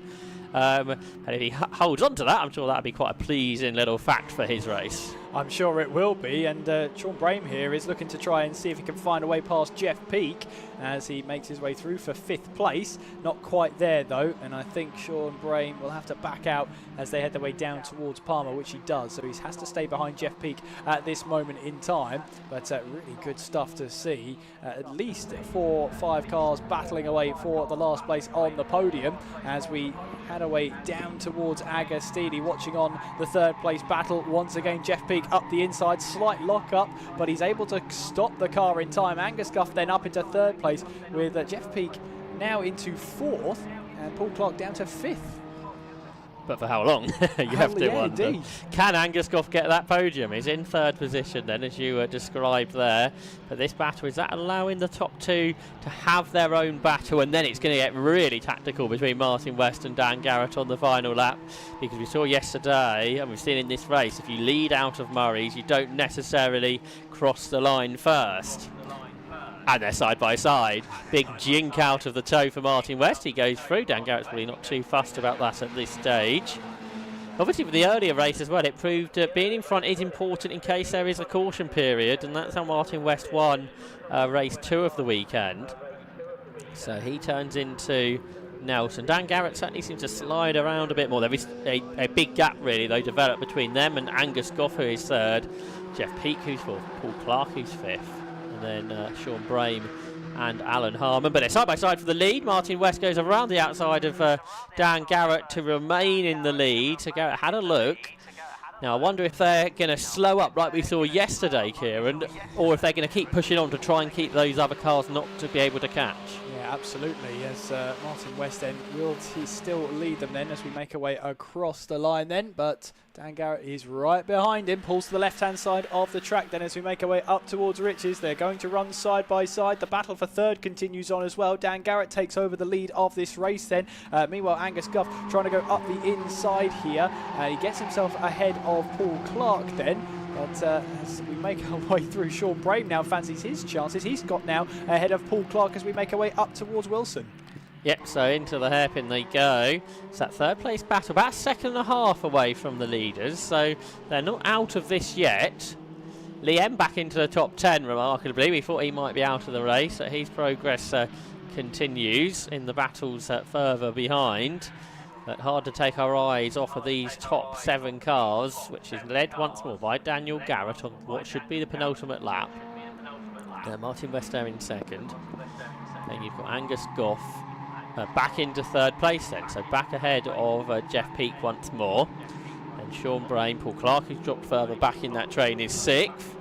And then Alan Harmon, who's probably having his best run. I'm not sure if we've seen Alan really right up at the sharp end in the leading group before, but we are today. The ex-Special Saloons racer had a long time off racing before returning in 2022, and he's actually driving the car that was formerly raced by Ryan Garrett, Dan's brother, who I think is here watching today. There's Alan Harmon at the back of the group in the ex-Ryan Garrett car then. He's a little bit wide coming out of the Williams corner. That won't help his momentum heading down the Bentley Straight, where the race leaders, will they arrive at the end of the straight side by side, Kieran? They might do, but I think Martin West backs out of it for now. Sean Brame is not thinking such a thing. He's looking to try and get past Jeff Peake then, going in towards Nelson and Brundle. We'll see how that all shapes up behind them. It's Angus Goff in third place as they'll head their way through in towards the bomb hole. And this is a case of Dan Garrett leading, Martin West in second place. So Sean Brame didn't quite get the move on Jeff Peake then, so stays behind him for now. But as we head our way through in towards Coram and then down towards Murray's for this what is right now the penultimate lap of the race, we'll turn to the final lap of the race, and Dan Garrett will be leading this. Now, we said last time, is that really a position you want to be in? You really want to be leading the race, heading down the Bentley Straight. Well, we're on the Senna Straight now, and we've got half a lap to decide who's going to be leading down that straight. And Angus Goff right there now, so he's had a great lap, the fastest lap, the aim shot fastest lap of the race, to be in the lead battle. So it's no longer just 2. I wondered if we might get more in, and we absolutely have done. So down towards Wilson they go. Who wants to lead and where? Well, we're about to find out. Dan Garrett is the current leader, and he breaks pretty late there into the hairpin, sliding around with Angus Goff in there behind. And then Martin West in P3. He was the one yesterday. I think he went 6 seconds slower on his last lap because he just did not want to lead onto the long straight. So at the moment, he's not right on with the top 2. He's letting them battle amongst themselves at this stage. Angus Goff, who's never been in this position before, battling for a win of a low-cost race on the last lap. He's never finished on the podium before.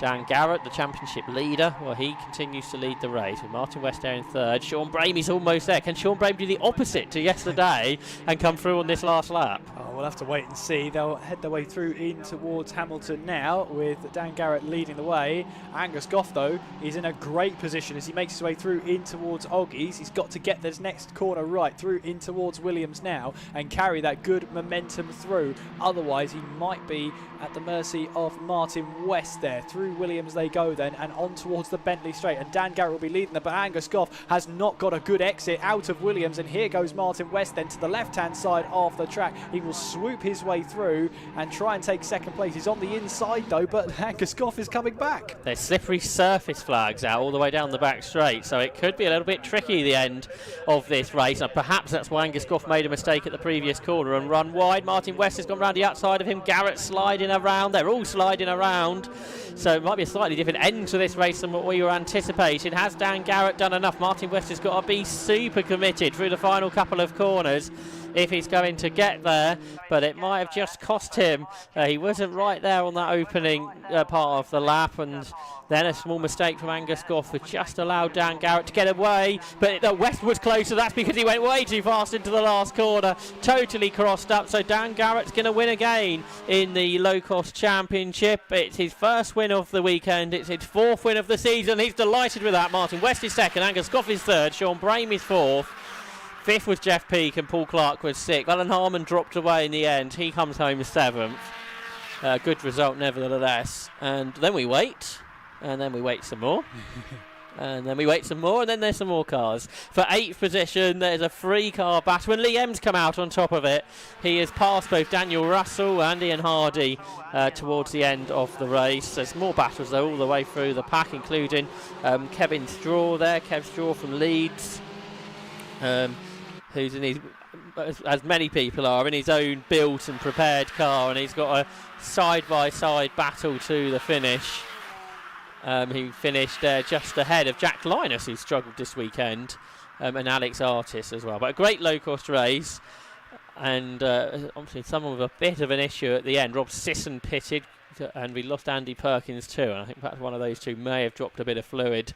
That meant that last lap was quite slippery, but didn't really affect the times. Dan Garrett set his personal best lap, and that was enough for him to take the race victory. So I think we'll be able to take a look at the results. Here they are then. So Dan Garrett the winner by half a second over Martin West, with Angus Goff third. Sean Brain was fourth and Jeff Peake fifth ahead of Paul Clark.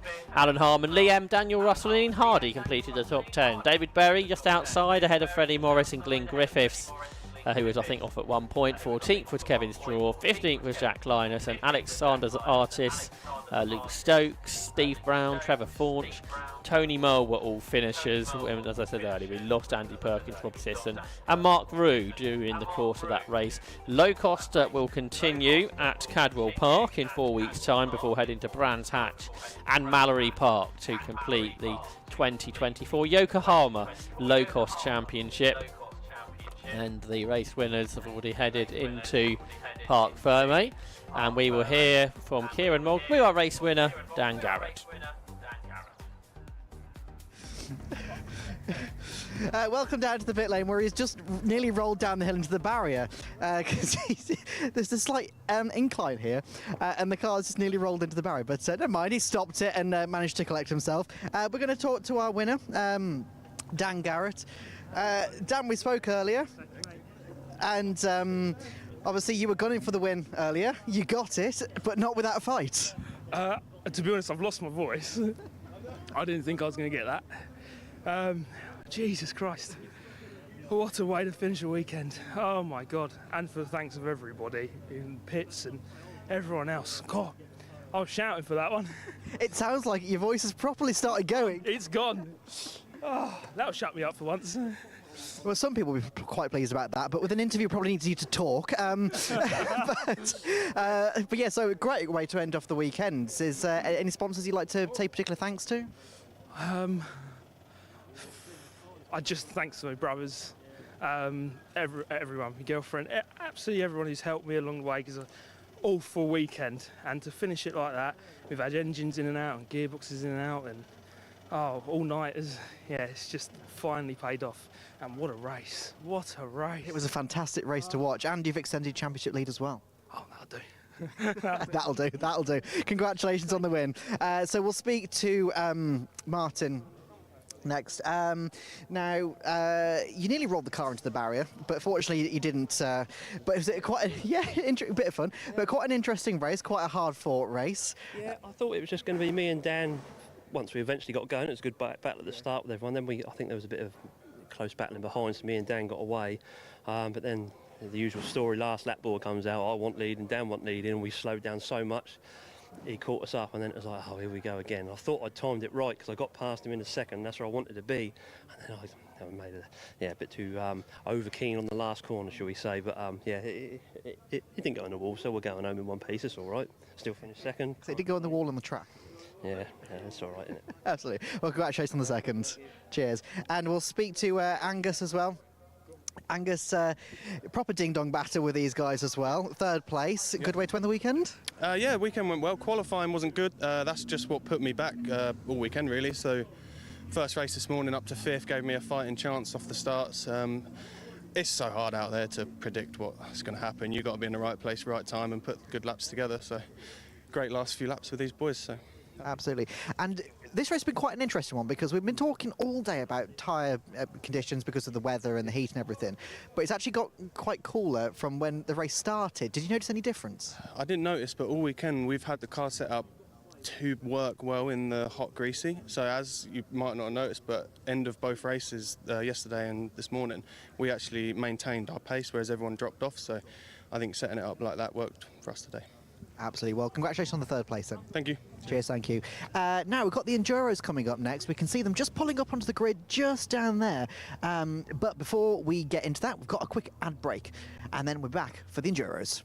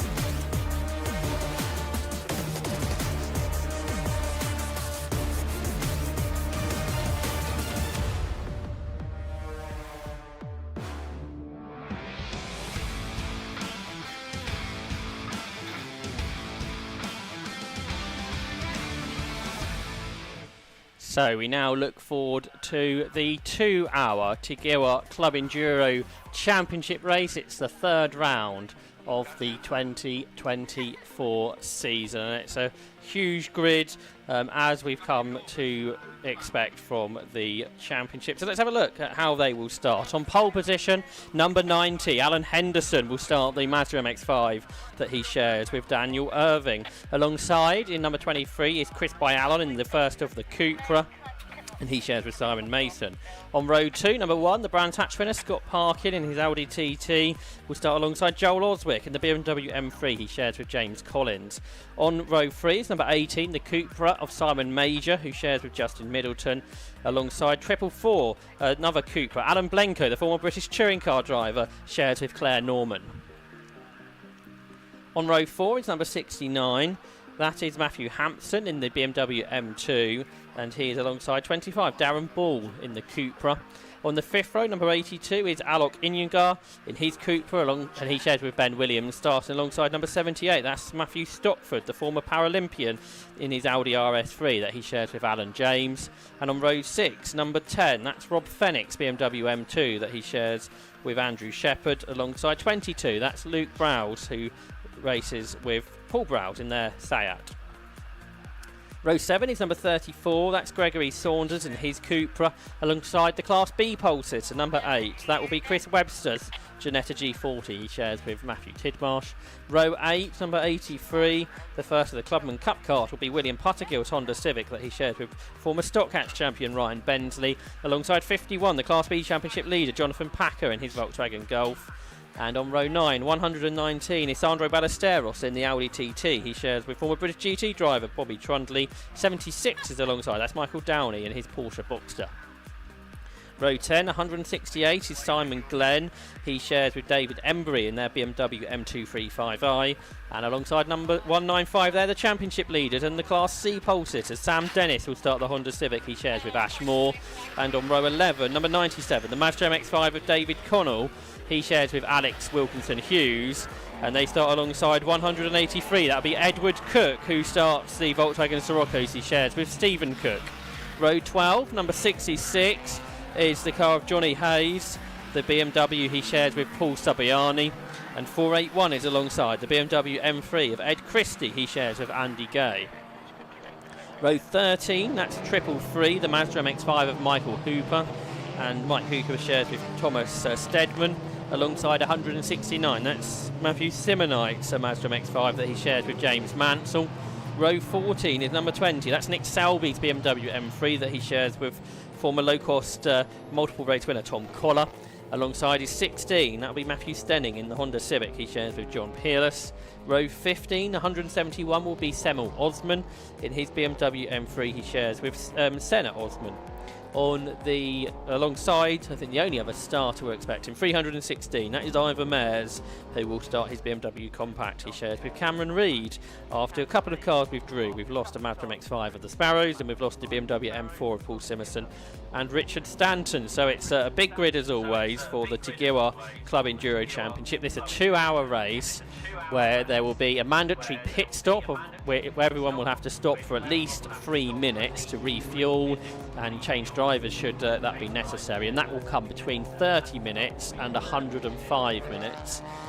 So 30 minutes into the race up to 15 minutes to go, and you cannot make your pit stop under safety car conditions. So when there are safety car boards shown, you cannot make that mandatory pit stop. So lots to look forward to here, Kieran. We've got the 3 classes based on power to weight ratio, as well as the Clubman Cup for the older cars, and a really interesting racing prospect with a great variety of machines on the grid. Absolutely, thoroughly looking forward to it, and it normally does give us a great display between lots of classes, between lots of different chassis, manufacturers. So I'm thoroughly looking forward to this one, and we'll see who can get away. Will it be Alan Henderson in his Mazda MX-5 who can get the move done here and do what they've done Daniel Irving and himself put it on pole position. Can Chris Byallen in his Cupra TCR do anything about that in towards the first corner? Always one to watch is that Audi TT, Scott Parkin at the Dark Side Development. Obviously, the diesel Aldi. So definitely one to watch. Scott Parkin has been quick when he's behind the wheel of that machine. He did drive his VW Golf, and he says it's a big upgrade. It's much quicker, much more aero on the car. So he's thoroughly looking forward to getting stuck in this race. There's a car with a problem on this green flag lap just in the background of our shot down the Bentley Straight. And I wonder if it's Jonathan Packer, the Class B Championship leader, who was a winner at Croft in that class. I'm not sure if we can pick that up on another camera. It is Jonathan Packer, so this is a big drama for the Croft Class B winner. The Volkswagen Golf is not moving. It's on the back straight, the Bentley Straight. This also might mean we will need a delay to the start of this race. It would be a rolling start usually, but we've got this car that is stopped on the circuit, and it's such a crucial car. It's a driver that's second in the championship, Jonathan Packer overall, after that win and a second place. Ash Moore and Sam Dennis, the championship leaders, after winning Class C in both rounds. And the overall win, well, that Croft, that went to James Collins and Joel Oswick. At Brands Hatch, it was Scott Parkin, who, as you say, so those two winners out on the second row of the grid, actually. But are we going to get the start of the race here? Safety car lights are still on, so that's not normally a good sign. And marshals are on the circuit, so yes, I think we're going to stop the... Oh no, the marshals are deciding that's not what they want to be doing. So whether we're going to do another lap or not. I would have thought it's probably going to be another lap, perhaps. They probably won't stop them on the grid, but I'm happy to be proven wrong. With the safety car still ahead of them, the drivers will know that we're not racing this time around. Yellow flag's being waved at the bottom of the grid just to reinforce to drivers that we're not racing this time around. But of course, the cars at the front know the safety cars there. Those further back may not be so aware. So the yellow flags are desperately waving to make everybody aware that... I think the safety car is going to stop, isn't it? The safety car is going to stop the cars on the grid. And we will try again once the Jonathan Packer car has been dealt with. But what a big drama that is for one of our main championship contenders. Absolutely. It's a crying shame, in fact. But, we'll have to see. I mean, the fact that it's not made it round on the green flag lap, it's a bit concerning. But, hey, it's a 2-hour race. If they can at least see if they can fix those problems and get the car running out there, perhaps they can get some crucial points on the board. But it depends how serious the issue actually is. And they're behind the recovery truck, so it's not going. This is a very rare problem as well for Jonathan Packer's Volkswagen Golf, a highly developed car. The Golfs have been really quick in Club Enduro, particularly in Class B, throughout the year. So he'll be really wanting to get that back to the pit lane, try and get that fixed so he can score some points. The recovery truck, though, on its way, so suggesting it might need to go onto the back of the flatbed. So we'll see what this also does about the race duration, whether we'll still get the full 2 hours or it'll be shortened slightly. The clerk of the course will be looking at that, and that would also, of course, slightly might adjust the pit stop regulation should that need to happen. The other thing about the pit stops is the cars that have been successful this year will have longer pit stops. So at Brands Hatch, it was Scott Parkin who won, so he will have a 30-second success extra pit stop. 20 seconds would have been for Ryan Parkin, his brother, with Dylan Brichter. That car broke yesterday. And 10 seconds for Darren Ball. The Croft winners, James Collins and Joel Oswick, didn't make Brands Hatch because the engine blew at another event. So they're now going to have to serve their 30-second penalty in this race. So we've got 3 cars, so cars 1, 4 and 25 have got those extra pit stops. In Class B, 83, the Brands Hatch winners, William Puttergill and Ryan Bentley will have a 30-second longer pit stop, and Jonathan Packer, 51, should have a 20-second longer pit stop. Will he get into the race is the question at the moment. And then in Class C, 30 seconds for 195, the championship leaders, Sam Dennis and Ash Moore, and 20 seconds for John Peerless and Matthew Stenning.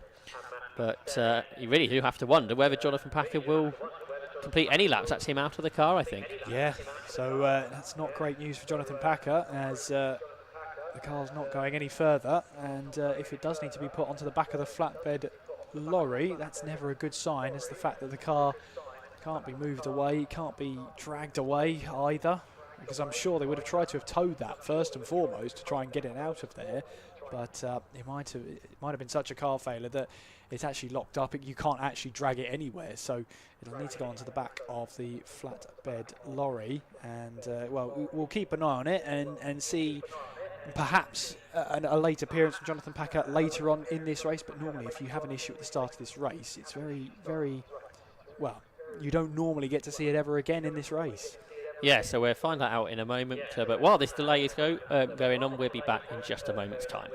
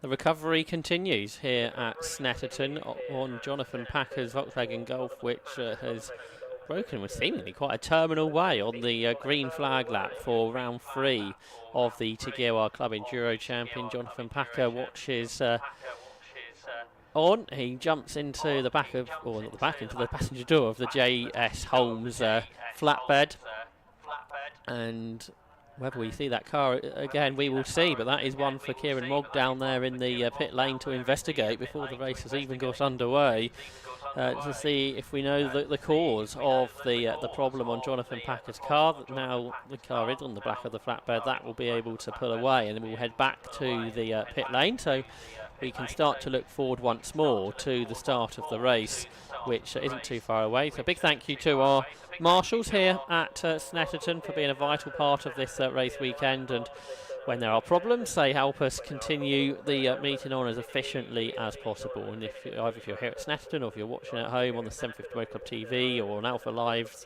live stream with aimshot.com, if you would like to get closer to the action and be a vital part of a race weekend, marshalling is a great way to go. As much as the drivers wouldn't like to see you during the course of the race, they are very thankful when you're there to help out. So Jonathan Packer's car is going between the gap in the barrier. So now we can have a look at the grid, and it's the Mazda MX5 then on pole position. What a remarkable little car that Daniel Irvin has put together. It was here at Snetterton 1 year ago. It made its actual racing debut. It's based on a Mark 1. It's sort of gone bodybuilding. It's got bigger, it's wider, it's got big wheel arches on it and a great big rear wing. It's got a bigger, well, it's not so much got a bigger engine, but it's got a big supercharger powering an 1800cc Mazda engine, and it is super fast. There you can see it on pole position ahead of TCR cars and well-developed touring cars. And it's small, isn't it, in comparison, even though it's a lot beefier than a Mazda MX-5 would normally be. A 2 minutes 1.588 in qualifying. And that lap time is not much slower than a GT4 car lap time in British GT on full slick racing tyres, where these cars all run on treaded tyres. So it's a remarkable engineering effort that team have done with that car, as we are about to go on the green flag lap, Kieran. Yep, take two, as our drivers will now take us away onto the green flag lap. And as you said, Alan Henderson in that Mazda, looking to take full advantage. We go through the motions again of getting the heat into the vitals, the tyres, the brakes. The last thing you want as you head your way down towards Ritchie's and Wilson for the first time is cold brakes and tyres. So make sure you get all the heat into the vitals on this lap, and you get a second opportunity. So the cherry to get all the optimal temperature ranges and such the like. Now these cars aren't as, you don't have to have them in the optimum temperature range, of course. You can get away with it slightly, but you'll find that the ones at the pointy end of the order will feel it is so important, especially in those high power machines, to make sure everything is at the right temperature at the right time at the race start. Yeah, and what you also don't really want to do on the first few laps of the race are ruin your tyres, because you don't that often see tyre changes. Maybe the front wheel drive cars will change the tyres in the pit stops, but you've got to make sure you can do everything in 3 minutes. You don't want to lose time in the pit stops because you're doing things that aren't necessarily needed. So looking after the tyres throughout the 2 hours is important. And for Scott Parkin and a few others as well, Darren Ball, Greg Saunders, they're going solo on what is a pretty warm day here at Snetterton. We've been talking to drivers that have been racing for 15 minutes. These guys, some of them are going to be out there for the full 2 hours, solo-driven cars. Yeah, a very, very respectable job if you're going out there for the full 2 hours.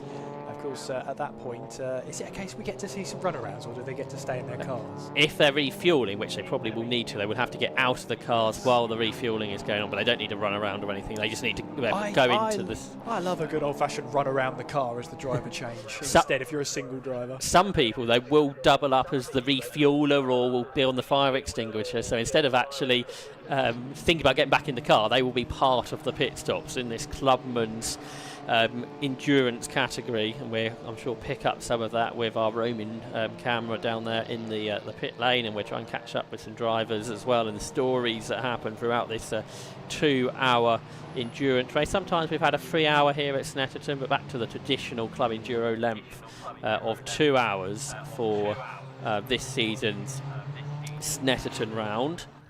And good to see some new names out there at Brands Hatch making their debut. Alan Blenko and Claire Norman in their Cooper, they start sixth. You're seeing that in the middle of your shot. Alan, who raced in the British Touring Car Championship back in the early 2000s in the production class in an Alfa Romeo, and he's joined by Claire Norman, the former Volkswagen Racing Cup and historic racer.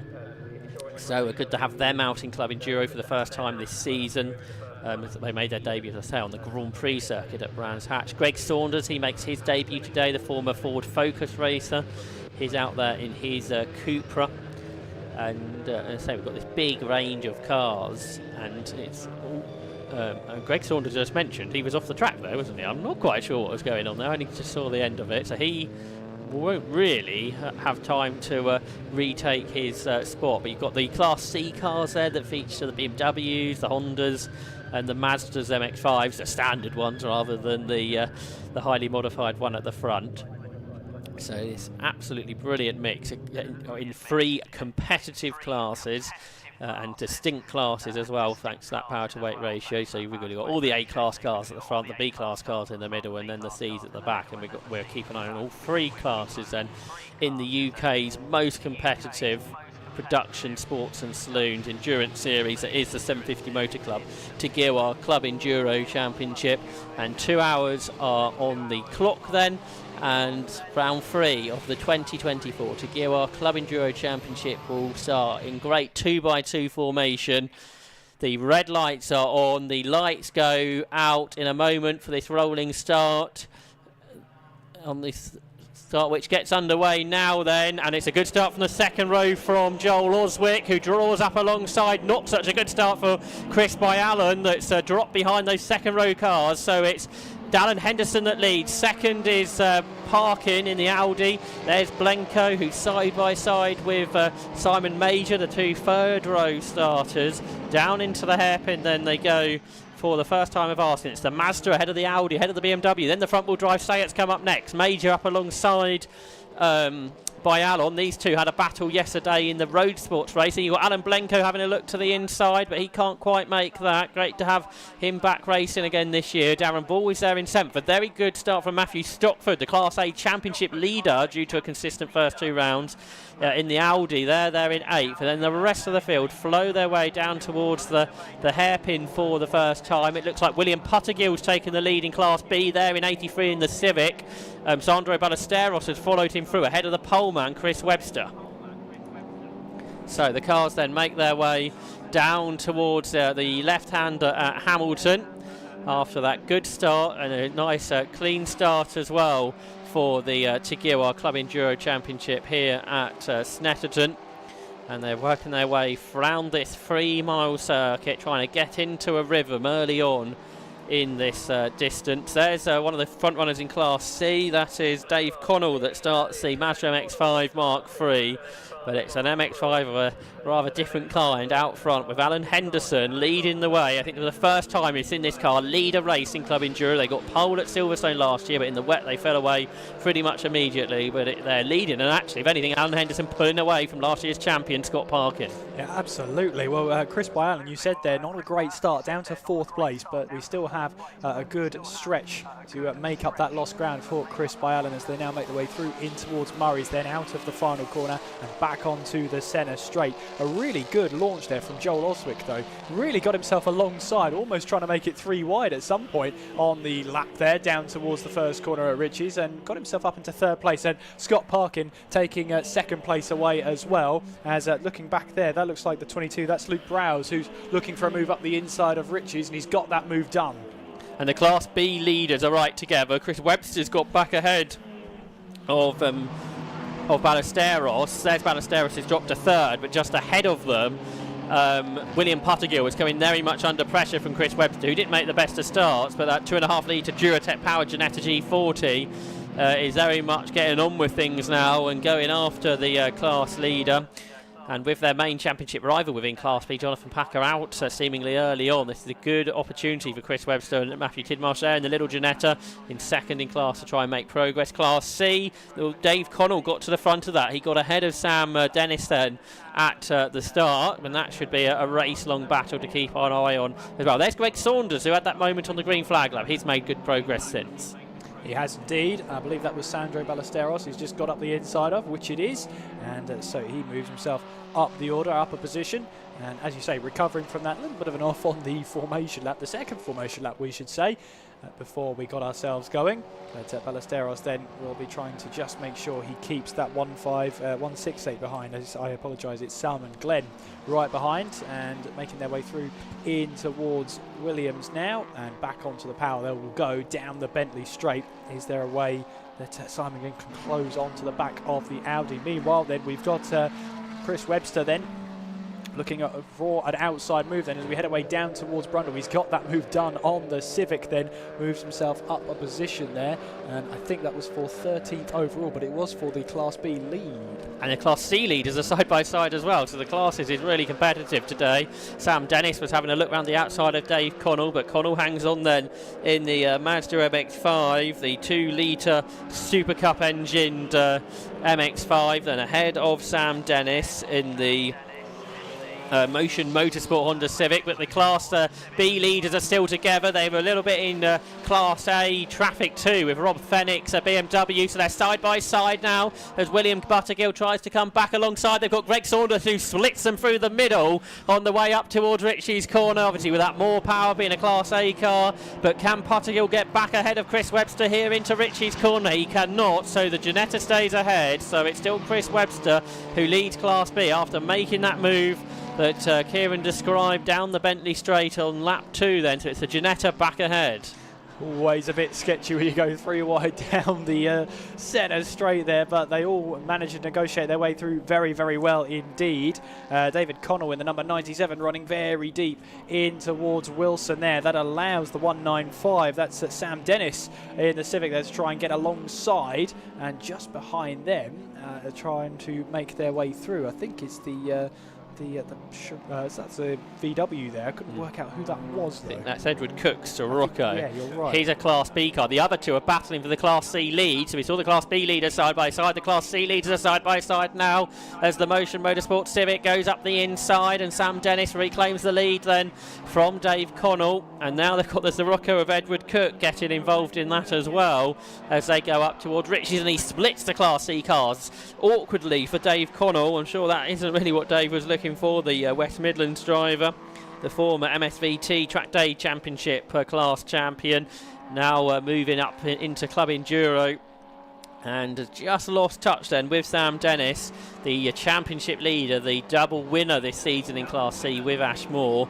So that battle will continue on down the Bentley Straight. So good to see the classes having these early battles. Already sort of a third of a lap ahead of them, the race leader overall, Alan Henderson, has completed another lap, and he leads by a couple of seconds over Scott Parkin. Sam Dennis has also now fallen behind Ed Cook, and now he flashes his lights at the Class B car because he doesn't want to get held up in the knowledge of he's got his class rival not far behind. He's only just passed Dave Connell, so it's a good battle between the sort of the high tin top, the Honda Civic, and the much lower slung Mazda MX-5 behind. Yeah, it's flash of the lights can mean many things in many contexts, but I think in that case it was please don't hold me up, as well, that was a look down the inside from Dave Connell there in the 97, trying to find his way past, but no move through in towards Murray's there as they make their way now on towards the centre straight, and in doing that he might have lost a little bit of momentum trying to make a move down the inside, and yeah, it's got a, well, that's about 6 or 7 car lengths as they make their way in towards Ritchie's there, so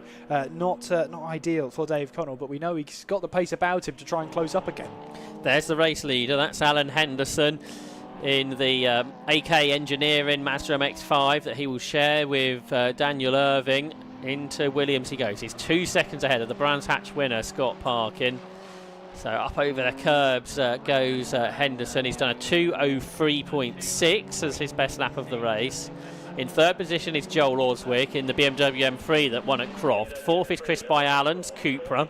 Fifth is Simon Major in another Cupra. It's sort of all the Cupras are next, aren't they? With Darren Ball and Luke Browse and Alan Blenko and Alok Inyugar all together. So 4th, 5th, 6th, 7th, 8th and 9th are the TCR spec cars, but they're all being headed by these 3 sort of home-built and developed racers, the Mazda MX-5, the Audi TT and the BMW M3. But Joel Oswick starting to come under pressure now. Joel, a former champion when he ran in Class C, coming under pressure from Chris Byallen and from Simon Major as they turn their way up through Coram Curve and into the final corner and about to complete 4 laps. Indeed they are, and Alan Henderson looking to try and extend his lead, but Scott Parkin looks like he was closer on that last lap, and he was. He closed in by about 0.6 of a second on that last lap, as just watching on a battle for third place there. That was Oswick and Byallen. So Chris Byallen closing on to the back of Joel Oswick as we make our way through in towards Wilson now. We'll keep an eye on it and see if there's any change of position. Meanwhile, a battle for 6th place between Darren Ball in the Williams Motor Company liveried Cupra just ahead of the similar car of Paul and Luke Browns. It's Luke who's started the race today, the Stowmarket glass car. Alan Blenco's been dropping back at the start of this race. I wonder if it was Claire Norman who did the time in qualifying. So he's dropped behind Alec Ingegar in the Ben Williams car, and Matthew Stockford as well. Matthew Stockford, the multiple Paralympian medalist from the 1990s. I think it was a skiing event that he did back then, but he's moved to motor racing last year, and is the Class A Championship leader coming here to Snetterton after a couple of fourth place finishes. They've been consistent, Timmy and Alan James, in their Audi RS3. Here's the Class C leaders. They're still together. Sam Dennis is not able to pull away from Dave Connell here. At Croft, that Motion Motorsport Civic was pretty dominant, but although they did win at Brands Hatch, not as convincingly. And then today, they cannot pull away from the Mazda at all. We've got a car off here at Palmer. That's a BMW M2. That might well be Rob Fennick, who is trying to get back up to speed with the Class C battle, passing him down towards Agostini. Yeah, and trying to, as you say, get back onto the pace, but if there's a problem, we expect that BMW to make its way back into the pits then. David Connell then still onto the back, trying to find his way past, and through in towards Hamilton we go. And that 97 is not letting Sam Dennis go anywhere at this moment in time, is he? It's great to see this great battle making its way through in towards Oggies. Yeah, with that BMW back up to speed now, that you'd think would pass it on the run up towards the S's into Brundle and Nelson in a moment's time. So they will now accelerate towards the left-hander at Brundle, and yeah, there goes the BMW. That's the Class A power for you. Or is it a B car? It might be the other car. It might be the Simon Glenn Class B car, yeah, 168. That's the car I think that had the moment at Palmer.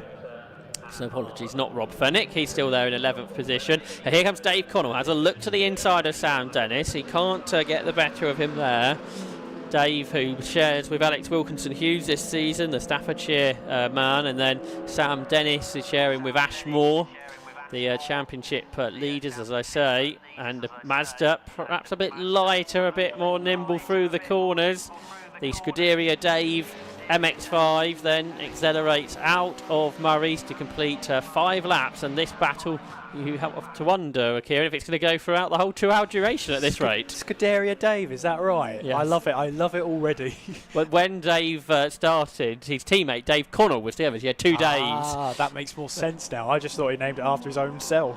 But there we go. If there were 2 Daves, that makes even more sense. But yeah, really great battle we have there on our hands. And it's all happening within the first 12 minutes of this race. These drivers do realise it's a 2-hour endurance, don't they? They're treating it like it's a 2-hour sprint. And lap traffic begins now for the Class A cars, and that'll be a constant now for the remainder of the duration. Joel Oswick now has pulled clear of Chris Byallen, and he's going after Scott Parkin. Scott, last year's champion, the 34-year-old from South Yorkshire, the owner of Darkside Developments, who we thank for being an associate sponsor of the Club Enduro Championship. So there's number 1. As Kieran said, he raced a Golf last year, Scott Park, and he's moved into this TDI Audi TT, and he's just 1.2 seconds away from Alan Henderson. So the gap has been coming down, but the quickest of all of them over the last couple of laps has been Joel Oswick, who's there in 3rd position. They've got that E30, I think the oldest car on the grid, to lap. That was started by Semmel Osman. And then not that far behind, you've got Chris Byallen and Simon Major. So really it's 5 for the lead at this point. Yeah, brilliant stuff in these early stages. Long may it continue, as we'll see our leaders then make their way through in towards Palmer, and on the exit then. And we should, in the next couple of laps, going by the last lap times, 205.3 from Henderson, 204.3 from Parkin, and then 204 flat from Oswick. So they're all sort of gathering up together, and this little bit of lappery here is going to be just that. And Henderson, well, he can't really pass through at the moment because he's got two battling lapperies there. They're allowed to battle each other, but that's just drawn them closer in. And in fact, Joel Oswick has picked up and taken full advantage as he's got up the inside of Scott Parkin as they make their way through in towards Oggies then. And this lappery, Scott Parkin has to take to the grass then as Joel Oswick has to go around the outside of a little bit of lappery there. So Scott Parkin not only loses out to third place, but gets a little bit of grass on the Audi as well. But down the long back straight then of the Bentley straight. I was trying to see if Scott Parkin was flashing his lights there. I think he may have been, or the side lights at least, and this has brought Chris by Allen into this as well, so this has got pretty competitive. And as you said, they caught the traffic just as they were side by side at the most awkward corner probably to catch anybody, especially on the infield,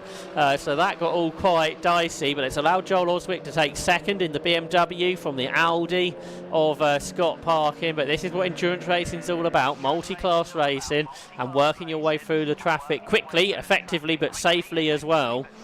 So there's the Darkside Motorsport, the Darkside Developments Audi TT of Scott Parkin, who's dropped to third, but it's still the AK Automotive Mazda MX5 that leads. Alan Henderson completes 7 laps as the race leader, but the top 4 are separated by, top 5 rather, are separated by 3 seconds. This is super competitive. Now all the other races today have been 15 minutes. This would be the last lap in their race, but we've got 1 hour and 45 minutes to go, and Scott Parkin is having a look to the inside of Joel Oswick, who brakes a bit late, slides a bit wide. So the front wheel drive Audi that produces 340 brake horsepower tries to draw alongside the E46 M3. Can't quite do it, so Joel Oswick hangs on to second. This is great racing though. Great racing indeed. Joel Oswick just taking full advantage of that little bit of lappery. The lappery giveth and the lappery taketh away is normally the phrase we go by. Joel Oswick then taking to the inside because there's a bit of lappery to deal with on the outside as we make our way through in towards the left hand of Agostini. Back on the power we go.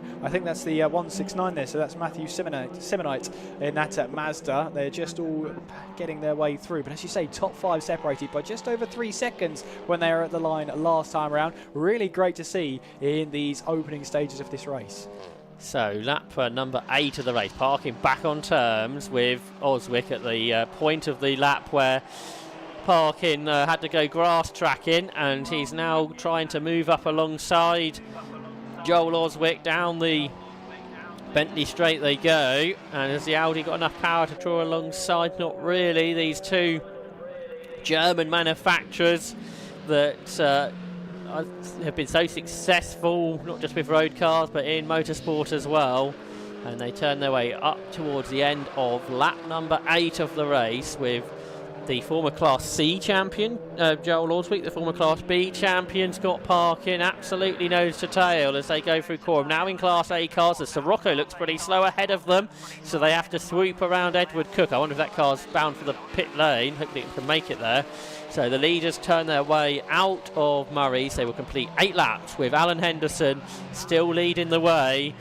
He's not really battled with the others, but he's not that far ahead. And yeah, the Sirocco's got going, it's into the pit. So for Ed Cook, rather, that's not good news. Not good news indeed. And yeah, just getting out of the way of the bit of traffic coming through. But of course, when it comes to endurance races like this, it's on the faster car. It's their responsibility to get past the lappery safely. So it's not a case of the lappery has to jump out of the way. As meanwhile then, as I'm going to interrupt myself, Scott Parkin tries to go round the outside here as we head our way through into towards Palmer. Got a really good exit coming out of Wilson, and he's now got himself ahead into second place ahead of Joel Oswick. And then on the short run down towards Agostini, perhaps Joel Oswick, is he close enough? He certainly thinks of a move down the inside, but decides to go and fill the mirrors of Scott Parkin. Scott Parkin, vastly experienced when it comes to battling.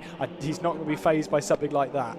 So Parkin back into second position, then the former Turismo X champion and then Club Enduro last year, and enjoying this new sequential gearboxed Audi TT. New development for the team this year, the gearbox on the car, and he's up then into second position once more, back ahead of Joel Oswick, and then still ahead of the two Cupras of Chris Allen and Simon Major as well. So they accelerate up towards Brundle, where the AK Automotive Mazda is. Alan Henderson, the race leader, he was 1.8 seconds ahead at the start of the lap. There's a Major who was in contention in road sports yesterday. It was Chris Byallen who took that race yesterday. He's joined by Simon Mason today in Club Enduro. So up towards Corham they go. These 5 are a long way ahead of everyone else. They've got lots of pace. But if it's this competitive, this is really going to affect both Joel Oswick and Scott Parkin with their longer pit stops that will have to come up in the middle part of the race.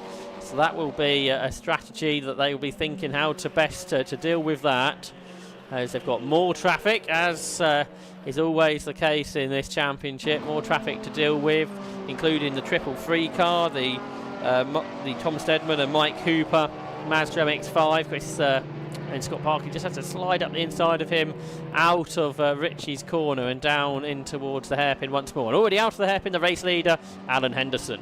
Yeah, Alan Henderson relishing the fact that Scott Parkin and Joel Oswick are battling behind him. He's managed to get that gap opened up to 2.1 seconds. Scott Parkin, now that he's made the move, was 0.3 quicker than Parkin on that last lap, and a little bit of lap read to deal with as well for Henderson as he manages to get up the inside. That allows an open invitation for the Civic racing behind them to get a move up the inside there. That looked like that was right. Was that Rap Fennick in the number 16? Right? It's 16. Matthew It's 16. Stenning, and that's the battle of a third in Class C with Johnny Hayes. And as you say, Stenning's gone through, and then the traffic the cars that are lapping them try to come either side. This time for Joel Oswick, I don't think it's worked out as well as it did a few laps ago. He's got caught on the wrong side, but he's now dealt with it okay, and that's going to give Johnny Hayes a chance to come back alongside Matthew Stenning in the Honda Civic FN2. And now here comes Byallen and Major as well. They've just about found some room to pass those 2 cars. I don't really remember the traffic being such a big factor as it has been in this race. So it's an early point for Club Enduro, and through now goes Major up the inside of Byallen to get 4th place into Brundle. I think it's just, it shows how competitive all the classes are. Everyone's battling with somebody, so that means when you catch the traffic, you've got not just one car to pass at a time, but normally a couple. Absolutely, and that was really good experience driving there from Simon Major to spot the gap and get his Seat Cupra up the inside of the number 23 machine. Chris Byallen behind the wheel of that one right now, as our battle for 3rd place makes its way onto the centre straight and making our way now across the start-finish line. Meanwhile then, there goes Simon Major, who looks round the outside of Joel Oswick then as we head away in towards Riches then. Can he hang it round the outside then as we make our way through in towards Riches? Yes, he can. He's got that move done. Really good lap then from Simon Major as he's got himself up into 3rd place. Joel Oswick then wants to have a move down the inside here as, well, that's a little bit deep there from the 3rd place driver then. But that's Simon Major just hanging on to that one. He has hung on to it now down in towards Palmer. So that is now, that's a really, really good lap there. Not understating that from Simon Major. He's got himself really up in the battle now. Yeah, so he was 5th at the start of the previous lap, and now he is 3rd. So Joel Oswick, who was really quick at Croft, took the race win there with James Collins. He's just struggling to live with the pace of the top 2, and now starting to lose further positions.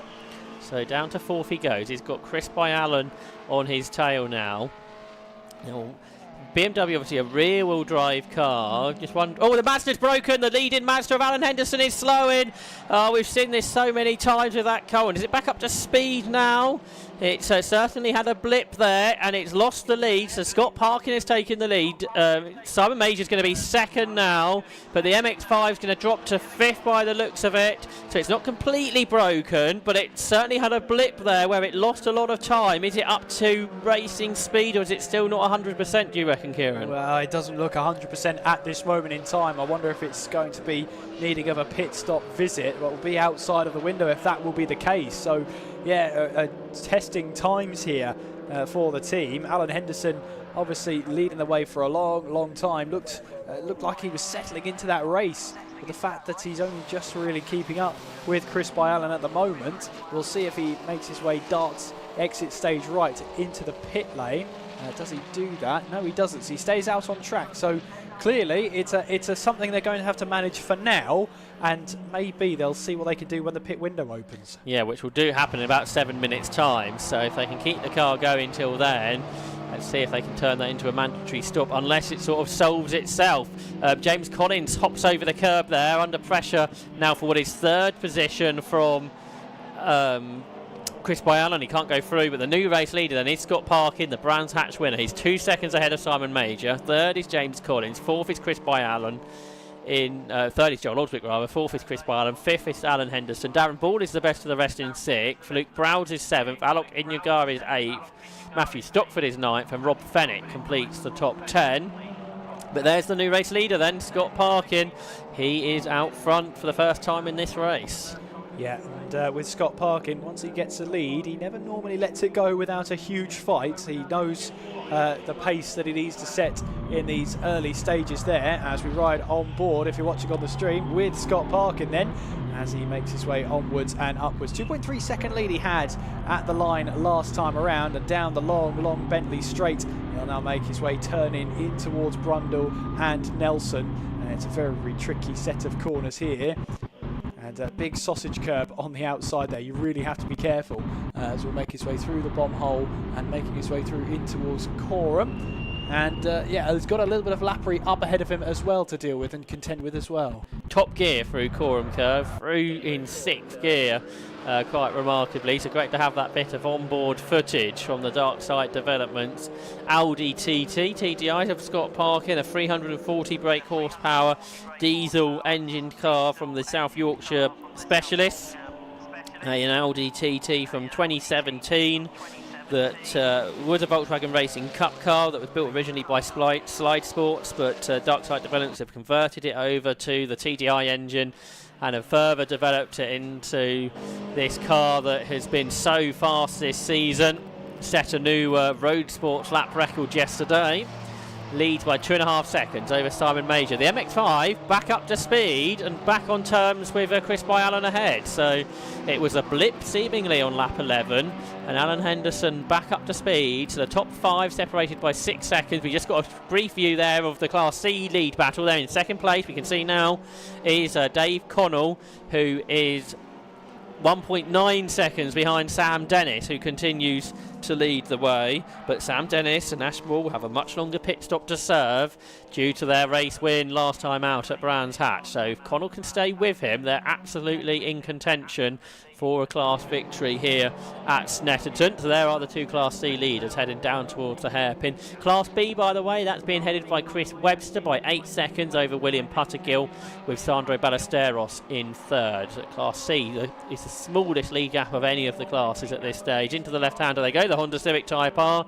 There, the Motion Motorsport run car, which is also 3rd in the Clubman's Cup for pre-2010 cars that don't have a sequential gearbox. That class being led by William Puttergill. But an early pit stop for Alan Blenko. Alan Blenko has made his way into the pit. So, the car didn't have the pace it had in qualifying. He was dropping down the order, and I'm afraid into the pit lane comes the 47-year-old from Wiltshire, who started racing with the 750 Motor Club 25 years ago in Stock Hatch, before winning the Ford Fiesta Series and then racing in the British Touring Car Championship. A real shame for Alan Blenko. He's another pit visitor. I think he's the 3rd early pit visitor in this race. Yeah, absolutely. That's obviously you trying to hang it out to see if you can make it to the pit stop window, as there's a change of position there. Yeah, or perhaps just that's Sam Dennis getting down the inside there.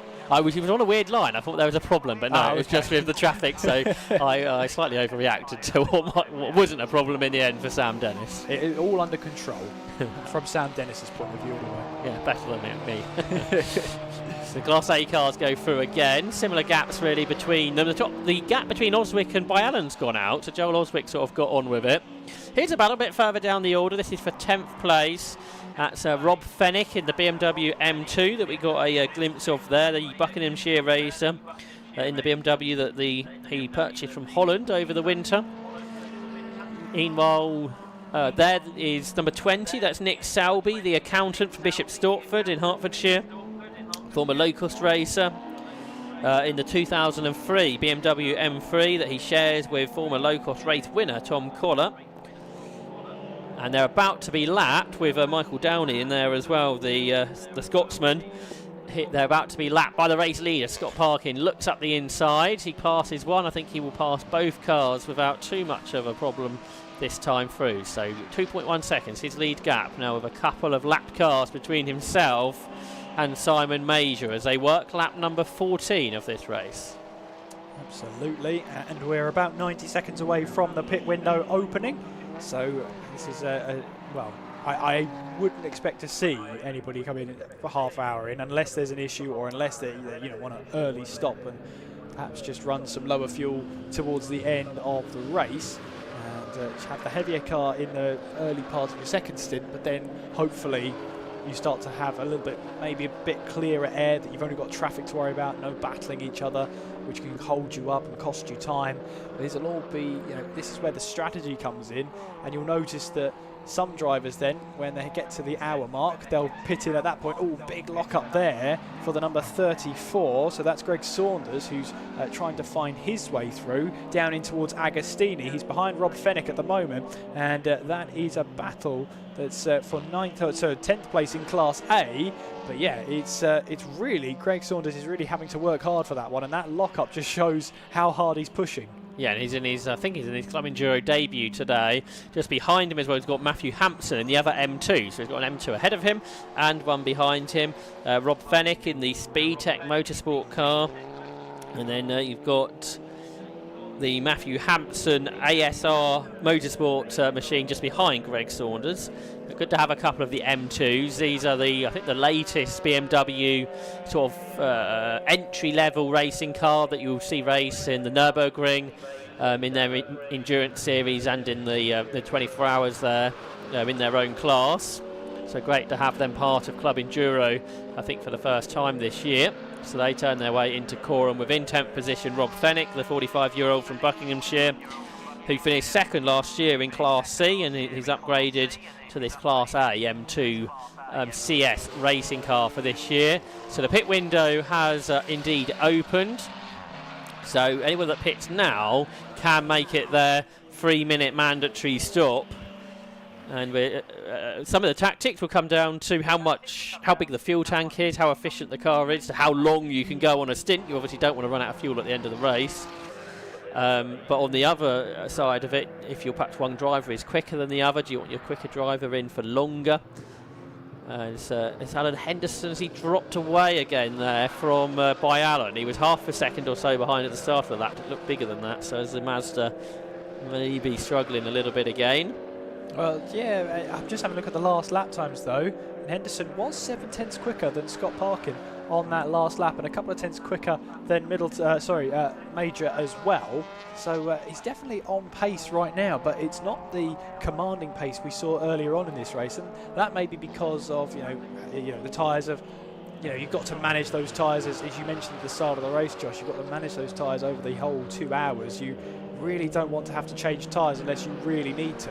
Scott Parkin in the pits. The race leader is into the pit lane, so presumably he thinks he can do 90 minutes on a tank full of fuel. And they're getting the pit stop out early. That's the tactics they've gone for, and they should lose a full lap here in a pit stop. Yeah, because he'll have to be in for that extra 30 seconds as well. So he'll be in for 3.5 minutes. They go over a lap down, and they have taken that tactic. And are they going for a tyre change as well here, do you reckon, Kieran?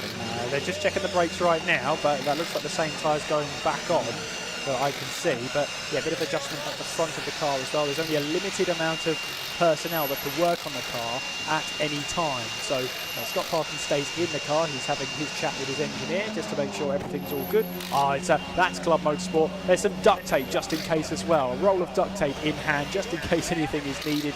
But yeah, it's off on the jacks, and the team are getting to work, and a fan at the front of the car to just cool down the car whilst it's stopping.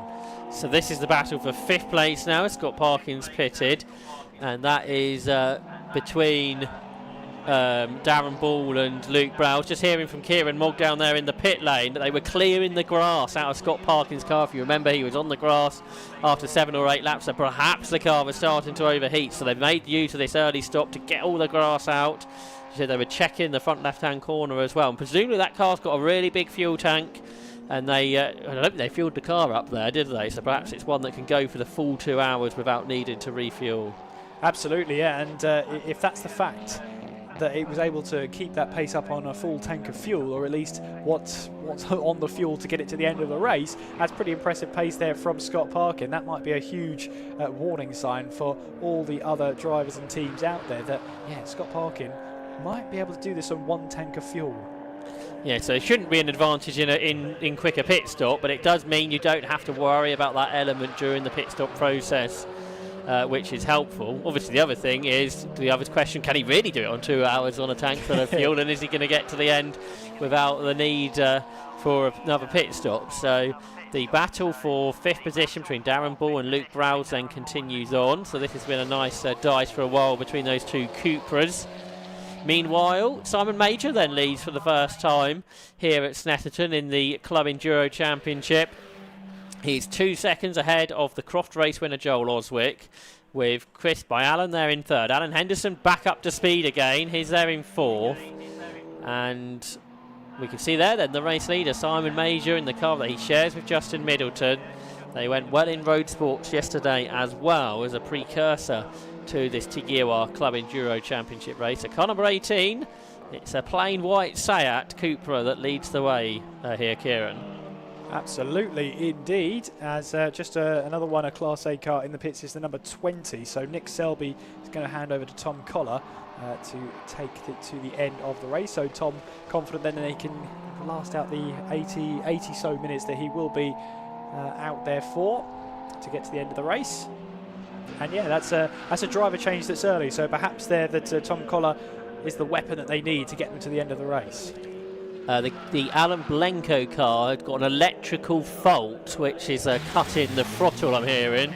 There goes Scott Parkin. He's about to go back into the race, but just get that update from Kieran Morgio. An electrical fault which was cutting the throttle of Alan Blenko's car. The mechanics are currently fixing the car, and Claire Norman will be getting aboard that. Now, that's the thing. So that 444 came in before the pit window opened, so they will need to still serve a 3-minute mandatory stop after that. So really, they're going to be well down the order, and I think the order of the day is now we'll get this car to the checkered flag and hope that it holds together. Yeah, and perhaps a bit of learning as well, because it's a new car for the pair of them, and Claire for a long time has been racing historic BMWs with her dad. So therefore it's such a different car, this modern touring car, to get used to. They went really well at Brands Hatch. They finished, I think, 5th at Brands. So that was a really good result. So a real shame that they had this problem early on in this 2 hour. So there goes Scott Parkin. He's reclaimed the circuit in 22nd position. He's made the early pit stop. And then we just have to wait how that all unfolds. He's come out 1 lap, not quite 2 behind.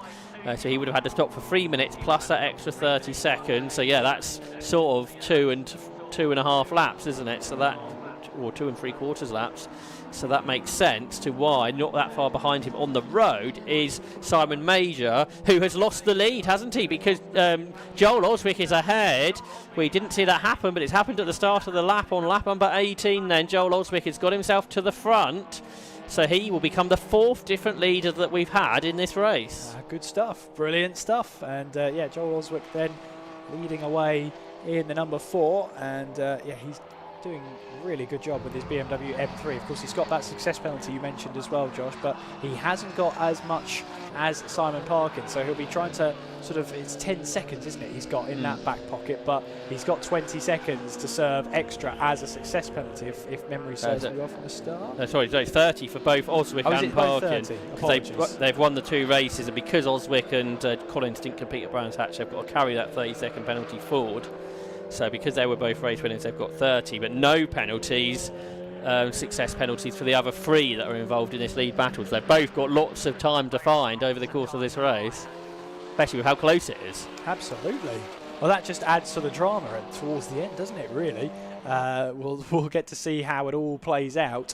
1 hour, 22 minutes on the clock. Pit window well and truly open. We've also had the 171 into the pits then, so that's Semmel Osman handing over to Senna Osman in Class B. Yep, that's right. That's the E30 M3, one of the oldest cars on the grid. It's a really well-prepared BMW as well. So that was a very slow lap for Major when he lost the lead, a 2:06.8, so he's already fallen 1.8 seconds behind Joel Oswick. So there goes Joel, who's been a recipient of the John Miles Award in the past with the 750 Motor Club for the most promising young driver in the racing club, which comes with a financial reward. There's the battle between the two M2s. So interestingly, I think it looks like the Hampson and Schulz car, that's got a big wing on it, which wouldn't have been standard with the M2, but you can do that. This is the development category, as long as you stick to the regulations, whereas I think the Rob Fenix car, probably that looks like a standard M2 CS racing car that you would find on the continent. So there it is, number 10, Rob Fennick, who he shares with Andy Shepherd during the course of this race. Another car that's pitted is 168, that's Simon Glenn, who has raced in the Nürburgring 24 hours on 4 different occasions, including finishing on his class podium before. He's out in the slightly earlier M2, the M235i, which is another BMW Motorsport built car for the Nürburgring races. And Simon Glenn then into the pits, and he will hand over to David Embury during the course of their pit stop. Meanwhile, this battle for what is 10th position between these two BMWs carries on up across the line. There is Matthew Hampson, who will hand over to Andy Schulz, the former Brit car champion. Yes, as these two have been battling right from the very get-go. Down in towards Wilson they go, and back on the power. Rob Fennick doing well to just keep behind the charge of Matthew Hampson for what is right now 10th place in class, 2nd place in class B. William Puttergill has brought the 83 into the pit, so he'll be handing over to Ryan Bensley after that 3-minute stop. Yep, so there they are in the pit lane. We can see now the Cantor Holland liveried Honda Civic, the Motion Motorsport team go to work. Will Puttergill that gets out of the car, the 40-year-old from Nottingham, who previously raced in the Type R Trophy before being a class winner in road sports, and he won his championship within Brit car last year. They've got a K24 engine in the car that Motion Motorsport run. You can see the car being refueled now, and there has to be a member of the team with a fire extinguisher just to make sure everything's happening safely, which it is. And he will hand over to Ryan Bensley, who won the I think the 2009 Stock Hatch Championship with the 750 Motor Club. So it's great to have Ryan back with the club again this weekend, as he was at Brands Hatch, where the pair took the Class B victory. So Ryan, really quick driver, and we'll see what he can do about the Ginetta that's led throughout the duration so far, the Matthew Tidmarsh and Chris Webster car. Meanwhile, there's a battle for 5th out on the track. Darren Ball just ahead of Luke Browse. Yeah, Luke Browse was sort of looking left, looking right, down towards Wilson. Couldn't quite find the way through. Will he try and find a move? Once again, he tries that tactic, goes inside, then looking for the outside move now, going in towards Agostini. He'll get back onto the power, looking to try and get the better run out of Agostini towards Hamilton. But decides to tuck into the toe that Darren Ball is creating right now. And that is a problem for the number 90. That is that Mazda. Alan Henderson jumping out of the car. He's out of the race. Yeah, that's right. I think that's on the infield. There's double possibly. yellows down towards Oggy's there. Yeah. So it's probably... Yeah, I can just see him actually just by the marshal post out of the commentary box window this is, so pointing always works good on radio. Alan Henderson then out of the car, and we saw the blip it had, 20 minutes ago or so after it led, and I'm afraid the MX5's only lasted 40 minutes. It's an awesome car. It's a great bit of kit, but it is a bit unreliable at times as the team continue to work out the gremlins. A Mazda MX-5 Mark 1 was never made to go that quickly. It's going about 20 seconds a lap faster than the cars in the MX-5 Cup, so it goes to prove what they've done with that car. It's a great feat of engineering. They've just got to work on the reliability, and once that's there, I think a really good result is going to come. But I'm afraid for Alan Henderson, out of 4th position, he has retired the car out of Palmer. So there are double waved yellows there. Hopefully the car is in a safe place, but we'll keep an eye on those yellow flags, and I think in a moment we will be able to hear from Kieran Mogg, who has lined up an interview, or he's lining up an interview for us at the moment. I wonder down who he's there picked. in the pit lane. I wonder who he's got. Yeah, I'm rubbing my hands together. So we'll hand down to Kieran Mogg down in the pit lane. Who have you found, Kieran?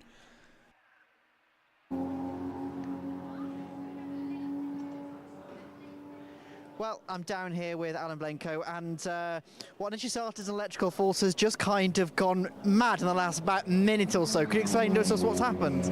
Yeah, so race started nicely, and on about lap 3 we picked up an electrical fault, so it kept cutting out, so we're just falling down the order until it got progressively worse and we just couldn't continue any longer, so we thought we'd bring it in, see if we can put it right and get Claire out in the car.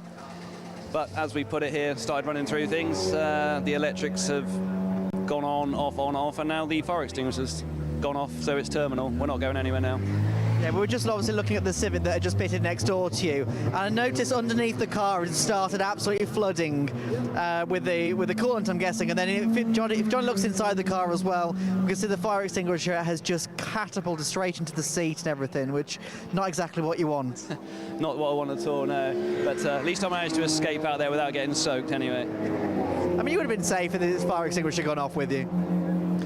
Pardon? Sorry? You would have been safe. At least you've been covered. Yeah, at least we know it works. Yeah, absolutely. Well, shame for the weekend to end like that for you. Yeah, that's okay, but thanks very much. We'll be back at Silverstone and continue there. Absolutely. Well, fingers crossed for the next one. Thank you very much. Cheers. Right, back up to you guys in the commentary. Thanks, Kieran. That isn't quite what we were expecting, I don't think, from the pit lane report. So quite a dramatic moment for the Alan Blenko and Claire Norman duo. So it's great to have them in the championship, but not the way that they expected this race to go. No, I was not expecting retirement due to a fire extinguisher. That's a new one in my book, but there we go. As we rejoin the battle for what is now 4th place in class, of course, with all the pit stops happening around them. Darren Ball in the 25, Luke Browse in the 22. They have been inseparable for the last 45 minutes as they head their way now down in towards Ritchie's, with the 25 still ahead of the 22. So Darren Ball keeping Luke Browse behind him as they head their way up towards Wilson. Yeah, both long-term club enduro racers. Darren Ball's raced Porsches and BMWs in the past in the championship, and the Browse father and son team, they had a BMW CSL in the past, but they've both now switched to these Cupras, which I think are good, reliable and consistent cars. They sort of they're a lot more forgiving than perhaps the others, but the others maybe that fraction quicker. Things like the M3s and the Audi TT and the Mazda MX5 on the peak pace, maybe that bit quicker than the Cupras, but I understand the Cupras perhaps that bit more driver friendly. I was going to say, Josh, don't mention how reliable they are. That's opening yourself up there, I'm afraid. But yeah, fingers crossed for them. You don't have to run into Darren or Luke after this race. Oh, we've done that before, so you've done that before, definitely. I definitely have in the past. But yeah, still a great battle between them. Bit of a kick-up of dust from a car up ahead of them at this moment in time. But yeah, the battle still goes on between those, and the battle keeps going on everywhere out on track. I think that's Simon Parkin you see in the back of down in towards Wilson, looking to get his way up the order after his early pit stop. Pitted inside the window, of course, so he's happy to continue on. And I think there is actually a little bit of, I think what was happening there, right on the outside in towards Ritchie's, is a little bit of the bollard that normally hangs around the inside of the corner. I couldn't tell if that was in the outside of Ritchie's or the outside going in towards Wilson. Either way, it's just that little bit of debris that's right off the racing line, so shouldn't need to put it under yellow flags or a slippery surface, because who would want to make a move around the outside of Ritchie's? We've never seen that before. Not when there's lots of traffic to deal with, especially. Scott Parkin there, then he's up to 16th in the race. Meanwhile, Class C, every time we go back to Class C, there's a battle on. It's a bit like at Le Mans. You always look back to the GT class, there's always a battle there. Well, today in Club Enduro, it's look back into Class C and there's a battle going on. And they're about to lap the Matthew Simonite Mazda that's going to go a lap down, which is part of their category. But such is the pace that's been shown by Sam Dennis and by Dave Connell in this opening stint. They're going to put that car a lap down. But this has been a great stint by Dave Connell, the design engineer from the West Midlands. He's only in his 4th season of racing in this car that he built back in 2020. He's upgraded it with this aero package, and it's got a homemade carbon fibre splitter. It's got rear wing supports and body panels, all designed by Dave. And it shows how well this Mazda MX-5 goes, keeping up with that Honda Civic that's dominated this year, really, Sam Dennis. in Class C. It's the championship leader. They've just actually been passed by Scott Parkin for position, so Scott Parkin will move up a couple of spots. Not that that'll worry the Class C leaders. They are battling amongst themselves. Dave Connell's got a little bit held up though, lapping the Matthew Simonite MX5, the car that runs I think 100% on synthetic fuels. So that's a great innovative, which is going to be ever more important in motorsport going forward throughout this decade and further into the future. So that car running 100% on P1 synthetic fuels, which are fossil free. Great stuff indeed. Let's continue picking out our battles out on track then, as there's the number 8 Ginetta. So that is Matthew Tidmarsh, who's out there right now, and currently leader of the B class right now. So doing a fine job there. But there's the 18 looking for a move down the inside there, not for position, because that's Simon Major who's trying to find his way through and put a lap there as it finds his way through. And not far behind them as well will be Chris Byallen, who will dive down the inside of Ginetta. The Ginetta just staying well out of the way there. But as we mentioned previously, it's not up to the bit of lappery that sort of dives out of the way or just completely catapults off the racing line. It's up to the faster cars to make the move safely. Yep, absolutely right, Kieran. It's not Formula One rules. I think Twitter exploded last week at Le Mans as you had Formula One fans watching sports car racing for the first time, but no such worries here. So Chris Webster, he finished second at Croft with Matthew Tidmarsh in that car, so they're looking for their first win in the Tigueroa Club Enduro Championship in that ex-Rothgo Ginetta G40, the car that Oliver Goethe did the training in before he went racing. He's now a race winner in the FIA Formula 3 Championship. But for Chris Webster and Matthew Tidmarsh, this is all going quite nicely at this stage. They're 38 seconds ahead of Sandro Ballesteros, who's second. Michael Downey is third in Class B, but we're obviously making that early stop where the Brands Hatch winners, which has now got Ryan Bentley in the car that William Puttergill started, and Bentley setting personal best laps in the 2 minutes 10s recently, and they are going we have to see, much like with Scott Parkin, once all the other pit stops unfold, who will come out on top of those individual class battles. There's the leaders across the line. Joel Oswick 2.3 seconds ahead of Simon Major, with Chris Byallen re-catching again. Byallen back on terms then with the Cooper ahead of him, of Simon Major, and he was the fastest of those three on the most recent lap. Yeah, looking to see if he can find his way past. They have to negotiate their way through a little bit of lappery right now, as that's David Connell trying to find his way past Rob Fennick, and is that the other way around? Perhaps Rob Fennick's trying to put a lap there as they head their way through in towards Palmer. But three different classes all in that four cars there, all trying to get a little bit of lappery done and dusted. Chris Byallen will go down the inside of Rob Fennick then. Rob Fennick knows he's there, will leave the door open, and nicely done then from the two of them. So that means everyone up to ninth place has been lapped now, with Fennick going a lap down. So the pace of those first three, plus Scott Parkin, really shows there. After that bit of traffic that Dave Connell had to deal with, he's fallen 6 seconds behind Sam Dennis, so that really cost him. And Sam Dennis has done a 2:13.641 as his new best lap in Class C.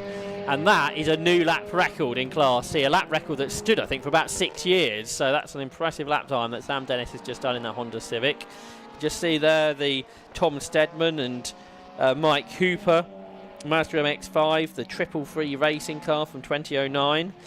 Good to have them out. I think they made their debut here a year ago and are enjoying themselves. They are in fourth position in Class C, behind Sam Dennis, behind Dave Connell and Matthew Stenning, who is third in the category.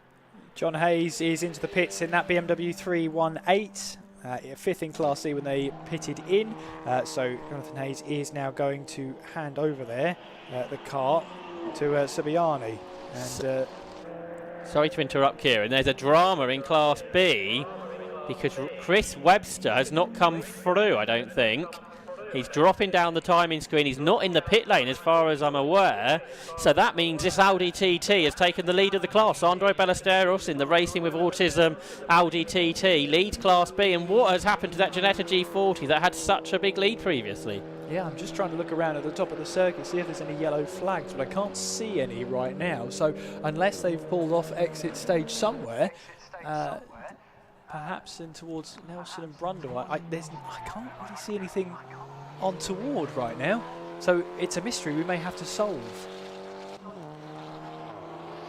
We're hearing it's gone perhaps into the paddock via the back entrance and into the garage, so getting the confirmation from that. Also off the circuit is number 20 Tom Collar in the BMW M3, the Kent man who finished 4th in the Locost Championship in the past in this E46 M3, so that's down the Bentley Straight. But also hearing perhaps with a bigger drama from the race point of view, a class leader Chris Webster has retired and the car has gone into the garage, and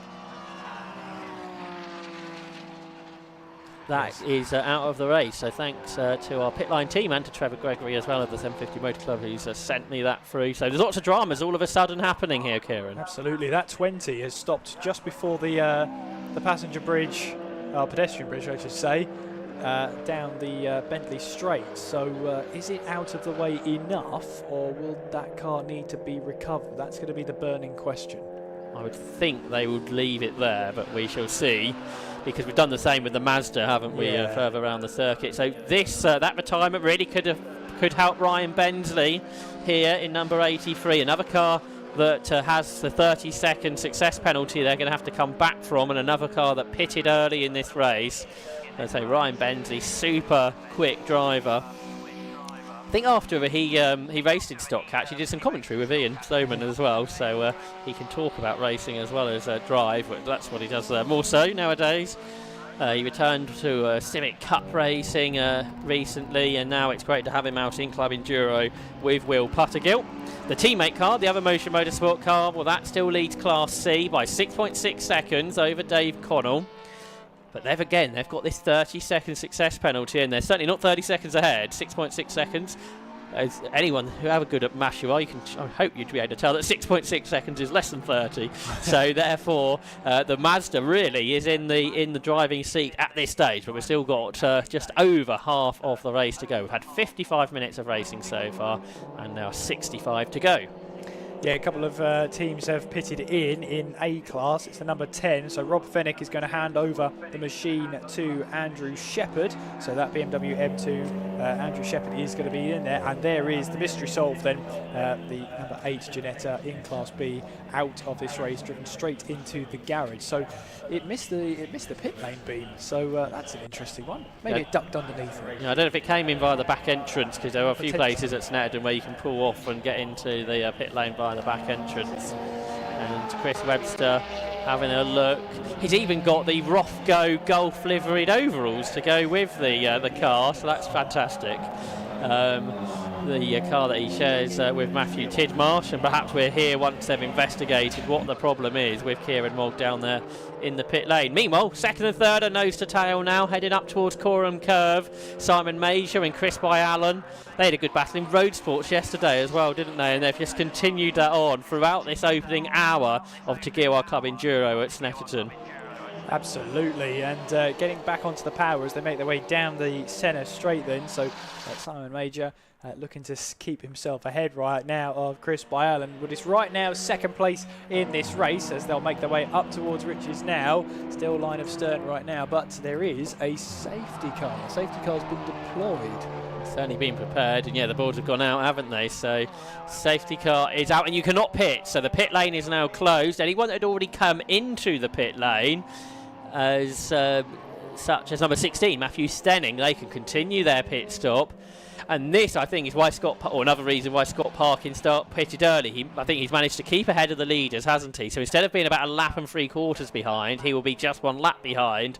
I'm sure that's a big advantage to Scott Parkin for making that early pit stop. Absolutely. So, yeah, not only has Scott rolled the dice there, but of course had to get the grass out of the front of the car, as Kieran Mogg down in the pit lane alluded to us. So it's worked quite well so far, as we'll see what happened there. But yeah, neutralises the race for now. As Josh has said, pit lane is closed, so no one can pit under safety car conditions. It's the alternator that's gone on the Ginetta, so that Chris Webster's figured it out.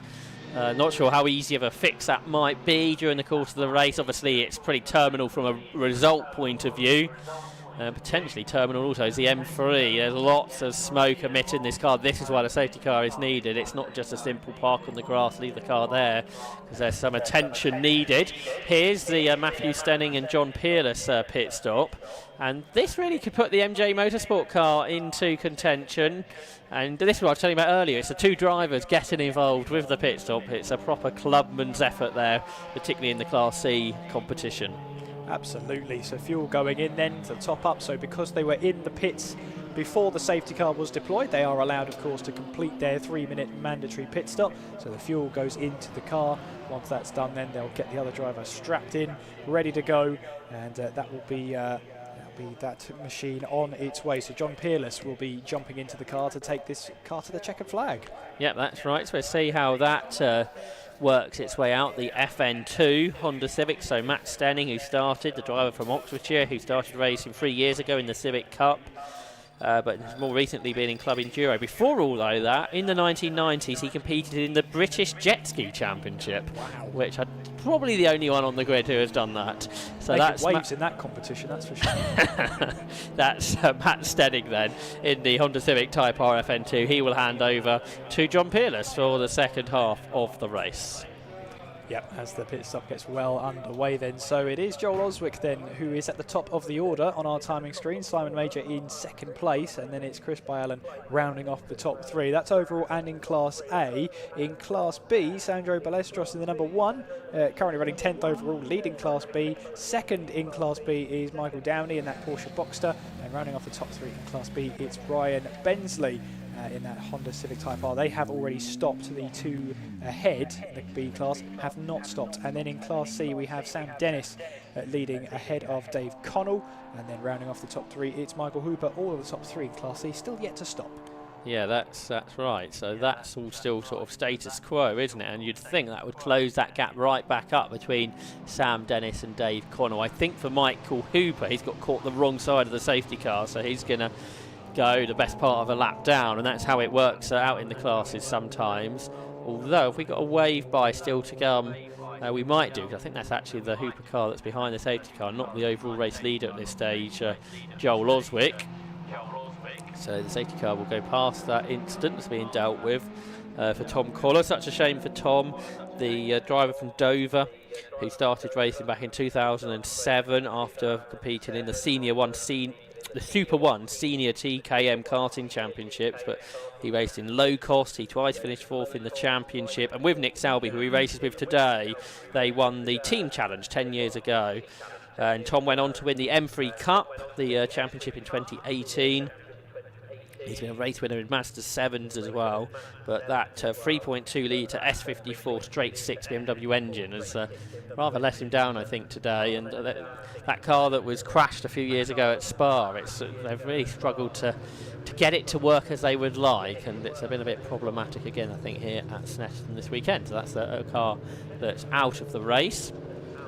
So the cars continue on then behind the safety car at this stage into the second half, so it's almost like a half-time stoppage, this safety car period. An unintended half-time stoppage, that's for sure. Yeah, half-time here at the Swap Club Enduro Championship, of course. But yeah, as you were saying earlier, this safety car, the fact that Scott Parkin pitted in so early, is pretty much when the window opened to not only sort out the car, but to undertake the 3-minute mandatory stop.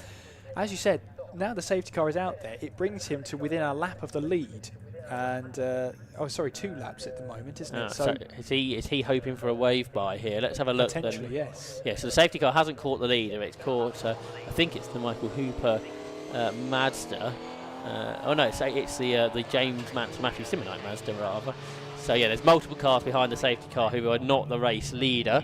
So there's been a car that's come into the pit lane. Perhaps that's been in there a little while. That's 481 Ed Christie and Andy Gay. Yes, but that came in before the safety cars. So, but yeah, Scott Parkin is just ahead of the overall leader on behind the queue, isn't he? So he's hoping that there will be a wave by here, like we had in Road Sports yesterday. But what might not happen is that queue, particularly again, it's a Class C car that's at the front of the field. They may not catch up the back of the queue before the safety car comes back in, even if there is a wave by. So that would go against Scott Parkin's tactics. So we'll see what happens before the safety car comes into the pits. Because even with the wave by, of course, you've got that Class C machine at the top of or at least the de facto head car at the moment. So Matthew Simonite will be taking that one there, and we'll see.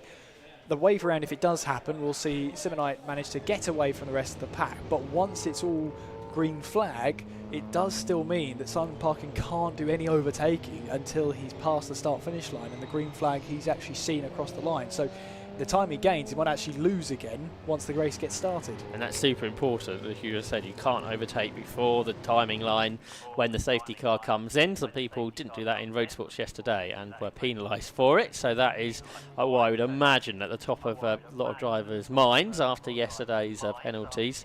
So Ed Gay has gone back out, taken over then from Edward Christie. And yeah, it was a bit of a longer pit stop for them. The Tom Collar car is now being recovered, so it shouldn't be too long before we can start to look forward to a restart. We just saw lots of shots of broken cars in the pit lane. Simon Glenn's at BMW, the M235, which is generally such a reliable car because of BMW Motorsport's presence, but that car is another car that is broken. And who has Kieran Mogg found down in the pit lane? Is it a broken car or is it a driver?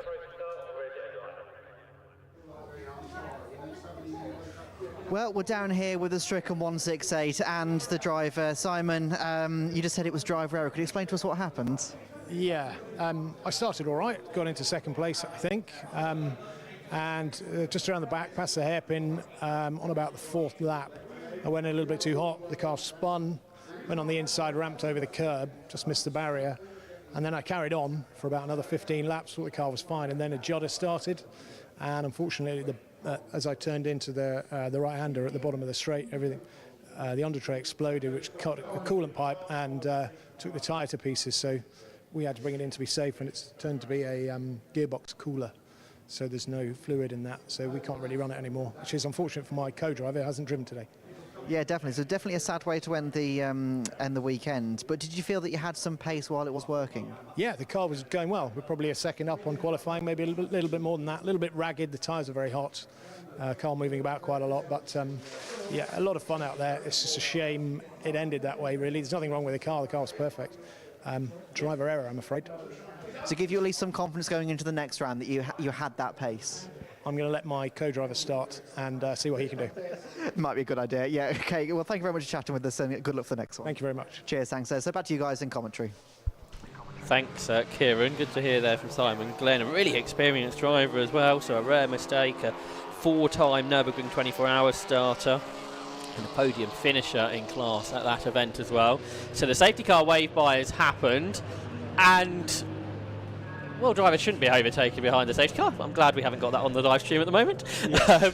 But hopefully the message will get through that they shouldn't be overtaking at the moment, because the safety car is still out. It hasn't come in yet, and the lights are still flashing. So I think we're going to get one more lap behind the safety car. And then interestingly, we have actually got the top 3 behind, haven't we, in a line. So you've got Joel Oswick, Simon Major and Chris Byallen right there. So they are ready for a battle when we get to the restart here, Kieran. Absolutely, and well, as you said, we will have one more lap under the safety car. Now that the wave around has happened, it normally means we're very close to getting back to green flag racing. And of course, once the safety car window has once a safety car has been withdrawn, the pit window will be back open, but they have to complete the lap, because technically if they pitted whilst the safety car pits in, they would have pitted in under the safety car window. At least that's how I interpret the rules. We'll see how the other teams interpret that rule. I think as long as the boards aren't out, they should be okay, from what I understand. So I think you probably can. We'll see what happens. But it's probably best if you can do another lap anyway, just from peace of mind point of view.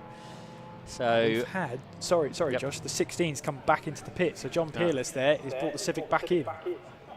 Yeah, so that's a drama for someone. We thought we might have just judged the strategy pretty well, but John Peerless then, as you say, back into the pit lane in their Honda Civic Type R.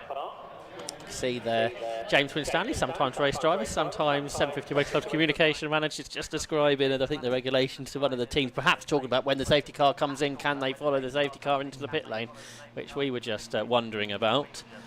So we'll just see who bites on that one. So we've lost about a third of the grid, haven't we, from this race? So it has been quite an attritional race. For the Tiguan Club Enduro Championship, really going to show that enduro part of the name. It's in the title. It's an endurance formula. It's not just about being the fastest driver. It's not just about being consistently fast. You've got to get that car to the end of the race. That's step one, isn't it? You've got to see the checkered flag first and then worry about the position later on. So that's always the priority, the top priority. There, the pack of wave arounds, we'll call them now, are just making their way back around the final corner and onto the start finish straight. And I think we've had from Trevor Gregory a clarification on the rule. Yeah, Trevor, thanks, Trev. You can't follow the safety car in, so okay. I suspect that is also what was being discussed down there in the pit lane. So you do have to do that one further lap. So you're all right, Kieran? Yeah. So how many Club Enduro races have you seen? How many have I seen? Who knows the rules better? Lucky guess. I think we'll put that down to. So we found that one out. So yeah, that queue is about half a lap behind the safety car train, isn't it? So it hasn't got the fastest car behind her. So I think what was happening a lap ago, rather than someone actually overtaking behind the safety car, they were trying to encourage the other cars to go quicker. But if you're in a Mazda MX-5, you can't go as fast as you can in a Cooper TCR car. It's as simple as that. You try explaining that to some of the Class A drivers. I wouldn't want to be on the giving end of that one. So the lights are still on the safety car. Is it going to come in at the end of this? That's got parking. Oh, they have gone off now. So Scott has got parking gained. I think he probably will have done, won't he? Because that queue will be pretty much caught up. So he'll certainly be closer than what he was before the safety car came out. So we're about to get racing back underway. There's going to be 50 minutes on the clock. And we're going to have a sprint, perhaps to the pit lane over the next lap or so from the leading cars. So James Collins, Simon Major and Chris Byallen at the front of the queue. We've got two Class C leaders in there as well, split by the Class B motorsport car. So we'll look out for that battle too between Ashmore and between Sam Dennis rather and Dave Connell, and then they will be handing over to Ashmore and Alex Wilkinson Hughes, and we'll see how the two drivers' pace is different. But we know the Honda will be a longer pit stop due to that success penalty. So the safety car in, and the cars will get back up to speed, Kieran. They will indeed, and Joel Oswick will get proceedings back under green flag racing, met with the green flag at the start-finish line, so our leaders can now go racing down in towards Riches then. So Joel Oswick ahead of Simon Major at the moment, and we have a bit of battling going on between the two Civics. That's the 83 machine, that's Ryan Bensley, who goes up the inside of the 195 of Sam Dennis, and then we have the Class C battle up and resuming here. Dave Connell looking to see if he can try and pass the 195 Civic. He's up the inside, gets the braking spot on there, and on the restart Dave Connell takes over the Class C lead. Scuderia Dave back to the front for Dave Connell, so this is great to see, this really competitive Class C battle between the Mazda MX-5 and the Honda Civic. So they get to Palmer, the rest of the field are getting the green flag at the line now. So for Darren Ball and Luke Browse, they will get back up to speed, and amongst all of that will be Scott Parkin. So Scott Parkin in 11th position, so he's about a lap and a half behind. A lap is 2 minutes, pit stops are 3 minutes, a lap and a half, but you've got to trundle down the pit lane too. So it's going to be tight, I think, after the pit stops, but it might just now be advantage Scott Parkin. Might be, but yeah, and also Joel Oswick has that penalty to serve, that success penalty to serve as well as handing over to James Collins for the rest of the race. as I think we're going to see a little bit of, as you said, a sprint to the pit lane at this point, because for most of these teams in the order, this is their first opportunity now to pit in once the safety car has now been withdrawn. So we'll have to wait and see who takes the bite then, because the pit window's open for another, there's a lot of maths there, 33 minutes. Oh, I got the first one right. The important bit. Here's the battle for fourth. Darren Ball versus Luke Browse. The two Cupras have got themselves together, fourth and fifth in the race. Not far behind them, Alok Inyagard, the former single-seater racer. He raced an F1000 previously. So they go out onto the back straight as the race leader comes across the line. So Joel Oswick does 32 laps, and as everything's cooled down, he's just had a personal best lap, a 2 minutes 3.777. Chris Byallen is second now, though, because Simon Major has come into the pit lane. As the pit window is back open, he will come in to hand over to Justin Middleton. He's not the only one. Matthew Hampson is in too. He will hand over to Andy Schulz during their pit stop, which is ongoing now. I wonder if Darren Ball and Luke Browse will also consider pitting at this point. Browse got a bit of a slide on there out of Bombhole, which was quite interesting. Tap of the brakes as he goes into Coram Curve, where the corner just tightens up, so you have to keep reducing the speed all the way through the corner, then dramatically brake, go down the sequential gearbox through Murray's and then out of the corner. They will not pit, they will continue their battle. They will indeed, and for our good fortune as well, they'll keep on their battle as they head their way down the start finish straight down towards Richie's then, and Browse was looking for a move down the inside, but Darren Ball covered him off. Now for Darren Ball, he's only a single driver entry. For Luke Browse, he will have to hand over to Paul Browse in the pit stop, so one with a driver change, one without, so these might be the final few laps here where Darren Ball battles with Luke, but he will battle a Browse by the end of the race. I think it's Paul that will be getting into the car a little bit later on. Lots of other cars have pitted as well now, as expected.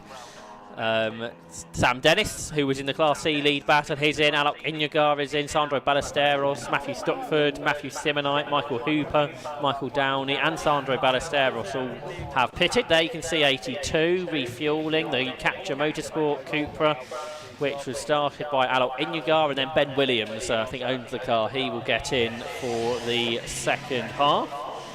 And the 82 car then has had a consistent first couple of rounds. They scored 15 points so far. Also still in the pits, you can see John Peerless, so that problem continues on their Honda Civic. Meanwhile, James Collins still has to wait in the pit lane because Joel Oswick is carrying on, and he's set yet another personal best lap, a 2 minutes 3.764 to pull out a 5-second lead. What's going on here? There was two cars in close combat, and number 10 has run out wide. That is, I think, Andrew Shepherd now at the board, the BMW M2. Yeah, a bit of a bizarre one. Oh, and that's a spinner there. Someone who's had a bit of a tumble is Darren Ball. So I don't know if that was a case of he was battling away with Luke Browse at the moment. Is there any damage to the car? I can't really see anything on the left-hand side of it. But going through the paces then. So the battle between the two Seats then ends in a little bit of misery there for Darren Ball. Here in the 82 car we just saw, the Alok Inyagard and Ben Williams car, that's had overheating brakes, and now as everything's cool or come into the pit lane, all come to a stop, all that heat soak I think has caused a few issues. So we'll see if that pit stop is elongated because of that before Ben Williams can head back out onto the circuit. So a few dramas down there in the pit lane, understand. Meanwhile, Joel Oswick carries on. We can see here number 66, fifth in Class C, is Paul Sabiani, who's taken over from Johnny Hayes in the BMW that has a 2.8 litre engine in a 318 Ti chassis. So that car is continuing on up to fourth in the class now as Matthew Simonite has pitted to hand over to James Mansell. Johnny Hayes, though, out of the car, who will celebrate a birthday next week. Paul Sabiani into that car, number 66, the drivers from Shropshire, who finished second in the championship 2 years ago. So we're into the final 3/4 of an hour, so it's the same length as a road sports race to go, Kieran. Yeah, absolutely. Well, I wonder here for Joel Oswick then, if he's setting personal bests right now, he is the quickest driver out on track. Is it worth for Joel here to say, look, for the team to say, you're quick, Joel, stay out in the car right now and see if you can build a gap to everybody else? I think that was the plan at at Croft, Joel Oswick did a lot of the driving. He's now set the aimshop.com fastest lap, which I don't think we've seen one since the first lap of the race when Alan Henderson set a quick one. A 2 minutes 3.426 for Joel Oswick. Fuel going into the Sandro Ballesteros and Bobby Trundley car. You can see some assistance from the Team Grit team that helped to run the Racing with Autism Audi TT. The two youngsters, Sandro Ballesteros, I think a teenager, ex-British GT driver Bobby Trundley will get in. Meanwhile, Simon Major, who's handed over to Justin Middleton, are a minute behind Scott Parkin. So that is the advantage. Scott Parkin, by making the early pit stop and having the safety car has had, does this mean that Scott Parkin might be looking for win number 2 of the season? Yeah, it certainly worked out that way so far, and Scott Parkin will be delighted with how that strategy has gone to play. Meanwhile, we're seeing into the pit lane then, the number 22, so Luke Browse has brought that car in. He's going to hand that over to Paul Browse to finish off this race. So the Leon Cupra into the pits there, as there was that little bit of debris that I spotted earlier on. Yeah. It is on the outside of the first corner of Rich's End, so it's one of those corner bollards that you normally find on the inside of the corner. It's on the outside right now and a little bit on the track. Yeah, it's not quite where it was because someone just kicked it up a moment ago. Here in the Ginetta G40, he's got a new alternator, and Chris Webster and his co-driver Matthew Tidmarsh are looking to head back out into the race. They're many laps down, but they can still score points as long as you complete 50% of the race. It doesn't matter if you see the checkered flag or not. As long as you do 50% of the race, you will score points in this championship. Yeah, so definitely see if they can get the car out there, as you say, to score those important points. As long as they've done more than an hour, they'll be absolutely fine. We're watching Scott Parkin then making his way through in towards Williams, and then he'll get himself down the Bentley straight. So Joel Oswick is into the pits now, so he'll be handing over the car then. So the number 4 handing over to James Collins. So James will be tasked with see if he can not only try and hold back Scott Parkin, but to try and get out ahead of him. Joel Oswick putting in some strong laps, but if we've already seen the likes of 60 seconds a gap between Middleton now, it's going to be a big gap for Collins to try and close in on. You can just see in the background there is the number 8 Ginetta that they're trying to get underway and hopefully rejoin back into the race. It's not moving, and it's in the pit lane rather than on the apron, so that's not good for the Ginetta. So perhaps not all is as well as they had hoped. So Darren Ball will go through to take the lead of the race because he hasn't pitted yet. Neither has Greg Saunders, so they will be the top 2 once everything shuffles out. And Scott Parkin then the leading pit stopper at this stage, and he's lapping pretty quickly too. He's done a 2:3.6 fairly recently. But so in the pit lane, they've actually pushed that Ginetta. A team of 4 or 5 of them have pushed the Ginetta, trying to get it out of the way, because obviously it was in the way of some pit stoppers and in the slow lane of the pit lane. So they've just pushed that car further down the pit lane now, so that it can be a little bit more out of the way. But they're hoping they can start that car and rejoin the race with that new alternator. We'll keep an eye on it, of course, and see if they get any progress. I think the pit stops in the classes have been completed. So Class B is being led by Ryan Bensley. Again, an early stop that worked out. His Honda Civic is 41 seconds ahead of Michael Downey, who is in second in his Porsche Boxster, and then Bobby Trundley will be third in their Audi TT. So that's the top 3 in Class B. Class C is being led by Alex Wilkinson Hughes, who is 39 seconds ahead of Ash Moore. So that's going to be a big chase through Ash Moore, the Mazda MX-5 versus the Honda Civic. And then Thomas Stedman is in third in their Mazda MX-5. The Class A order still to be worked out once the final couple of pit stops are dealt with. Absolutely. Well, we're still waiting as well for Darren Ball and Greg Saunders to make their way into the pits then, as there's the number 196 Civic. That's James Mansell now behind the wheel. Ash Moore behind the wheel, second in class right now, and looking to see if he can close up to the back of the 97, which is Alex Wilkinson Hughes behind the wheel. Yes, that's the Class C chase. Ash Moore and Sam Dennis have won each of the races in Class C this year, so I have the championship lead. The championship can come from any of the 3 classes.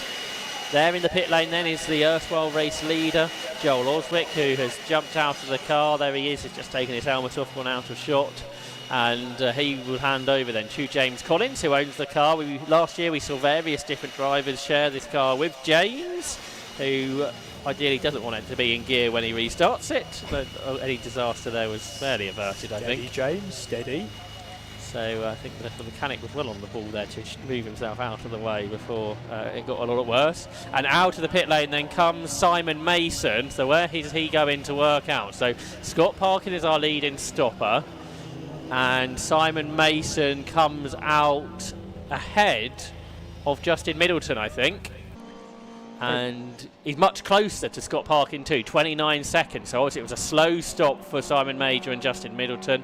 So the leading pit stop is Scott Parkin, second is Simon Mason, and then in third position will be the Browse family. So they made a good stop. So Luke Browse, it should be Paul Browse now, shouldn't it? Up in third in class. Fourth is James Collins, who's just taken over that car. And Justin Middleton then has dropped down to fifth, I think, out of the pit stoppers, but we've still got to factor Darren Ball and Greg Saunders into that order. Yeah, Greg Saunders has just brought the car into the pits as well, so in that Seat Cupra currently sitting in the pit lane. So really we're just waiting for Darren Ball to make his way into the pit lane. He's the only one to serve a pit stop just yet, so we'll keep an eye on that pit lane entry. I'm sure we have 37 minutes left, so there's still 22 minutes left. Yeah, I did that quick maths well this time. 22 minutes left of the pit window before it closes, but you don't want to be caught out that if there's a safety car late on and you haven't made your pit stop, you don't want to be caught out because the pit lane will be closed and you won't have made your stop. Yeah, don't make it too late. Is that a black flag going out to one car? Or is it a black and white? We've got black and white on the screen in front of us. It looked like a black flag that was being shown by our start line marshal. Are you creating drama again, Josh? Well, it's to 24 if it was. Yeah, stop-go penalty, number 24, I believe. Is there a 24? I didn't think there was, but... No, perhaps I didn't see 24. Perhaps I didn't see that quite as I should have done. But there's certainly going to be a stop-go penalty for one car out there. So we'll pick up on that when we've got more information. Maybe if Kieran's there on the in the pit lane, he might be able to find out more information if that doesn't appear on our screen. Kieran Mogg, that is, rather than Kieran McGinley alongside me. Well, we're getting news from Kieran Mogg that they can't start that number 8 Ginetta, so they pushed it back out of the pit lane and back into the paddock. So a real shame. I was hoping that they, replacement part would do the trick, but doesn't seem to be the case. Greg Saunders' pit stop continues. Scott Parkin still pushing on. He's now half a minute ahead of Simon Mason now that Simon's getting up to speed. So where is Greg Saunders going to feature in this order? Can the Browse family get their first podium in Club Enduro, because they are now the third of the stoppers, with what I think could be Paul driving the car now. And then you've got James Collins 7 seconds behind, so that is the chase for a potential podium. And now Greg Saunders in the AMS Motorcycles Cupra is about to get back into the race. The Capture Motorsport team sent him on his way, and he's, I think, going to slot in just behind Justin Middleton, who accelerates through. But there on our screens we can see Scott Parkin, who played the strategy. They've been in the Club Enduro Championship for a while now, and they perhaps just understand how that strategy works, the Dark Side Developments crew, and because they've got a big fuel tank in that Audi TT, they could make that early stop, and that may well work out for them. Yeah, the fact that we didn't see any refuelling of that car, did we? So the fact that it was able to run on the same tank of fuel is pretty impressive. The fact that it would have affected the performance in the first half of the race, especially in the first half an hour or so, because if that's a full tank compared to others that might be running half a tank or maybe slightly less and looking to take on fuel in the stop, so they would have lost time out on track. And without refueling, of course, that can be taken into account of your 3-minute mandatory pit stop. So they were happy to run the whole race on the same fuel, almost to give themselves a little bit of ballast off the start. Yeah, I guess the small loss you make from the extra weight, you sort of gain from having a good open strategy call, which should help them out. The Williams Motor Company Cupra's in the pit lane now, and just sort out that for Darren Ball, who's brought that into the pit lane from the lead of the race then. Darren, who was on the podium last time out, I think, at Brands Hatch. So that will be refueled, so that needs a bit more fuel in to go the final half an hour or so. So this should give Scott Parkin the lead, not just in theory, but in reality as well on our timing screens. There definitely is a black flag that's being shown. It's to a single-digit car number. There's not many single-digit car numbers in this race. There's only 4 of them. So one of them's in the pit. One of them's in the pit lane. That's number 8. Ryan Parkin and Dylan Breiter, they didn't start this race, so that narrows it down to 2. So we're trying to find that one out. It'll obviously be quite obvious if a car comes into the penalty area, which is at the end of the pit lane here. So we are waiting confirmation of who is going to get this stop-go penalty. Now, if it was a 10-second penalty, that may well be for passing before the safety car came in. 82's off, the car that had brake overheating issues, and it's got damage, hasn't it? It's hit the front right corner for Ben Williams. So this is a shame for Ben, who's had a decent start to the season. But it looks like that car is out the race, and it's clattered something along the way.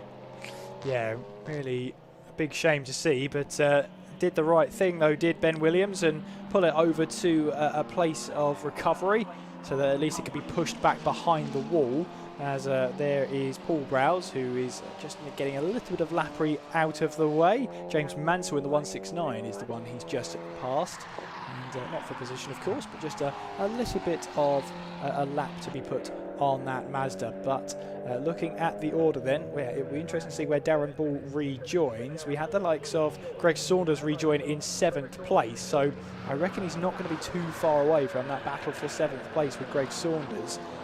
He in turn is 9.6 seconds away from Justin Middleton in the number 18. So Scott Parkin's gone through then and leading on our screens by 34 seconds from Simon Mason. Now this is going to be the battle for 3rd that we can see on our screen now. So that is Paul Browse is he being caught by James Collins? Well, he was on the last lap by 1.5 seconds. The gap was 6 seconds. With the new gap as they come up across the line now, Browse to Collins. Is it less than 6? It's still 6, so same lap time from the pair of them on that lap. They weren't overly quick though, both in the 2 minutes 11s. So I wonder if perhaps the likes of Justin Middleton and Darren Ball, when he gets back going, whether they've got the pace to chase those 2 cars that are battling over 3rd and 4th. Yeah, absolutely. And Ball is falling down the order, of course, because he's still in the pits then. And through goes Justin Middleton down in towards Riches. We'll see where Greg Saunders is as well. So rolling down the pit lane is Darren Ball. Now exiting the pits then. Where will he rejoin? He's going to rejoin in, that looks like 6th place to me. As 7th place. So he rejoins behind Greg Saunders. So he's got a bit of a mission on his hands now to try and catch the back and see if we can resume another Seat Cupra battle, although with slightly different cars. Yeah, that's right. For Justin Middleton, he's 4 seconds a lap quicker than the 2 cars ahead on the last lap, so it is on if he can catch those 2 ahead. He's 20 seconds behind, but at 4 seconds a lap with 30 minutes to go, that is certainly a possibility. So we'll keep an eye on that. So there is Greg Saunders, who just come out of the pits a few laps ago in 6th, and there is Darren Ball after his pit stop. He is in 7th and ahead of Andy Shepherd, who is in 8th position. Oh, the Ginetta's on its way. So they've finally got the alternator issues fixed. It taken a bit more effort to get it going, but for Chris Webster and for Matthew Tidmarsh, they're back into the race. They're many, many laps down. They're in 23rd position and 16 laps down, but after about 40 minutes of working, they are back into the race and now on a mission to try and score points. Yeah, it's just get this car to the checkered flag. That's all that's left now to see if they can do that. So it should be Matthew Tidmarsh. We've got down here was the 2nd driver, so it should be Matthew behind the wheel.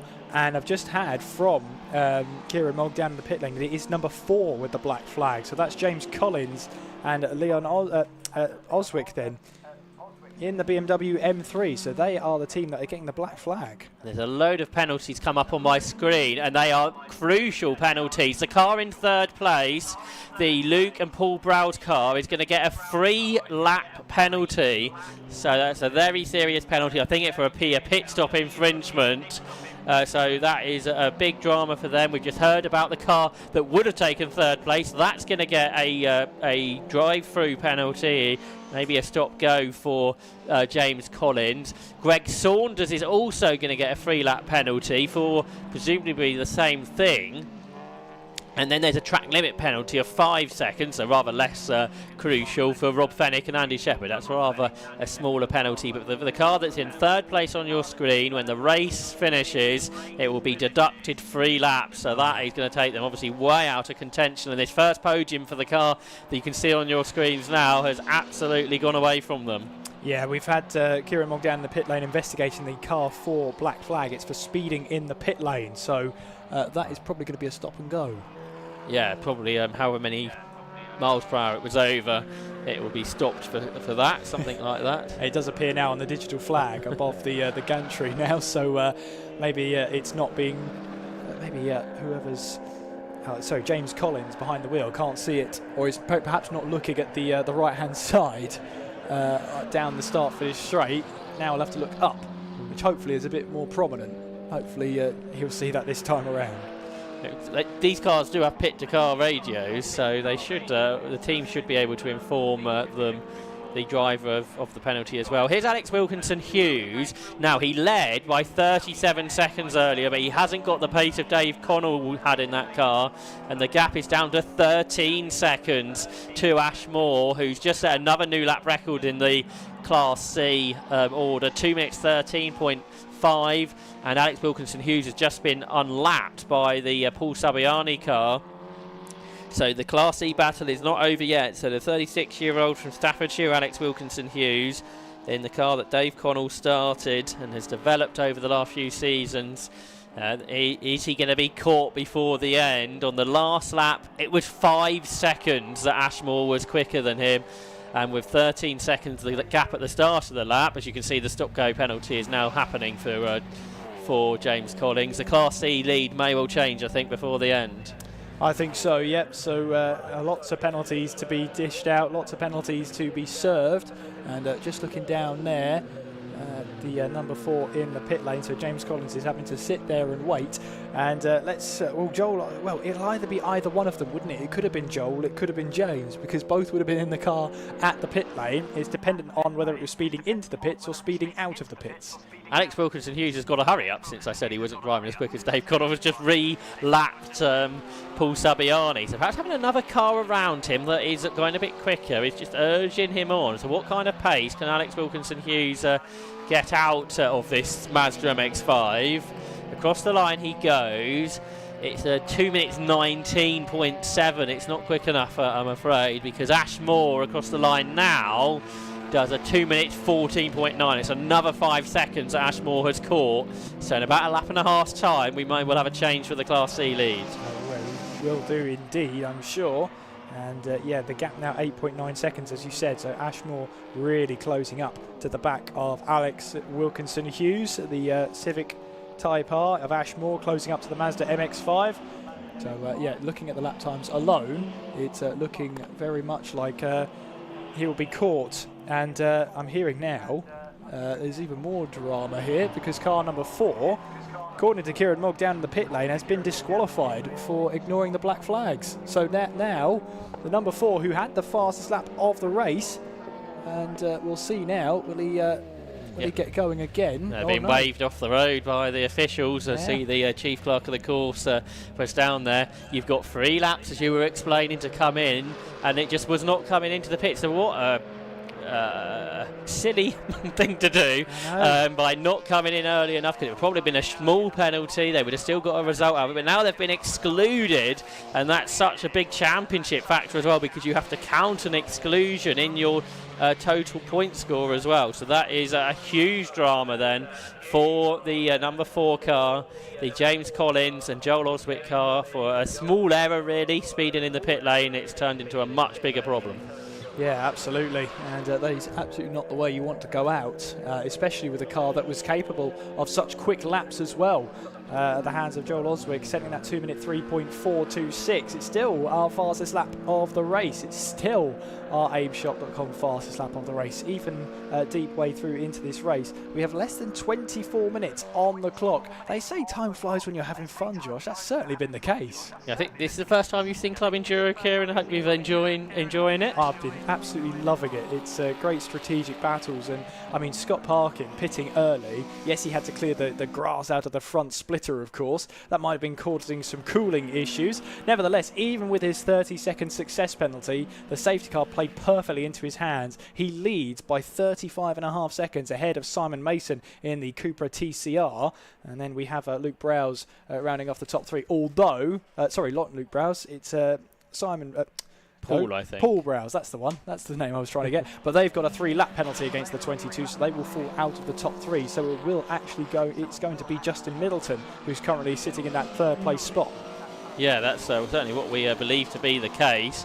I think I saw a member of the team perhaps trying to argue the penalty, but that's certainly what came up on one of our screens here in the commentary box. So it looks to be the case. I'm afraid for them, and also for Greg Saunders, who was on for such a good result in his debut in the championship. So that should promote Darren Ball and should promote Alan James too. Matthew Stockford and Alan James haven't had the outright pace this year in their Audi RS3, but have been consistent all the way through. They lead the Class A championship coming into this race. Scott Parkin will overhaul them if it stays as it is, but it is going to be more points on the board for the car that's run by Team Dynamics, the former British Touring Car Championship winning team.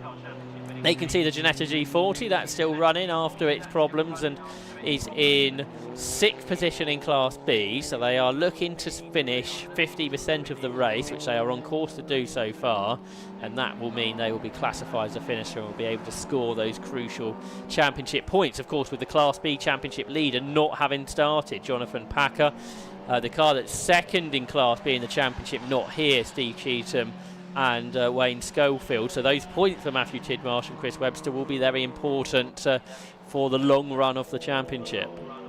Absolutely, as we see some Scott Parkin, I think that is, trying to find his way past a little bit of Lapri. In fact, this is the 25, so this is Darren Ball. And it just shows you Darren Ball, who was leading this race, of course, before the pit stops all sorted themselves out. Now has Scott Parkin right behind him and looking to put another lap. This will be a second lap, will it be, over that car. So yeah, it's going very well for Scott Parkin right now. At Ritchie's, the 2 Class C leaders almost together now, so I'm not sure if we'll be able to pick up on that. Just going down towards the hairpin. Alex Wilkinson-Hughes has almost been caught by Ashmore now. The gap is 1.6 seconds. Wilkinson-Hughes has picked his pace up. He did a 2-minute 16 on the previous lap, and Ashmore was only a second quicker than that. So the Class C battle is perhaps not going to be settled as quickly as we thought it might be. Meanwhile, on our Alpha Live pictures, we continue to see that Scott Parkin is struggling to put a lap on Darren Ball. But the 2 Class C leaders now heading down towards the Agostini hairpin, turn 4. So that continues in the favour of the Mazda. Here we go then, we're picking it up now on our pictures. 97 still ahead of 195. The championship leaders, remember, Sam Dennis and now Ashmore at the wheel, chasing after Alex Wilkinson-Hughes. So can Wilkinson-Hughes hold on for the final 20 minutes, I wonder, Kieran? It's going to be a big task defending against Ashmore in that Honda Civic Type R, considering the fact that Ashmore was 1.3 seconds quicker on that last lap. But it's one case to catch a driver, it's another to pass them, but we shall hold on with bated breath and see what happens here, as these two, the Mazda MX5, the 97, and the Honda Civic Type R 195, have been pretty much sharing the same bit of track for, about 80% of this race so far. So the fact that they're still inseparable after a good chunk of running here is great to watch. About over 100 minutes of running, and they're still yet to be decided. They're both on the same lap. They are both going to be giving it their all here. And at the moment then, it's Alex Wilkinson-Hughes who is ahead of Ashmore, is ahead through the bomb hole. So through they come towards the end of what is lap number 41 for these cars. Wilkinson Hughes hasn't been caught hugely on this lap. Remember that point where the Honda was 5 seconds a lap quicker. It's certainly not that anymore. Wilkinson Hughes has slided the car around. He's getting a warning now for track limits. So that is a little bit of a concern. So Wilkinson Hughes, who's pushing on a little bit more now, is very much under pressure. And here comes Ashmore, the former Type R Trophy racer, is on the outside line into Ritchie's, and he sweeps around the outside to take the lead of Class C, looking for the third victory of the season for the Motion Motorsport pairing.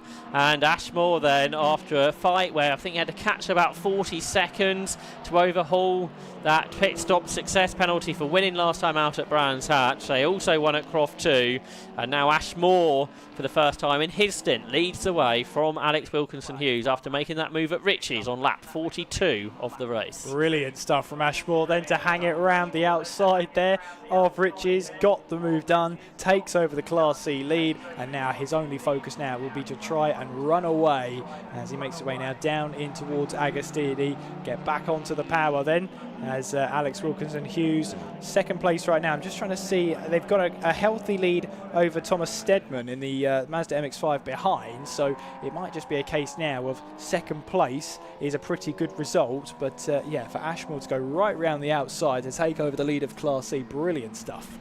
Yeah, this season Dave Connell and Alex Wilkinson Hughes have had a second in Class C, so it looks like they're probably on course for another one.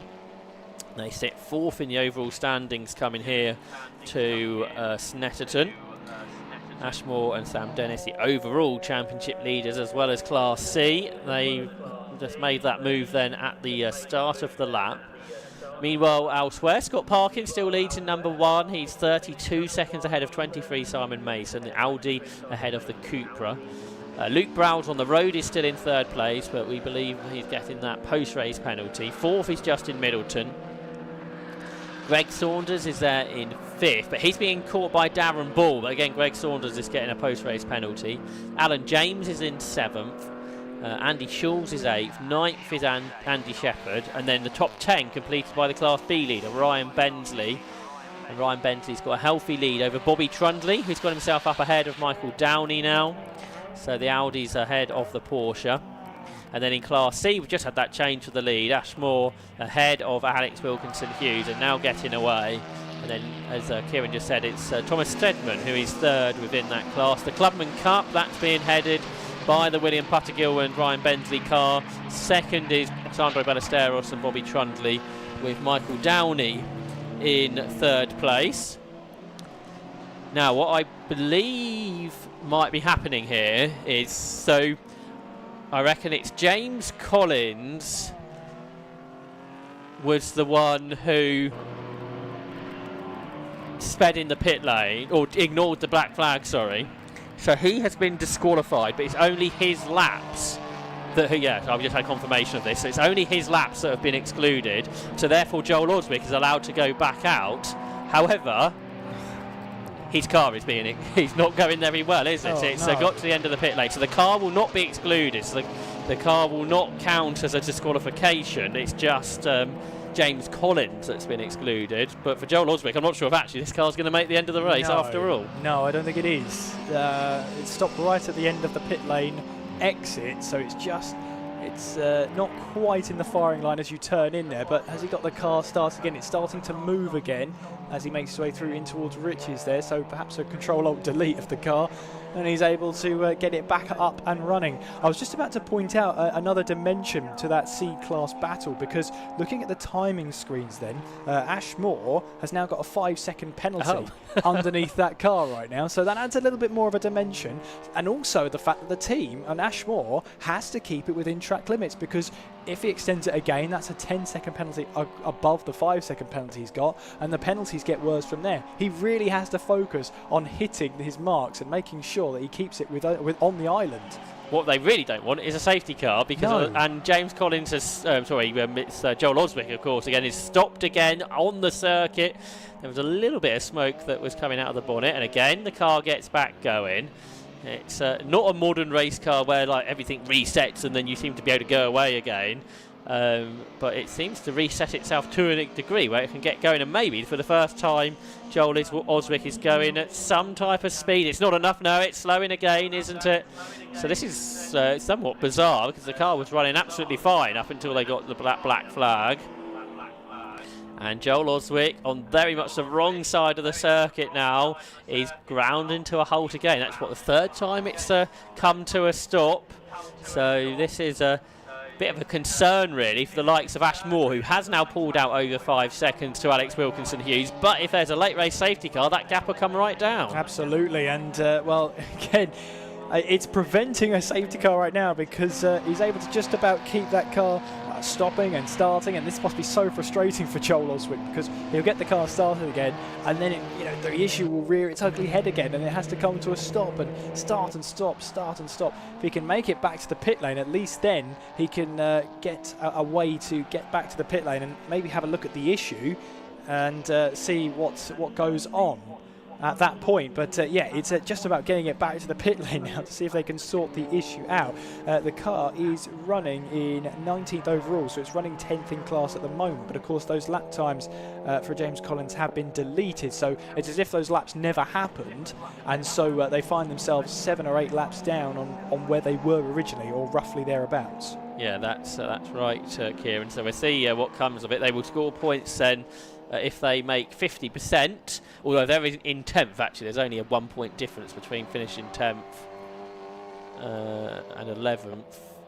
Remember how this works, yeah, so you'll score 1 point if you don't get classified, then you'll score 2 if you finish 11th or lower, then you'll score 3 if you get 10th. So yeah, so there's 2 extra points at stake here, whether they finish within 50% of the end classification. I think that might happen regardless actually, if they get to the checkered flag or not. Scott Parkin we haven't seen lately. He still leads by 32 seconds. It's been that really ever since the pit stop for Simon Mason. So again, it's super competitive.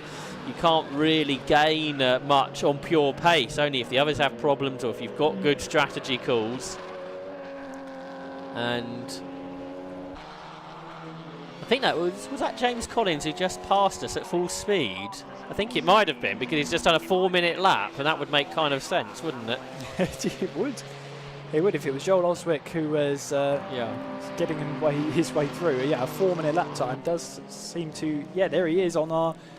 cameraman have picked up the pictures then, and that car seems to be looking to get back up to speed then, heading our way through now. So going through the motions, in, through and out of Palmer.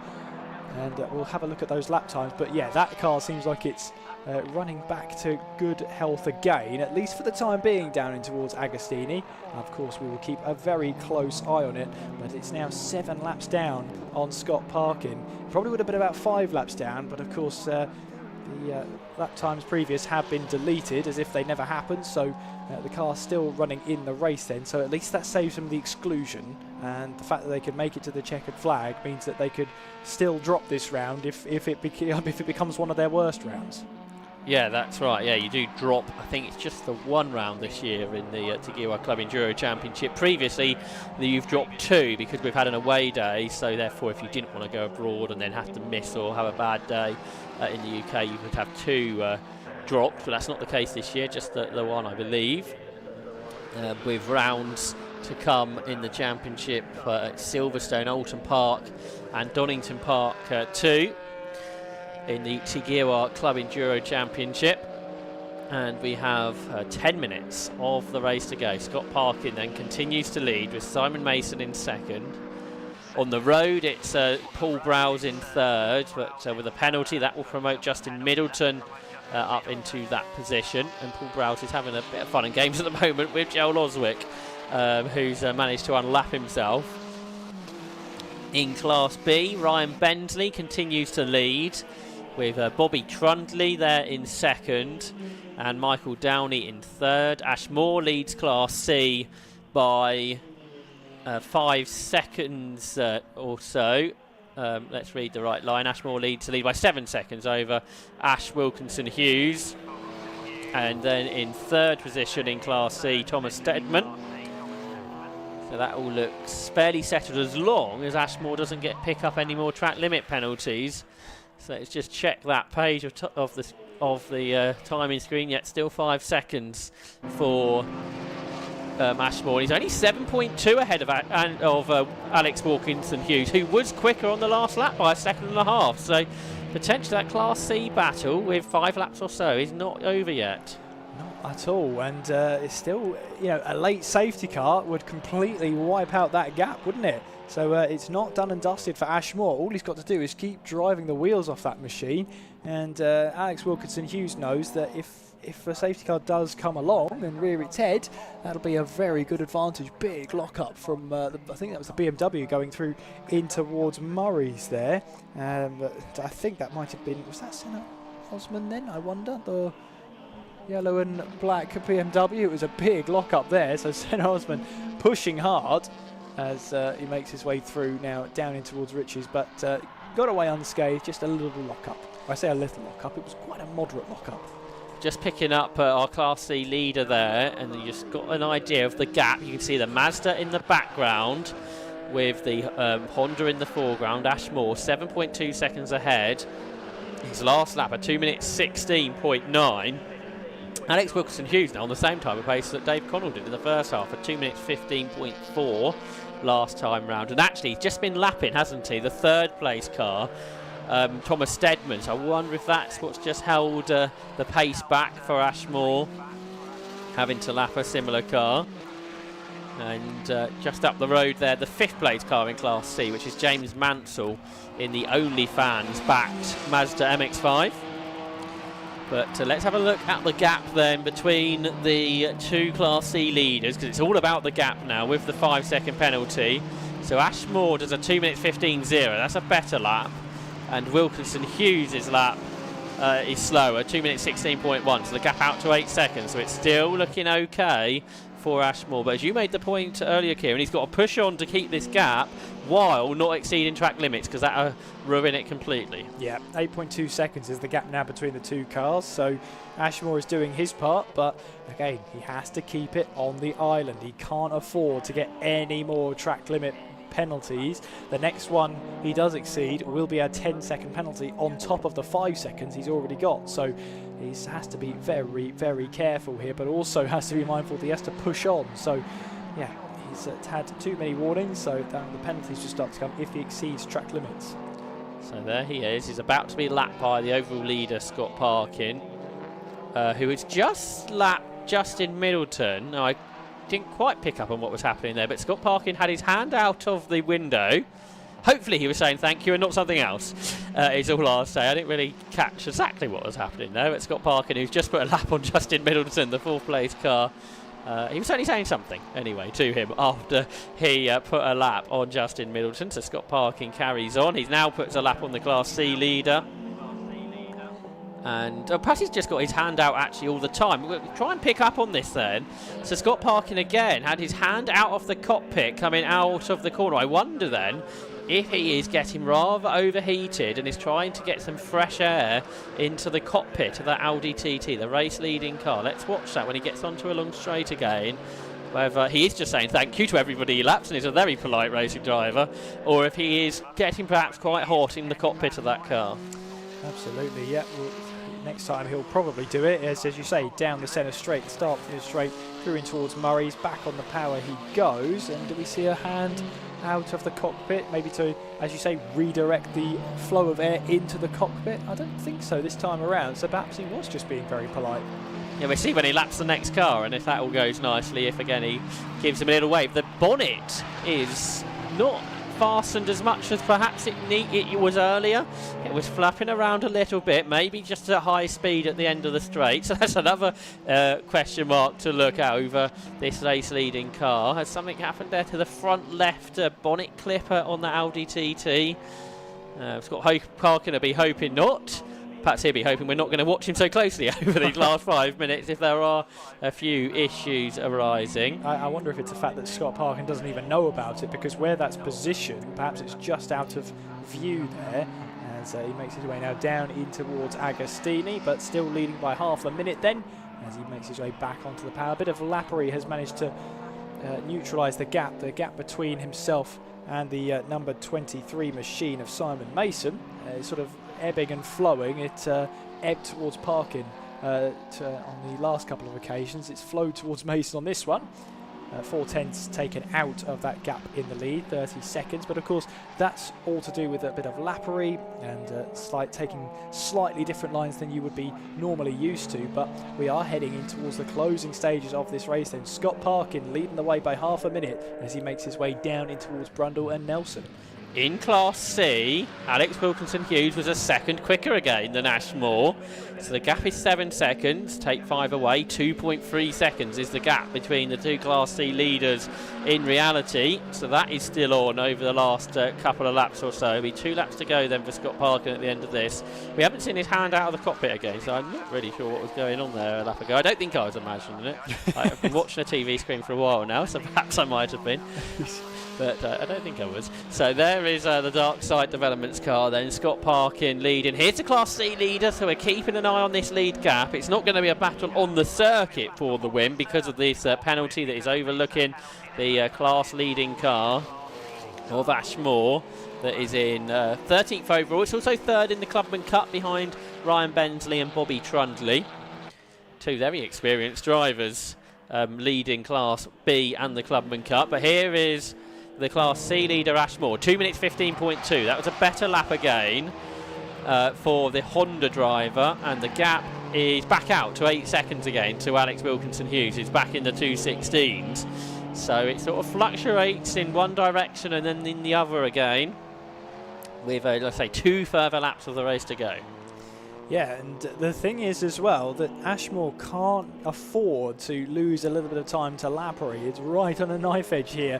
That gap he needs to keep between himself and Alex Wilkinson-Hughes, as that is a spinner. That's the number 78 machine. So that is Alan James, who had was that a spin or was that just exit stage right out of the circuit, because he's managed to get it between the Armco barriers, so it's just about out of the way. Will it be deemed out of the way enough? It's just on the entry in towards Williams there. Yes, so they were in 7th. They're going to lose a couple of places because that is into retirement. As I say, they will be classified. They will score points, but won't score as many as they thought they would do. One of the Class A Championship contending cars, Alan James with Matthew Stockford, who started it. But for Scott Parkin, he's got 1 further lap to go at the end of this. The reigning TGR Club Enduro champion in this 2017 Audi TT TDI with its 2-litre diesel engine, producing 340 brake horsepower, developed by his family-run organisation Dark Side Developments. They turn left then through Murray's. They will have 1 further lap to go. So accelerate to the line now, or Scott Parkin accelerates to the line. And one of the very few solo-driven cars is the car that is leading then. Scott's done all the driving himself. Well, you're right, that bonnet's getting worse, isn't it? He's only got 1 more lap to hang on. Yeah, the front left bonnet pin seemingly giving way. But hopefully the other one is pretty strong, and he can continue on, as you say. Leading by about half a minute over Simon Mason. Shame that we sort of didn't have that wheel-to-wheel action right to the end due to the safety car period, but it's been very evenly matched, Scott Parkin and Simon Mason. They've got that E30 to lap. That's still going. Great stuff for the Osman family, who are a 4th within Class B. So they've had a really nice run in that 1980s car, the oldest car on the grid. So you don't need just sort of 21st century cars to compete in the TGR Club Enduro Championship. Older cars very much welcome too. But here is Scott Parkin. Yellow flags with the Alan James car off the road. The Welshman has pulled that car into retirement. Class B, well, that's led by over a minute by Ryan Bensley. Class C, 8 seconds still the gap, 3 seconds after the penalty is applied. So the last lap, he can't afford to back off in that one, but Scott Parkin doesn't need to drive flat out for the last third of the lap. He's drove really well. He led the first part of the race after the Mazda MX5 of Alan Henderson retired, the early leader. They made that good team call to bring the car in, get the success penalty out of the way, only drop 1 full lap down, not 2, which was so important when the safety car came out. and then they were able to cycle through to the front during that pit stop window through the second part after the safety car, and then Scott Parkin has drove consistently ever since then, and quickly as well. And Scott Parkin wins back-to-back rounds of the Tigiwa Club Enduro Championship, and he wins here at Snetterton by about half a minute in that Dark Side Developments car. Then we will wait for the class battles to be decided too.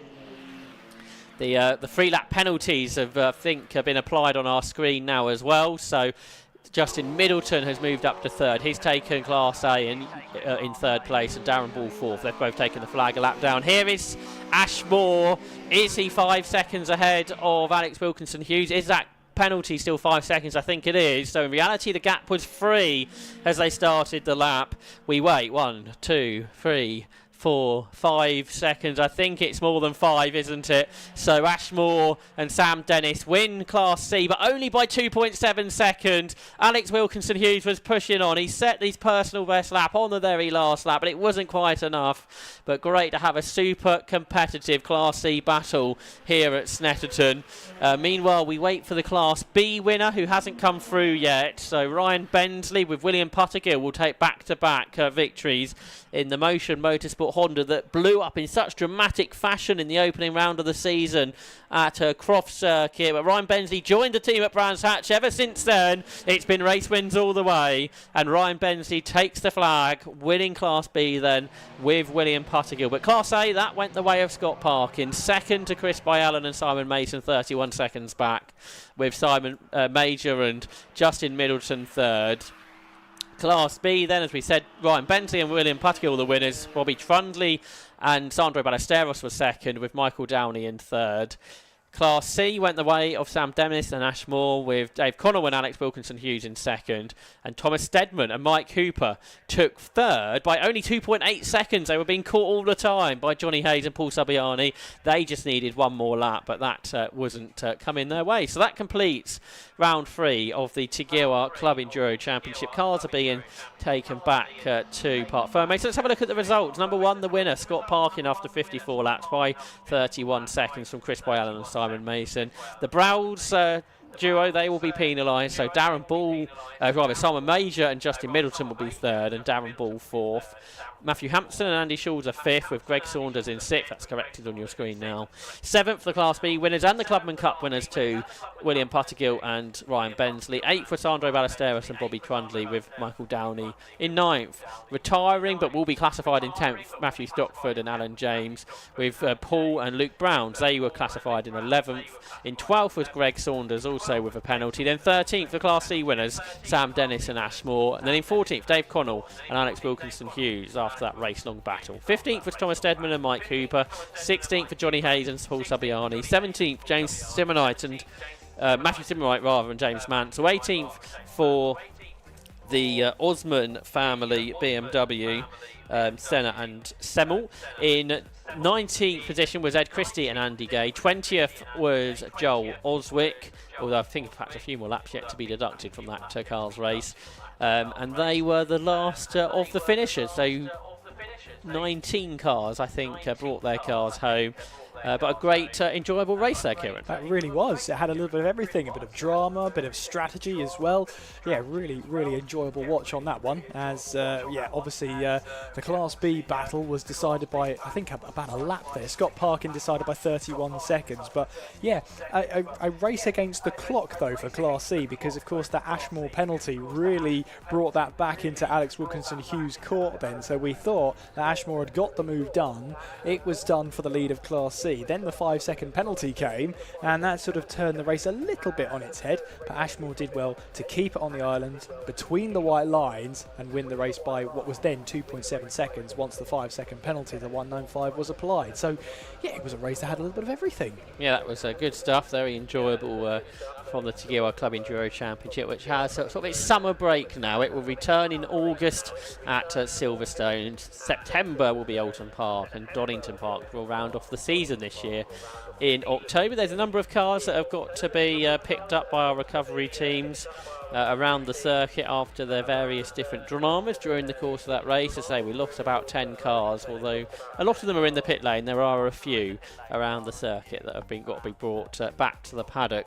Here at Snetterton, we have got 3 more races coming your way, with the Toyota MR2 Championship, the 5 Club Racing MX5 Cup, and the Race Parts Historic 750 Formula Series 2.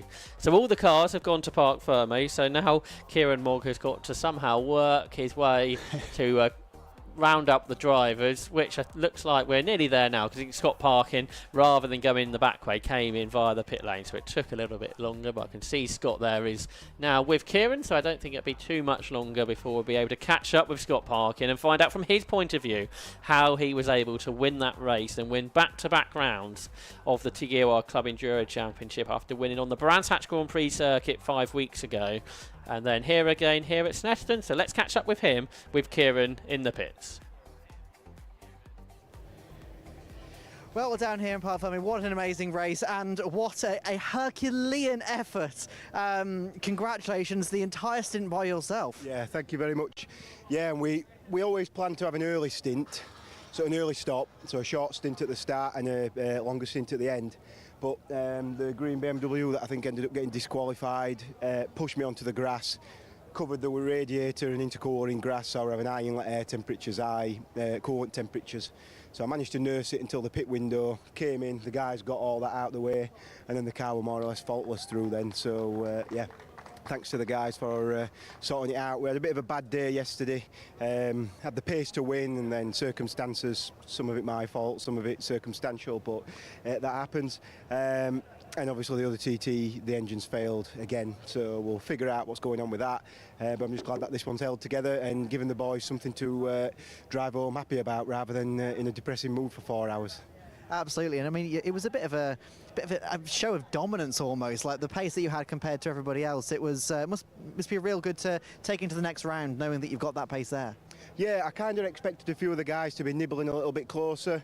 I do think towards the end, as pace equalised, especially when the fast guys were in the other cars. So, yeah, I'm sure we're going to have some battles throughout the year. But again, circumstances in this race have sorted it out. Absolutely. Well, congratulations on the win, and we'll see you in the next one. Yeah, thank you very much. Thank you very much. Now, unfortunately, because there's been a bit of delay trying to get these cars here, we haven't got time to interview the other class winners because the next group are on the grid. So we're going to head back up to commentary with Josh and Kieran.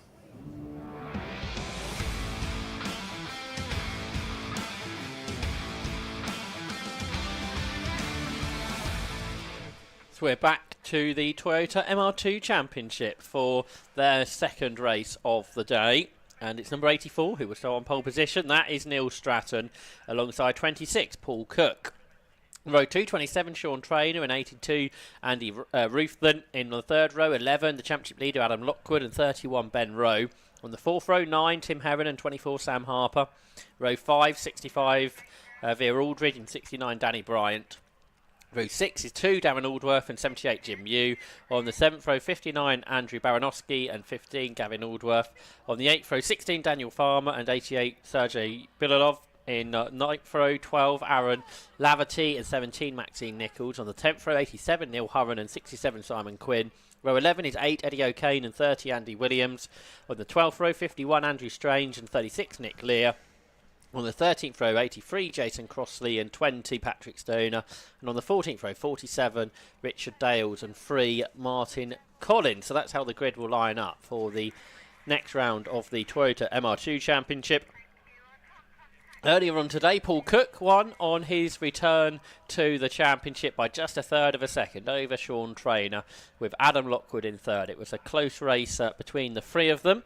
The cars are lined up on the grid, I think just waiting for 1 or 2 cars to be recovered from around the circuit. Once that has been done, Kieran, the countdown will begin with no green flag. Absolutely, looking forward to it. And yeah, what we saw last time out was fantastic battling all the way through. And it was the fact that obviously Traynor, who finds himself on the start, on the front row. Of course, it's decided by fastest laps in the previous race. So the fact that Neil Stratton put in that fastest lap, even though he didn't have the best race, it's put him in prime position to put those woes aside, and see if he can get himself a spot on the top step in race number 2 today.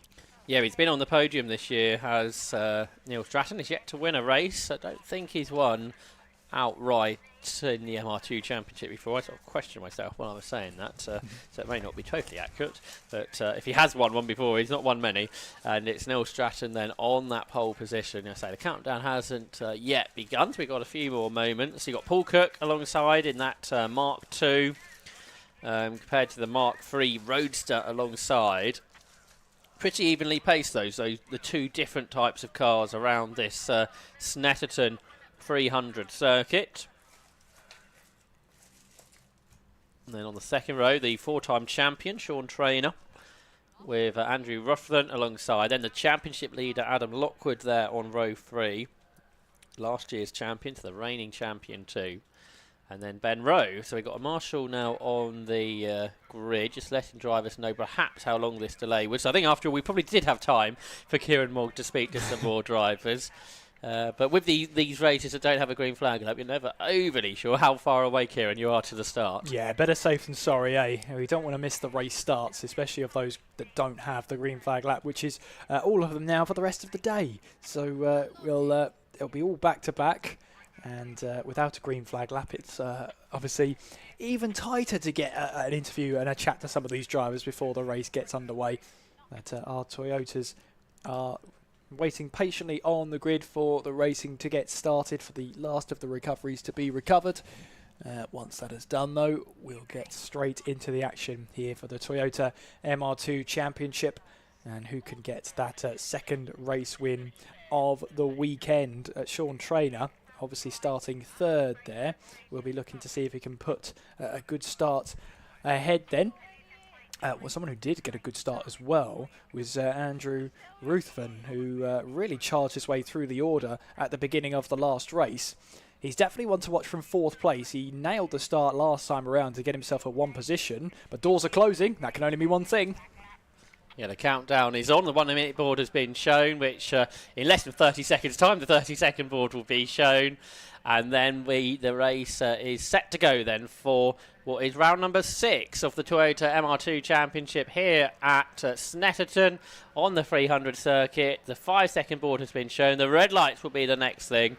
Then they'll be out. Then 15 minutes of racing will be underway, which happens now with a good start from the second row of the grid from Andrew Ruthven, and he is alongside Paul Cook, he's alongside Neil Stratton now as well on the run up towards Ritchie's corner. And Ruthven then will lead into Ritchie's. Fantastic start from him. Another driver, I think, yet to win in the championship. He's been having a really good season though.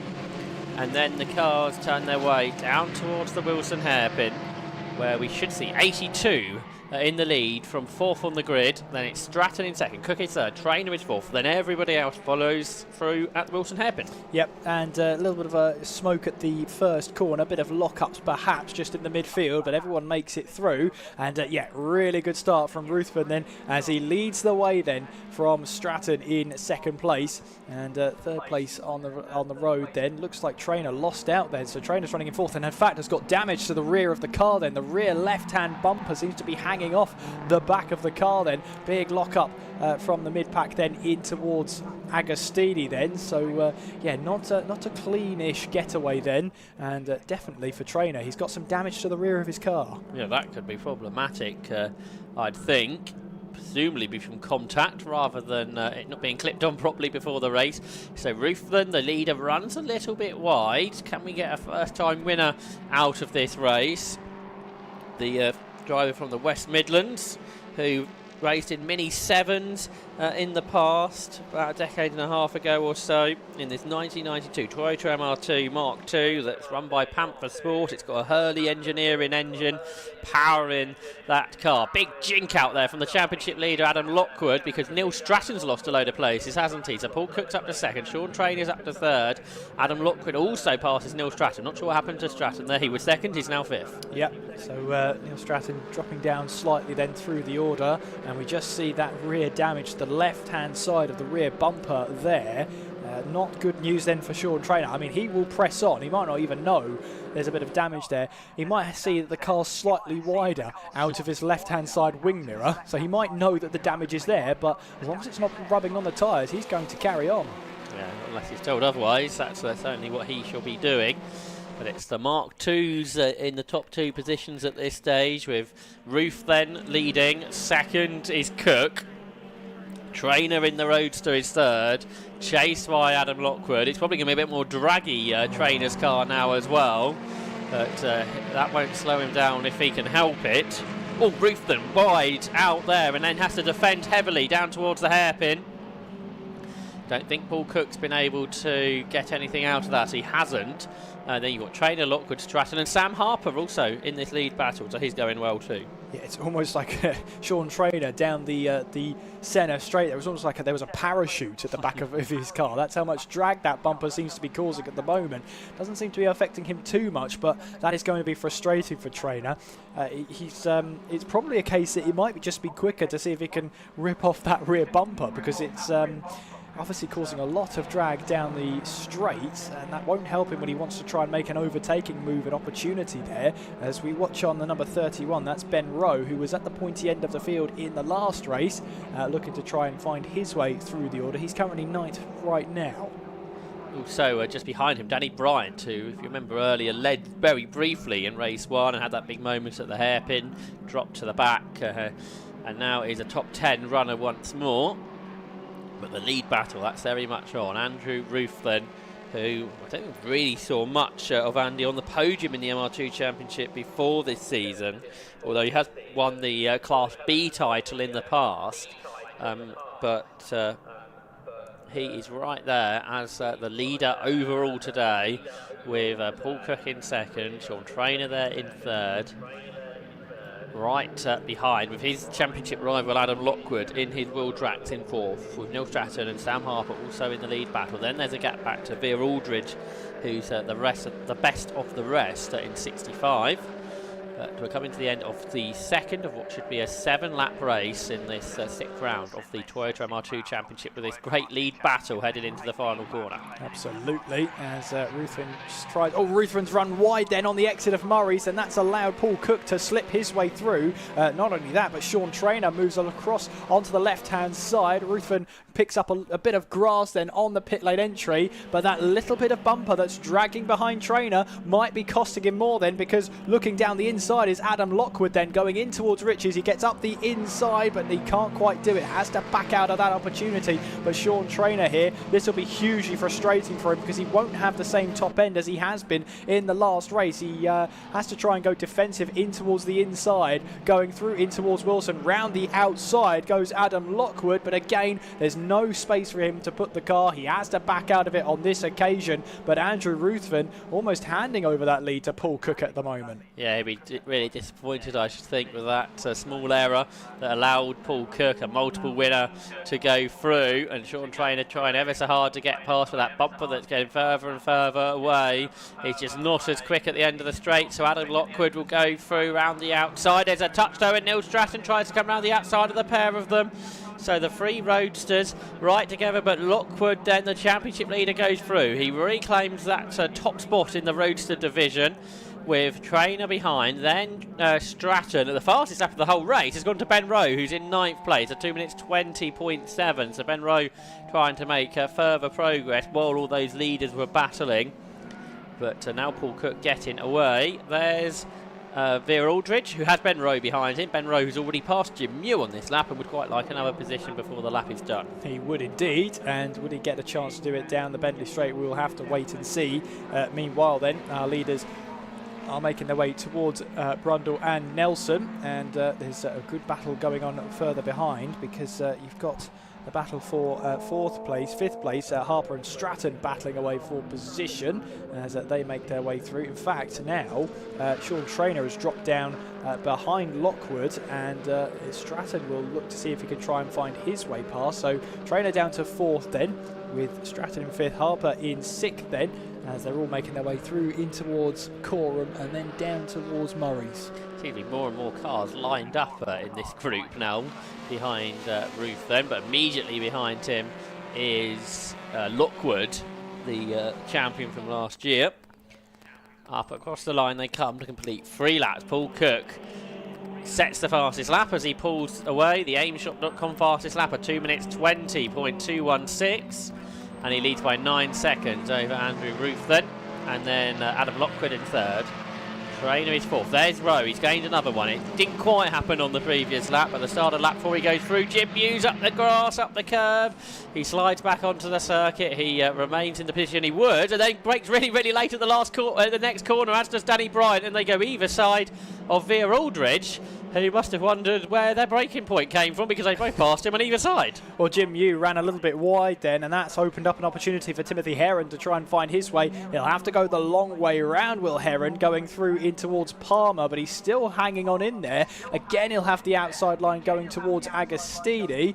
And still, they run side by side. Just behind that battle then, who's going to be later on the brakes? It looked like Jim by just a fraction there, as the 78 then looks to go up the inside. Jim Yu getting the power down, but running a little bit wide then. And again, that allows Timothy Heron to try and go up the inside now, going in towards the left-hander of Hamilton, which he has done. So that is the number 9 upper position then. Timothy Heron ahead now of Jim Yu.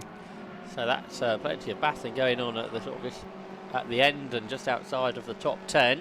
Tim Heron's been racing in the MR2 Championship for years, massively experienced in the category.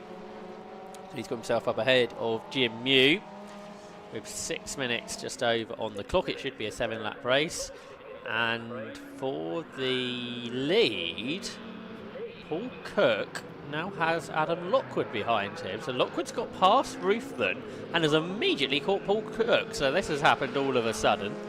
So Adam Lockwood, who has won 3 times this season, the championship leader, the reigning champion. He'd never won a race before October last year, and he's only lost a couple ever since that first win. Included in the race earlier, but he'd quite like to get back on top. And Paul Cook, he probably hasn't raced against huge amounts, because Paul hasn't raced in the championship for a couple of years or so. And Sean Trainer, the driver who's battling with Lockwood in the championship, is getting a black and orange mechanical flag, which requires him to come into the pit lane. I wondered if that might happen when we saw that bumper starting to trail his MR2. Yeah, absolutely. And yeah, so that's going to be, he has to respond to that by pitting in to fix the issue at hand, as that's Ben Rowe looking to see if he can find a way past there, the number 24 of Sam Harper. So Sam Harper able to defend from that one. Leaders now make their way out of Wilson, and that's not the best exit there for Paul Cook, and he's going to have Adam Lockwood all over the back of him as we head our way through in towards Palmer now. And the top 2 starting to break away a little bit then. Ruthven getting away from Trainer, and Sean Trainer has to visit the pit lane with that mechanical. Although looking at the back bumper, doesn't seem to be as much of an issue right now, but the mechanical flag has already gone out, so he has to respond to it. Battle for the lead though, Paul Cook versus Adam Lockwood. Paul Cook trying to exit now out of Agostini as we'll head our way through in towards Hamilton, the flying left-hander, and then follows Oggies and Williams as they make their way through now. The mechanical flag's been put away, but as you say, Trainer's been seen it once. I'm not really sure what happens now, to be quite honest. Lockwood's off. The championship leader's all over the grass. He kept his foot in. He lost about 1/10 of a second in all of that.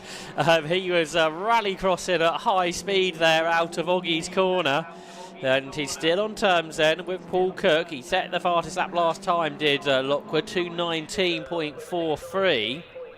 Oh, yeah, Train's bumper's still trailing a bit, isn't it? But I don't really know how it's kind of more reattached than it was a little bit earlier. Doesn't make a lot of sense, but hey-ho, that's motorsport. Paul Cook then holding on to the lead against Adam Lockwood, but that moment then has allowed Andrew Ruthven to close up slightly, going through now in towards the bomb hole, as we have just over 3.5 minutes left of the race to run. Yeah, the bumper still is a little detached on the left-hand side, so he will probably still need to respond to that mechanical, as our leaders now make their way through in towards Coram, now down in towards Murray's, and a really important corner to get absolutely spot on. Both drivers looks like they nailed that apex then as they make their way on towards the centre straight.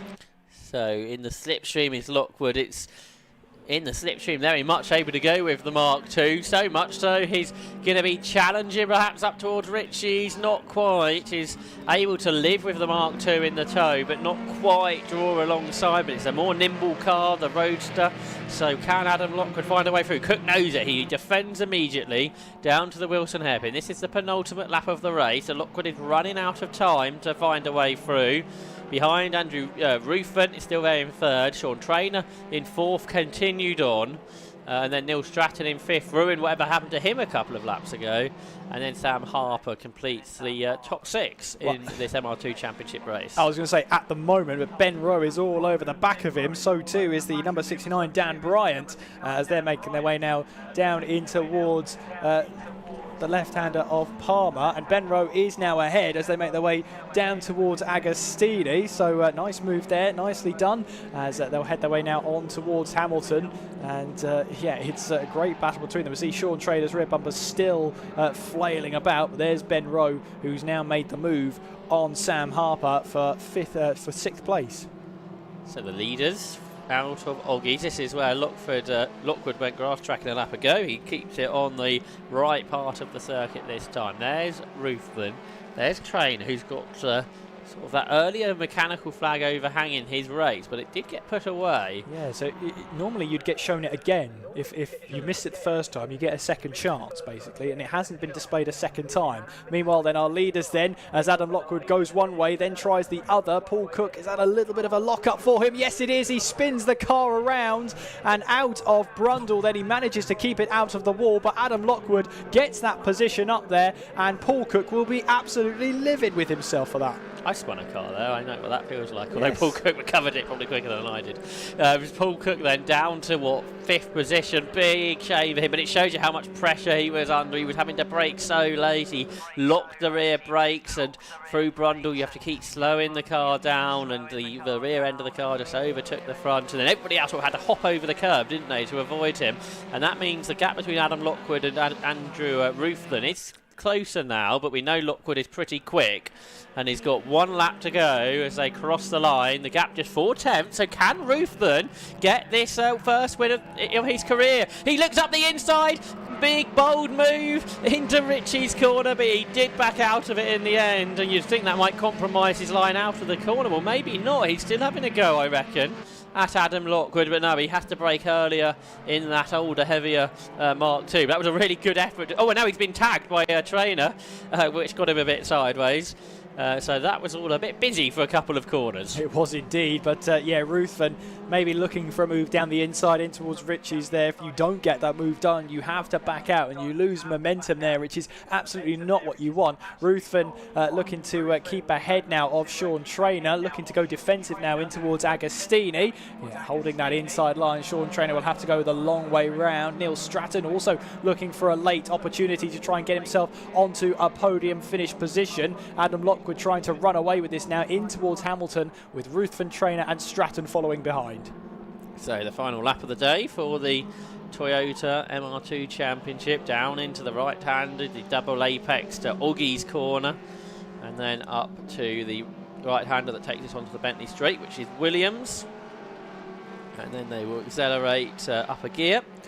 Down the back straight they go, and for Adam Lockwood, looking for win number 4 of the season. He's won at every venue so far. He won at Brands Hatch and at Silverstone too, and it looks like he might take one at Snetterton. But we saw a lap ago how easy it is to make a mistake, which we saw out of Paul Cook on the previous point of the race, and Trainer again gets really close at that point into Nelson to the back of Ruthven. I think they held him up a little bit and has brought Neil Stratton closer to him. Stratton, who was on the podium at Brands Hatch, hasn't been since. He's close to it in this one, but he's only got one further corner to try and make a place. Trainer's carrying loads of speed here. Is he going to have a go at Ruthven into the final corner? I don't think he is. Has he got the exit speed? I doubt it. So None of that a worry for Adam Lockwood, who's going to take the checkered flag first and win the Toyota MR2 Championship. But Sean Trainer has got a good run for second place, and he draws up alongside Andy Rufflin. It's pretty much a dead heat. Who gets it? According to our timekeepers, TSL, it's Andy Rufflin that has it by 26 thousandths of a second. One of the closest winning position margins we've had over the course of the weekend. Sean Trainer was third then, although with that question mark over his race, but perhaps he's okay. Neil Stratton is fourth. Paul Cook took fifth. Ben Rowan sixth. He got past Sam Harper, as Kieran described, with a couple of laps to go. Danny Bright was eighth. Jim Mew ninth, with Tim Heron in 10th. Darren Aldworth was 11th. Vera Aldridge, who was well up at one point, was 12th. Gareth Aldworth took 13th. 14th for Andrew Baranowski. In 15th was Neil Hurren. In 16th, the Ukrainian was Sergei Bylev. 17th will go the way of Daniel Farmer. Andrew Strange will be 18th. 19th will be Simon Quinn. And 20th goes the way of Andy Williams as the rest of the field flow through to complete the second race of the day for the Toyota MR2 Championship here at Snetterton. Adam Lockwood scores maximum points. He wins and gets the fastest lap with a 2 minutes 19.433. We only lost one car in that race. Aaron Laverty retired with a couple to go. Everyone else taking the checkered flag. Let's take a look at those results. After 7 laps, it was Adam Lockwood who won by 1.9 seconds over Andrew Rufflin. Sean Trainer was third and Neil Stratton fourth. Paul Cook in fifth and Ben Rose sixth. Danny Bryant, Jim Mew, Tim Heron and Darren Aldworth completed the top 10. Sam Harper, perhaps with a penalty, takes 11th. Vera Aldridge was 12th with Gavin Aldworth and Andrew Baranowski 14th. Neil Hurren, Sergei Bylev, Daniel Farmer, Andrew Strange, Simon Quinn, Andy Williams, Eddie O'Kane, Maxine Nichols, Nick Lear, Richard Dales, Jason Crossley, Patrick Stoner and Martin Collins were all finishers too, with just that one retirement for Aaron Laverty in the Toyota MR2 Championship. The top 3 are already in Parc Ferme and quickly getting out of their cars, obviously keen to have a word with Kieran Mogg, who's also down there, ready to have a chat. We're down here in Parc Ferme with our top 3, and we're going to take a quick chat with Adam Lockwood. Do apologise. Adam, we spoke earlier. You said you might go for the win. You got it. I did. Yes. Yeah. Somehow I threw Paul a dummy down the back there, and he kind of fell for it and spun out. Well, that's how you apply pressure. Yeah. I was really trying for the pressure, and it did actually work in the end. And yeah, I mean, he's quite an experienced guy, but yeah, sometimes it just works. So. We got the better of him today. So how's the track conditions been? Obviously, with it's cooling down a little bit now. How have you found the track? Yeah, I mean, it's actually better than the last race. Definitely more grip. Times are up a little bit, so I wasn't really struggling that much on that one. Everything felt perfect for a change. It's a perfect way to end the weekend. So congratulations. Yeah, definitely. Thank you. Cheers. Thank you very much. Now we're going to quickly speak to Andrew Ruthven.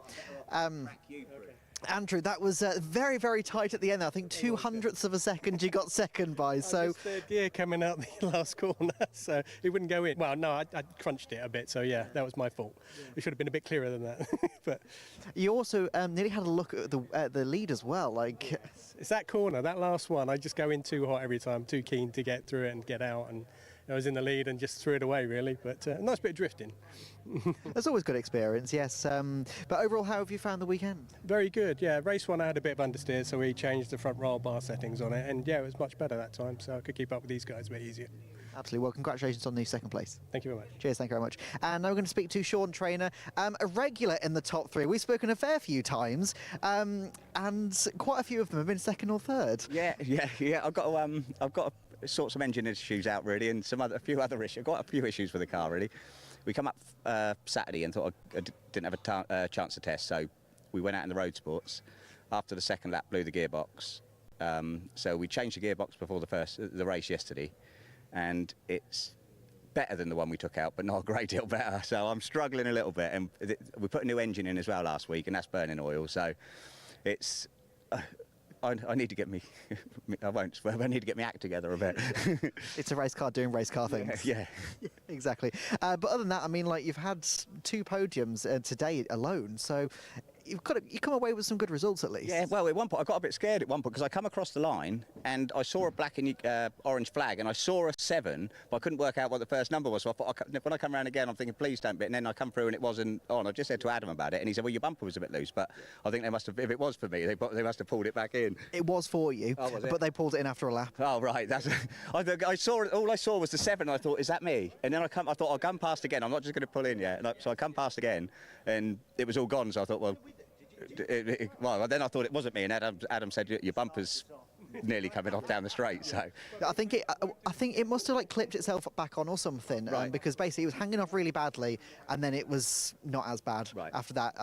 Once they'd already given you the flag, then it wasn't as bad. So at least you managed to finish the race. Yeah. Well, that's an upside. So to be fair, I think it was damage limitations this weekend. I love Cadwell. That's our next round, so I'll try and make sure it's all ready for that and see what I can do there. Absolutely. Well, good luck for that one then. Kickstart this season back off. Absolutely. Well, good luck then. Cheers. Thank you very much. Now, we've got MX5s coming up next, so Josh, Kieran, take a breath, because it's about to get crazy.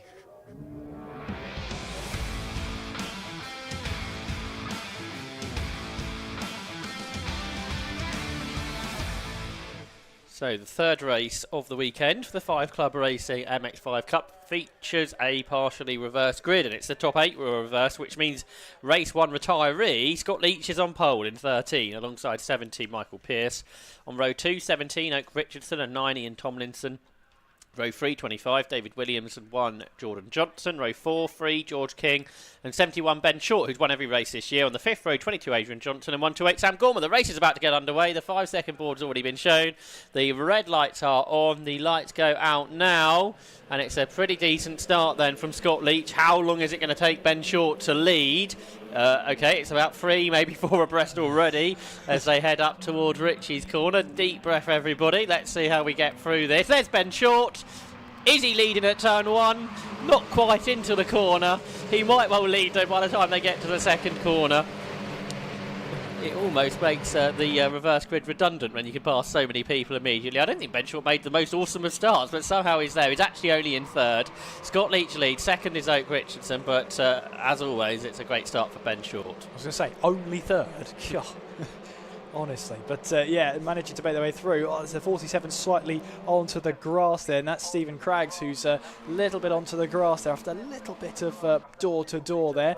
But yeah, it's just about made its way through then, and here goes Ben Short then, looking for a move down the inside there of Richardson, down in towards Agostini. He's got the inside line then, and he'll look to put the power down, and Ben Short will take away that position. 3 abreast though, with the 68 right round the outside. That's Stephen Robinson, who's trying to make up some moves as well. I don't think he was intentional to go 3 wide there, but we're going 2 wide through in towards Hamilton, and that's not normally a place you go 2 wide there, with Jordan Johnson trying to go up the inside there of, I think that's David Williams. That's right, yeah. So they were battling earlier too, and George King's in there as well, and Ben's dad, Matthew Short, just behind. He's having a good run here. He's made a good start too. There's James Winstanley. He's just behind Adrian Johnson. He's ahead of Matthew Penny Farver-Neill. So another good start from James, who's cooled down after the earlier race. As the cars make their way down the Bentley straight. It's side by side for the lead. Ben Short goes around the outside of Scott Leach, and yeah, I don't think Scott's got too much of an answer for Ben. So Ben takes the lead. Leach is 2nd. 3rd is Richardson. So now we know where Ben Short is going to be. We can sort up the order for everybody else. Yeah, first lap, almost the first lap there. It's taken Ben Short to take over the lead of the race. But meanwhile, just behind him though, Oak Richardson is looking to try and see if he can find a way past Scott Leach then, as they make their way in towards the final corner at Murray's.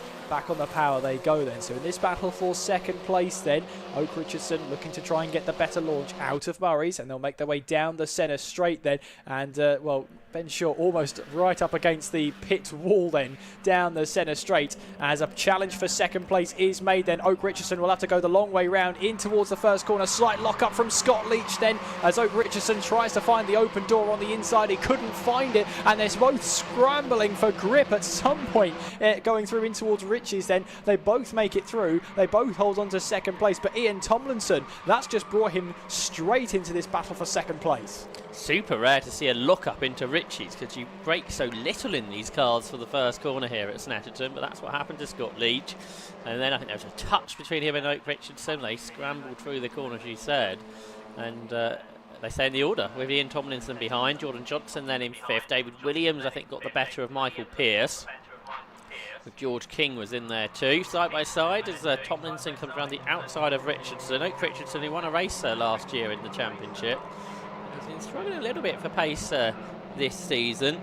The 29-year-old from Buckinghamshire in his 4th season, formerly competed in the British Drift racing, or the British Drift Championship. So he's not unused to going sideways. As we saw at the beginning of the lap, there was a big swirl of tyres behind the commentary box. I'm not sure if Kieran's seen if anyone had a moment there. But oh yeah, there is a car off, isn't there? We can set it on our screen. So, I mean, it's Michael Pearce, who was in 7th position. He's been having a good season up till now. But Michael Pearce into retirement and in 70, so he is out of the race. There he is in the Massimo tyres car, as all the cars run those tyres and have the window banners. There's Richardson in 3rd, 4th is Tomlinson, and Ben Short getting away. There's some wide lines being taken by a few out of Nelson. Yeah, absolutely. Just trying to find the grip out there and trying to use the what is available out on the track then, as plenty of drivers make their way through. James Winstanley was a little bit wide there. It was caught on camera as well. Oh, you had to get that one in. You just had to. Meanwhile then, the number 9 machine of Ian Tomlinson right now onto the back of Oak Richardson. So Oak Richardson was battling away for 2nd place. He's now having to defend for 3rd as he makes his way across the line then. Ian Tomlinson perhaps maybe looking for a move. He thinks about it, but then going in towards Richards decides that the best course of action is to stay behind Oak Richardson for the time being. Heading our way through in towards Richards then. Will he size up a move this time in towards Wilson? Oak Richardson sees that one coming. Ian Tomlinson has to go the long way round, around the outside if he wants that move to stick then, as they'll both pick up the apex out of Wilson. Oak Richardson still in 3rd place at the time being. Yeah, and they've got to watch out though, because George King and Jordan Johnson and David Williams will all be catching, and we know how quick they are from scoring podiums this weekend. So they'll be on the chase. So the podium position is very much to be disputed. It's just that it's so obvious where Ben Short's going to finish all these races in, but all the other positions, much bigger question mark over them. So good racing behind the race leader, Ben Short, who's looking to add even more Mazda MX5 wins to his tally. There's his dad, Matt, the former GP, in 8th position. Matthew Short going really well here in that car. Former MG racer was Matt Short. But Ian Tomlinson has now been caught then by Jordan Johnson, last year's champion. And just ahead of the pair of them, Oak Richardson. So for 3rd, 4th and 5th, it's very close, coming out onto the back straight now for the 3rd time of asking. Absolutely, Jordan Johnson means business then, as he'll look to try and see if he can find a way through then. And down the Bentley straight our drivers go then, as plenty of positions to be decided in these. We're at the halfway stage now, and through goes Jordan Johnson around the outside of Ian Tomlinson as they went for the braking zone going in towards Brundle. Slightly wide runs Oak Richardson, and that is like a sniff of blood to a shark then for Jordan Johnson. He's right onto the back now of Oak Richardson, heading away through in towards Coram now. He will not let him rest. Now that he's shown one mistake, it's almost like Jordan Johnson says, you're capable of another one. Through in towards Murray's we go. Back on the power, our drivers will get up through the revs, up through the gears, and will we see Jordan Johnson here right on the back of Oak Richardson? Will he think about a move in towards Ritchie's? He certainly pulled alongside now to the left of Oak Richardson as they make their way across the line. He'll have the outside line going in towards Ritchie's. Does he try and get that move done then?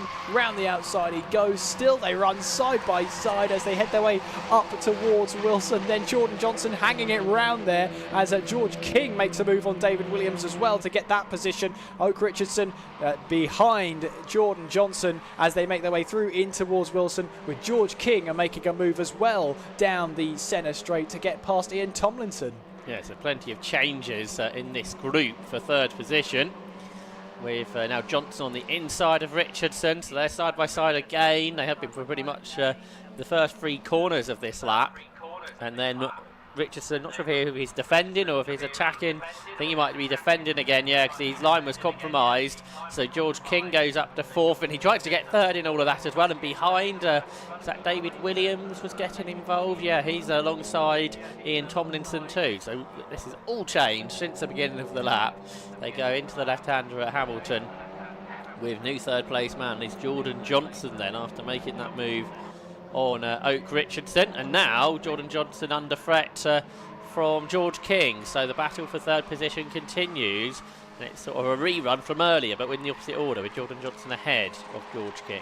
And George King still has to worry about Oak Richardson at this stage. Oak is not going to give up without a fight as they make their way now down the Bentley Straight and onwards towards Brundle and Nelson. Ben Short leading the way then. Scott Leach in 2nd place, with Jordan Johnson feeling the need to go defensive there, but up the inside tries to go George King then, going through in towards Brundle. He's got his nose ahead then as we make our way through in towards Nelson, and George King then takes over 3rd place from Jordan Johnson. A very nice move from George King.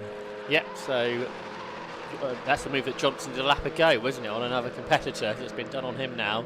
As George King, who started the lap in 6th, is up into 3rd place then. The GT driver, raced in the Dubai 24 Hours this year. He's ahead of Jordan Johnson with Oak Richardson, and David Williams, the sim racer, there in 6th place, ahead of Ian Tomlinson. They accelerate to complete another lap, which is still led by Ben Short. He leads after 4 laps by 3 seconds over Scott Leach. Now, can they catch Leach in that battle behind? George King is a couple of seconds behind.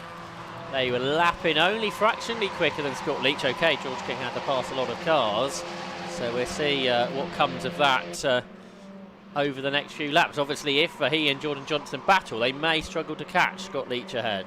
They may do, but yeah, it's that unlikely alliance really, isn't it? It's do you want to work together to try and catch the car in front, or do you battle away now?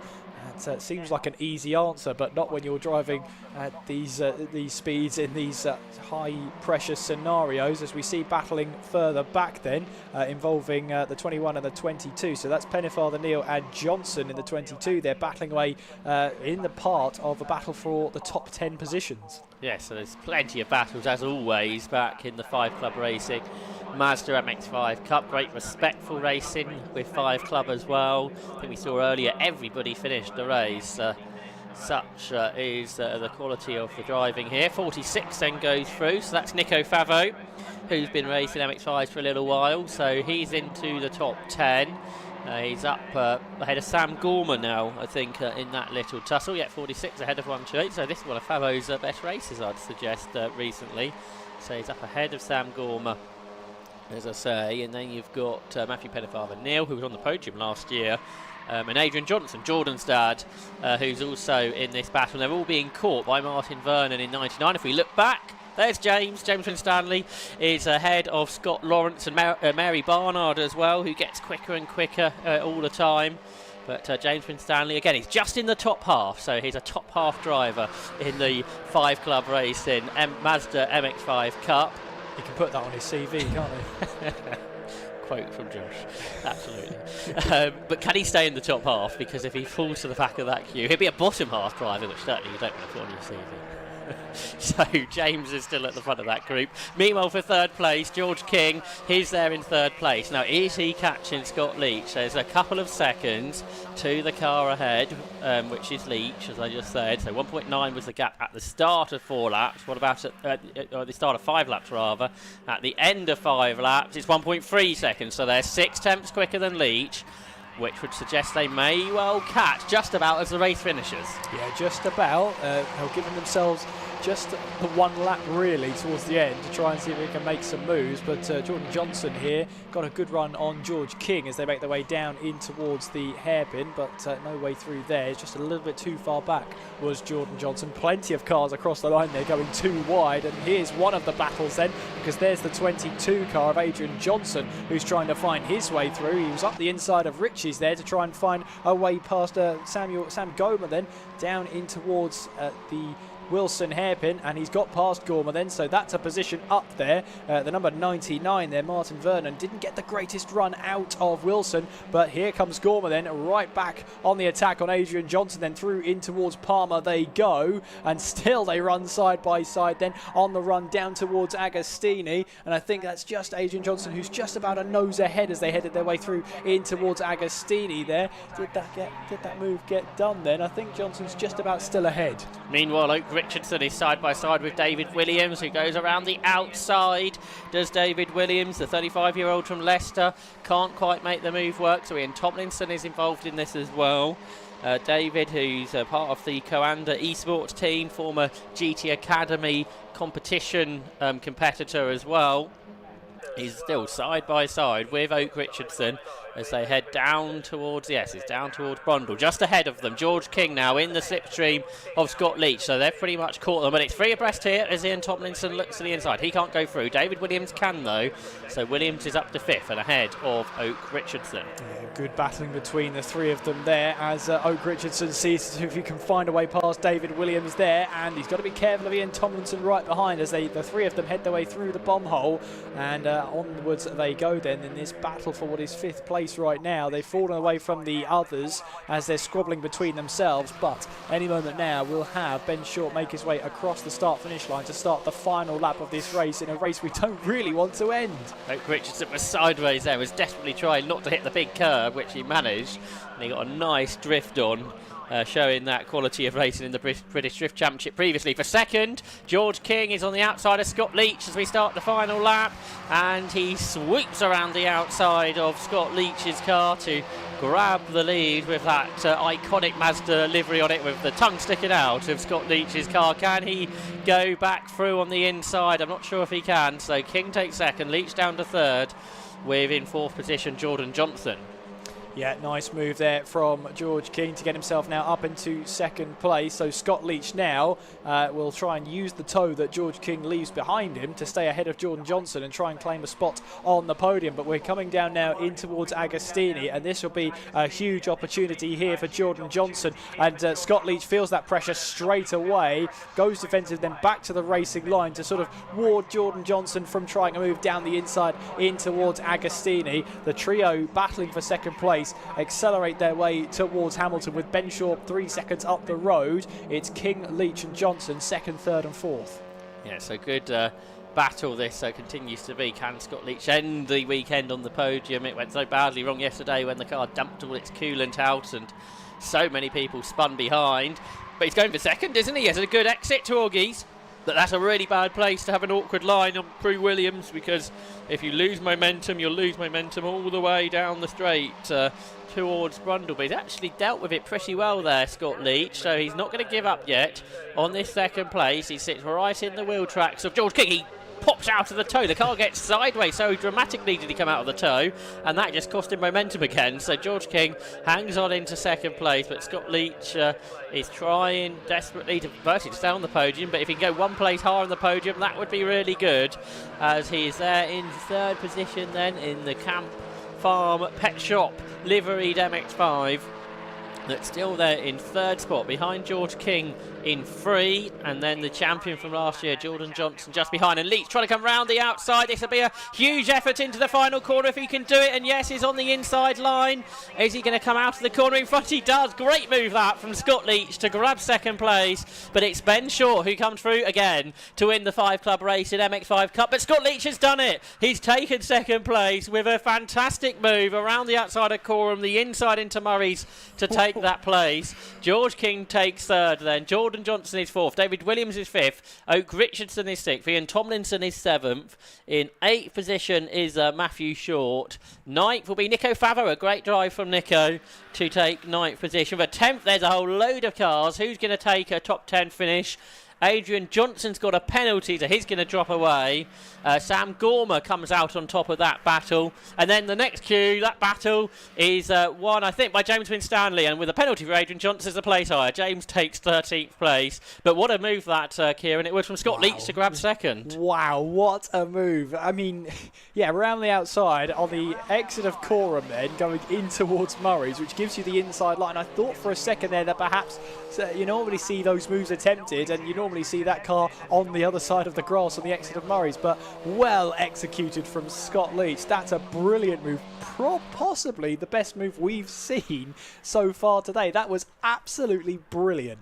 Yeah, sometimes you see that here, but I think that is the first one we've seen all weekend, isn't it? To grab a position successfully on the last lap. It was a move I guess you saw more when the circuit changed, but then so many people realised you normally lost the position again out of the corner. That wasn't the case today. Let's take a look at the results. So Ben Short wins again. Scott Leach is second with that great move to get back ahead of George King with Jordan Johnson fourth. David Williams in fifth and Oak Richardson sixth. Ian Tomlinson 7th. There was a big gap back to Matt Short, who took 8th. Nico Favo 9th and Sam Gorman 10th. Matt Pennefather Neil was 11th. 12th is Martin Vernon. James Winstanley again on the first page of the results. He's 13th. And Scott Lawrence in 14th. Mary Barnard was 15th. Adrian Johnson after the penalty in 16th. Then Stephen Robinson, Steve Craggs, who was on the grass at the start. Andrew Robinson 19th. And Martina Ward on her return after injury takes 20th. Paul Barnard, Mary's dad, is 21st. Philip Andrew Barrett was 22nd ahead of Jack Lawrence. And then it was Alexander Quash-T in 24th. Neil Burrows in 25th. Then Andrew Beale, Stuart Dowson. And then in 28th position, the final finisher was Peter Brown to complete the 5-club racing MX5 Cup here at Snetterton, and the championship will continue next time out at Cadwell Park, and so many of the championships today go to next. Silverstone, Alton Park and Donington Park also on the calendar. Let's catch up again with Ben Short and with Kieran Mogg as well. Yet another amazing MX5 race, and we're getting quite common with saying this now. Ben Short is the winner.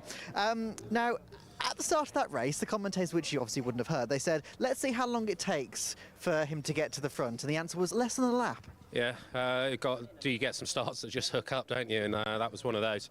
And then got a bit of a toe off of Oak Richardson down the back straight, and then Scott was very gentlemanly under the bridge. So pretty good weekend overall then, 8 for 8 now this year. So are you into the point now where you kind of like, okay, let's just preserve it, or are you still every win? Yeah, well, absolutely every win. I mean, we're here to gather as much data on the new Massimo tyres for the team. You know, George has just stepped in with us this weekend and is going really well, and so is David Williams. So we're obviously doing something right. So yeah, we just need to keep on pushing and try and get more and more of our cars at the front. No, absolutely. Well, congratulations on an amazing weekend. Thank you very much. Cheers, thank you. And I will move to Scott Leach in second place. Now, Scott, that last lap move was possibly up for the best move of the weekend. That was incredible. Well, I didn't realise it was the last lap, but I knew he'd got me, and I thought, well, the only way I'm going to do it is just try it down the inside. And look, as he didn't know it was the last lap, so he let me go in a roundabout way. And then when the checker flag come out, I was just amazed, and it was fantastic. So it must be a really, really good way to end your weekend. Yeah, well, I've had a bit of a poor weekend because race 1, me hose blew, and obviously caused a bit of carnage, but then put me to the back of the grid. Race 2, I managed to get up to 8th, and then they did the reverse grid and picked out 8, so I was on pole. So I was pleased with that and couldn't get any better. No, absolutely, and you obviously had a fantastic fight with George as well. Yes. So it's good that you can have that clean, fair racing as well. Yeah, it was really clean. I don't think there was any contact, so yeah, really good.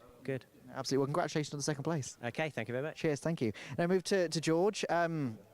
Nearly had second, an amazing run through the field, but it was a fantastic battle between the two of you. Yeah, starting P7 made it difficult. I mean, I tried to follow Ben through, but he was just had a lightning start, and it made the rest of the race a bit more difficult. But it was good fun making my way through and catching up to Scott, finally getting past him, and then getting done on the last corner was a bit disheartening, but is what it is. Yeah, absolutely. But you've had a good weekend overall. Yeah, massive. I mean, 3 podiums, 2 P2s, a P3. I can't really complain. Absolutely. Well, congratulations. Perfect. Thank you very much. Cheers, thank you. Now we're on to the last race of the day. It is the historic 750 Formula, but it's the handicap race. So if your brain's not already fried, it's about to be.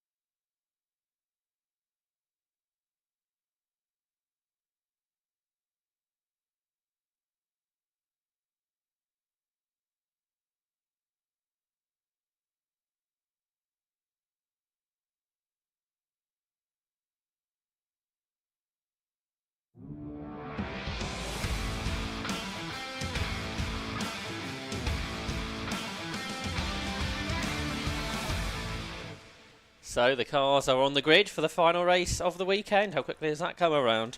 It felt like we only started this yesterday.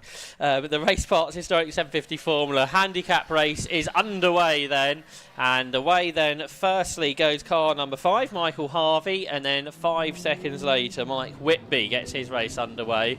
And they have 6 laps to do. The cars at the back of this group, though, have already done a lap. They've been credited a lap, and therefore their race, in reality, is only 5 laps long.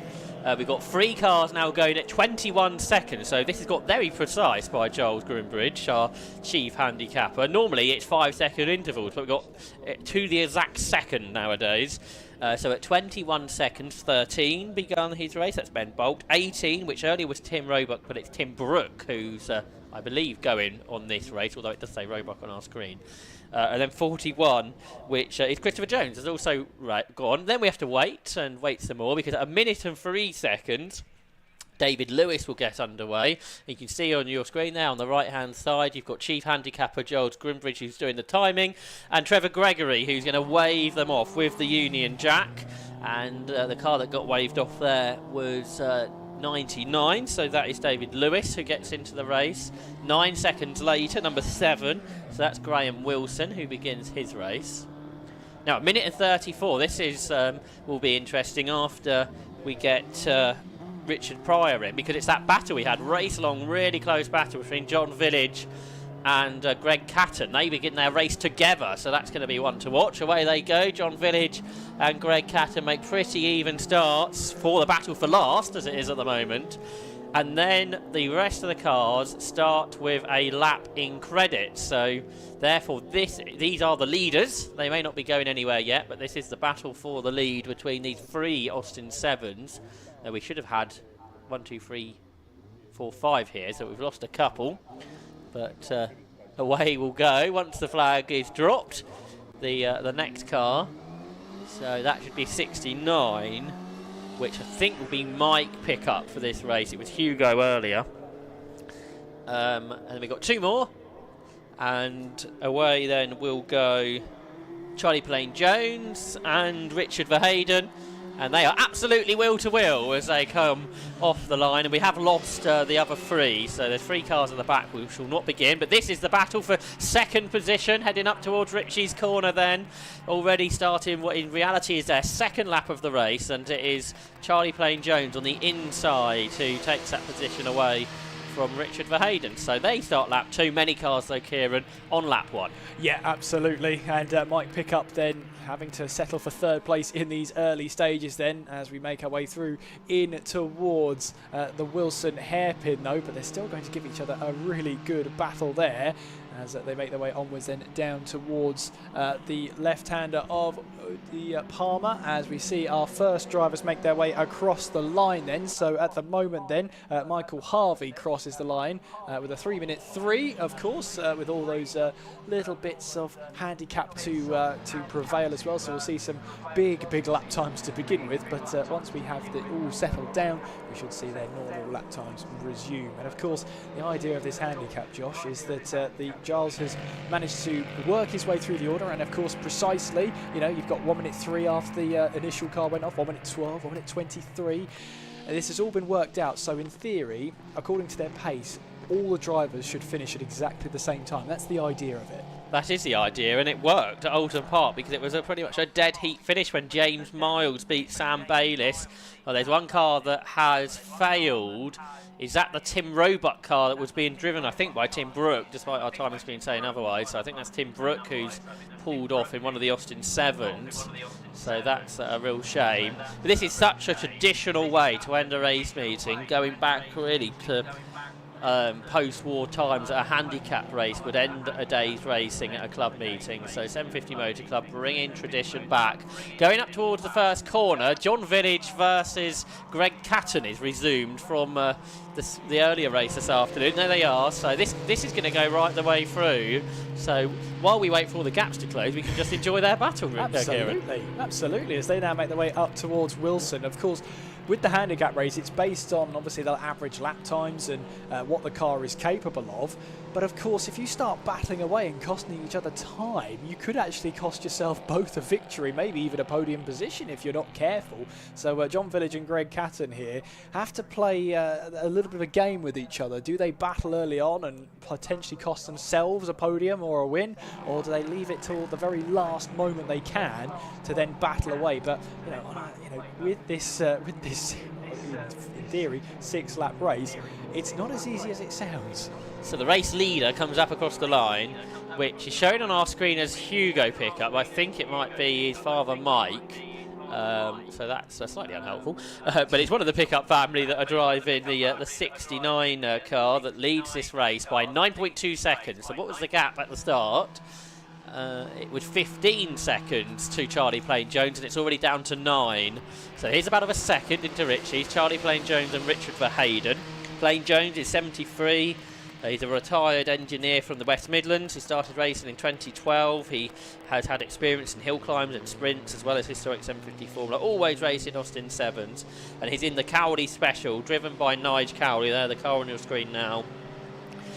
Charlie prepares the car himself now. It's a car that's based on a 1930 Austin 7 chassis, but it was hill climbed by a retired Hurricane pilot, Jasper Partington, after the war, and then was raced by John Gaskin more recently before Charlie got the car. There's another car that's not on the tarmac. That's 26. That's Mike Whitby, the Northamptonshire man, who's got a couple of decades of racing. Today he is in his Centaur Mark 16, which has got a Reliant engine.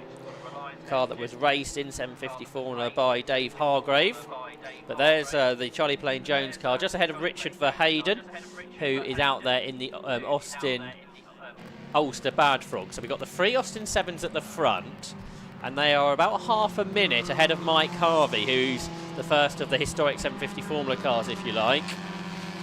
John Village and Greg Catton are still side by side. They have been for most of the day, Kieran. They have been indeed, as they make their way through in towards Richie's then for their third time, as they'll make their way up towards Wilson very, very shortly. But we're watching on here Graham Wilson getting the power down and looking to try and stay ahead right now as he makes his way down towards Palmer. Then it was a 3-car battle, but still a 2-car battle to watch on as well. Is the number 13 of Ben Bolt and the number 41, which is Christopher Jones. Now they were battling a lot in the last race as well, so they're also a great battle to watch. As here looking down the inside is Richard Pryor down the inside of Graham Wilson. He goes in towards the left-hander of Agostini, and Richard Pryor gets that move done and dusted. He moves himself now up into 9th place. Yeah, Richard Pryor started 11 seconds after Graham Wilson, and he's already caught and passed him as Richard Pryor, then the 56-year-old company director from Warwickshire, who started racing back in 2019. He's been a winner in a different car, in a JGS. He's also competed in the Ferrari Hill Climb Championship and was a championship winner. He should know this circuit very well because he's competed in 2CV 24 hours here at Snetterton. Today he drives the DNC Mark III, which has got an 850cc Reliant engine, and the car that was previously raced by Jerry Fincham. So the race leader comes across the line. The gaps come right down. It's just 2 seconds now between what we're going to go with Mike Pickup and Charlie Plain Jones, and then Richard Verheyden. So just 3 seconds separate the top 3 cars, and the cars behind are much quicker than the leader. Yeah, absolutely, as Richard Pryor now gets down the inside of David Lewis, so he moves up a position as they make their way now through the bomb hole. As we see cars making their way through into halfway stage of this race then, and it is Mike Pickup who leads the way then, and it will be the number 22 machine of Charlie Plain Jones who is in 2nd place at the line. And getting our battles nice and early through here. Slightly wide on exit though was David Lewis, and that hands over the position then to the number 7 of Graham Wilson. So Wilson manages to get his way through. Is there something on the back tyre of David Lewis, maybe on the rear left? It picked something up, didn't it, when it ran off wide? I wonder if it's got rid of it now. I don't think it was anything too major. And they're all being caught, aren't they, by John Village and Greg Catton. So we've already got 5 cars in a camera shot there. And John Village, there he is, to set the aimshot.com fastest lap of 2 minutes 31.257. So at the minute, he's at a minute behind. He's lapping at 25 seconds quicker than Charlie Plain-Jones, and they immediately pass David Lewis there, the pair of them. But for Ben Bolt in 4th, he was only 20 seconds behind the leaders, but going 20 seconds a lap faster already. So I think it's going to be difficult for an Austin 7 to win this race. Just flashing through the shot there, going onto the back straight. The top 3 were still together, so I'm not sure if we're able to pick that up as they head down the back straight. But I think the 3 Austin 7s might pick up. Charlie Plain-Jones and Richard Verheyden are all together as John Village continues to make progress. He's gone past Graham Wilson now, has JV. So that is something like 9th position. Not without a lock-up though on the front left going in towards Agostini then, but he got it all slowed down, and in fact he's managed to build a little bit of a gap between himself and Greg Catton then in this halfway mark. There's the 41 then, that's Christopher Jones who gets his way through and makes his way past Ben Bolt. So Christopher Jones then up into 4th place. And we just got the shot of the 3 Austin 7s ahead in front, so that's going to be the top 5 all basically in one shot. So Christopher Jones, I think this might be his first weekend, Chris Jones from West Midlands. So he's going really well, the ex-motorcycle racer. Yeah, I thought I spotted something on the back of Ben Bolt there, but we'll rejoin that later because there's Richard Verheyden who's got his way through then and at least up a position for the time being. Heading our way now down in towards Murray's and back on the power we go then, and they're going to be... Well, Ben Bolt, Christopher Jones are on their way though. Yeah, so Charlie Plain-Jones has taken the lead. The top 5 are absolutely together with 2 laps to go as they come up across the line. So Charlie Plain-Jones leads it. They might pick up his second, but Chris Jones is coming through. Richard Verheyden's dropped back behind pickup again. And then Ben Bolt is in 5th. And those 5 are separated by 3 seconds, but there are still 2 further laps to go. And for Chris Jones, he's got lots of pace here, 2 minutes 39. So could Chris Jones win what I think is on his first race weekend, the former motorcycle racer? So just having a look what lap times he did. There's more side-by-side action as Ben Bolt gains those positions. In the earlier race, Chris Jones, okay, did a 2 minutes 48. He has gone 9 seconds a lap faster in this race. Okay, he's new, so he's probably getting quicker all the time. But he's got very much quicker in this race, has Chris Jones then. And he's now taken the lead, and it might be a lead that the others struggle to beat. Yeah, absolutely. And, well, Chris Jones here looking to try and see if he can hold on to this lead, though. Behind him, Ben Bolt is getting his way through past the number 22 machine then. That's Charlie Plain-Jones. So that's a move for position then. So yeah, it's going to be interesting to watch this one unfold as we have our battle for the lead then. Chris Jones and Ben Bolt. This will be for the lead of the race. Yeah, so Ben Bolt's picked up his pace as well. What did Ben do this morning? He did a 2:47 as well, so the pair of them are going 8-9 seconds faster than they went in race 1, and they're going to end up in a battle for the win here, I should think. And they've got similar pace, so this battle's going to go throughout the last lap and a half. So it's Chris Jones the leader then, the 56-year-old former historic Grand Prix mechanic in the 1976 DNC Mark VI, which won the 1998 750 Formula Championship in the hands of Peter Knipe, and he's against Ben Bolt, the 79-year-old from Warwickshire, who started racing back in 1961. So he started racing 63 years ago. Chris Jones started racing about 2 hours ago in the earlier race, and they are battling for the win here at Snetterton in the historic 750 Formula handicap race. So it's 41 Jones who is ahead of 13 Bolt, who is out there in the 1976 Centaur with the 850cc Reliant engine. It's and he's a former Midland hill climb champion. 4 years on the trot was Ben Bolt, but can he win here at Snetterton? Well, he's got Chris Jones to chase after. These top 2 who are lapping much quicker than they did earlier on, battling for the race win with 1 lap to go.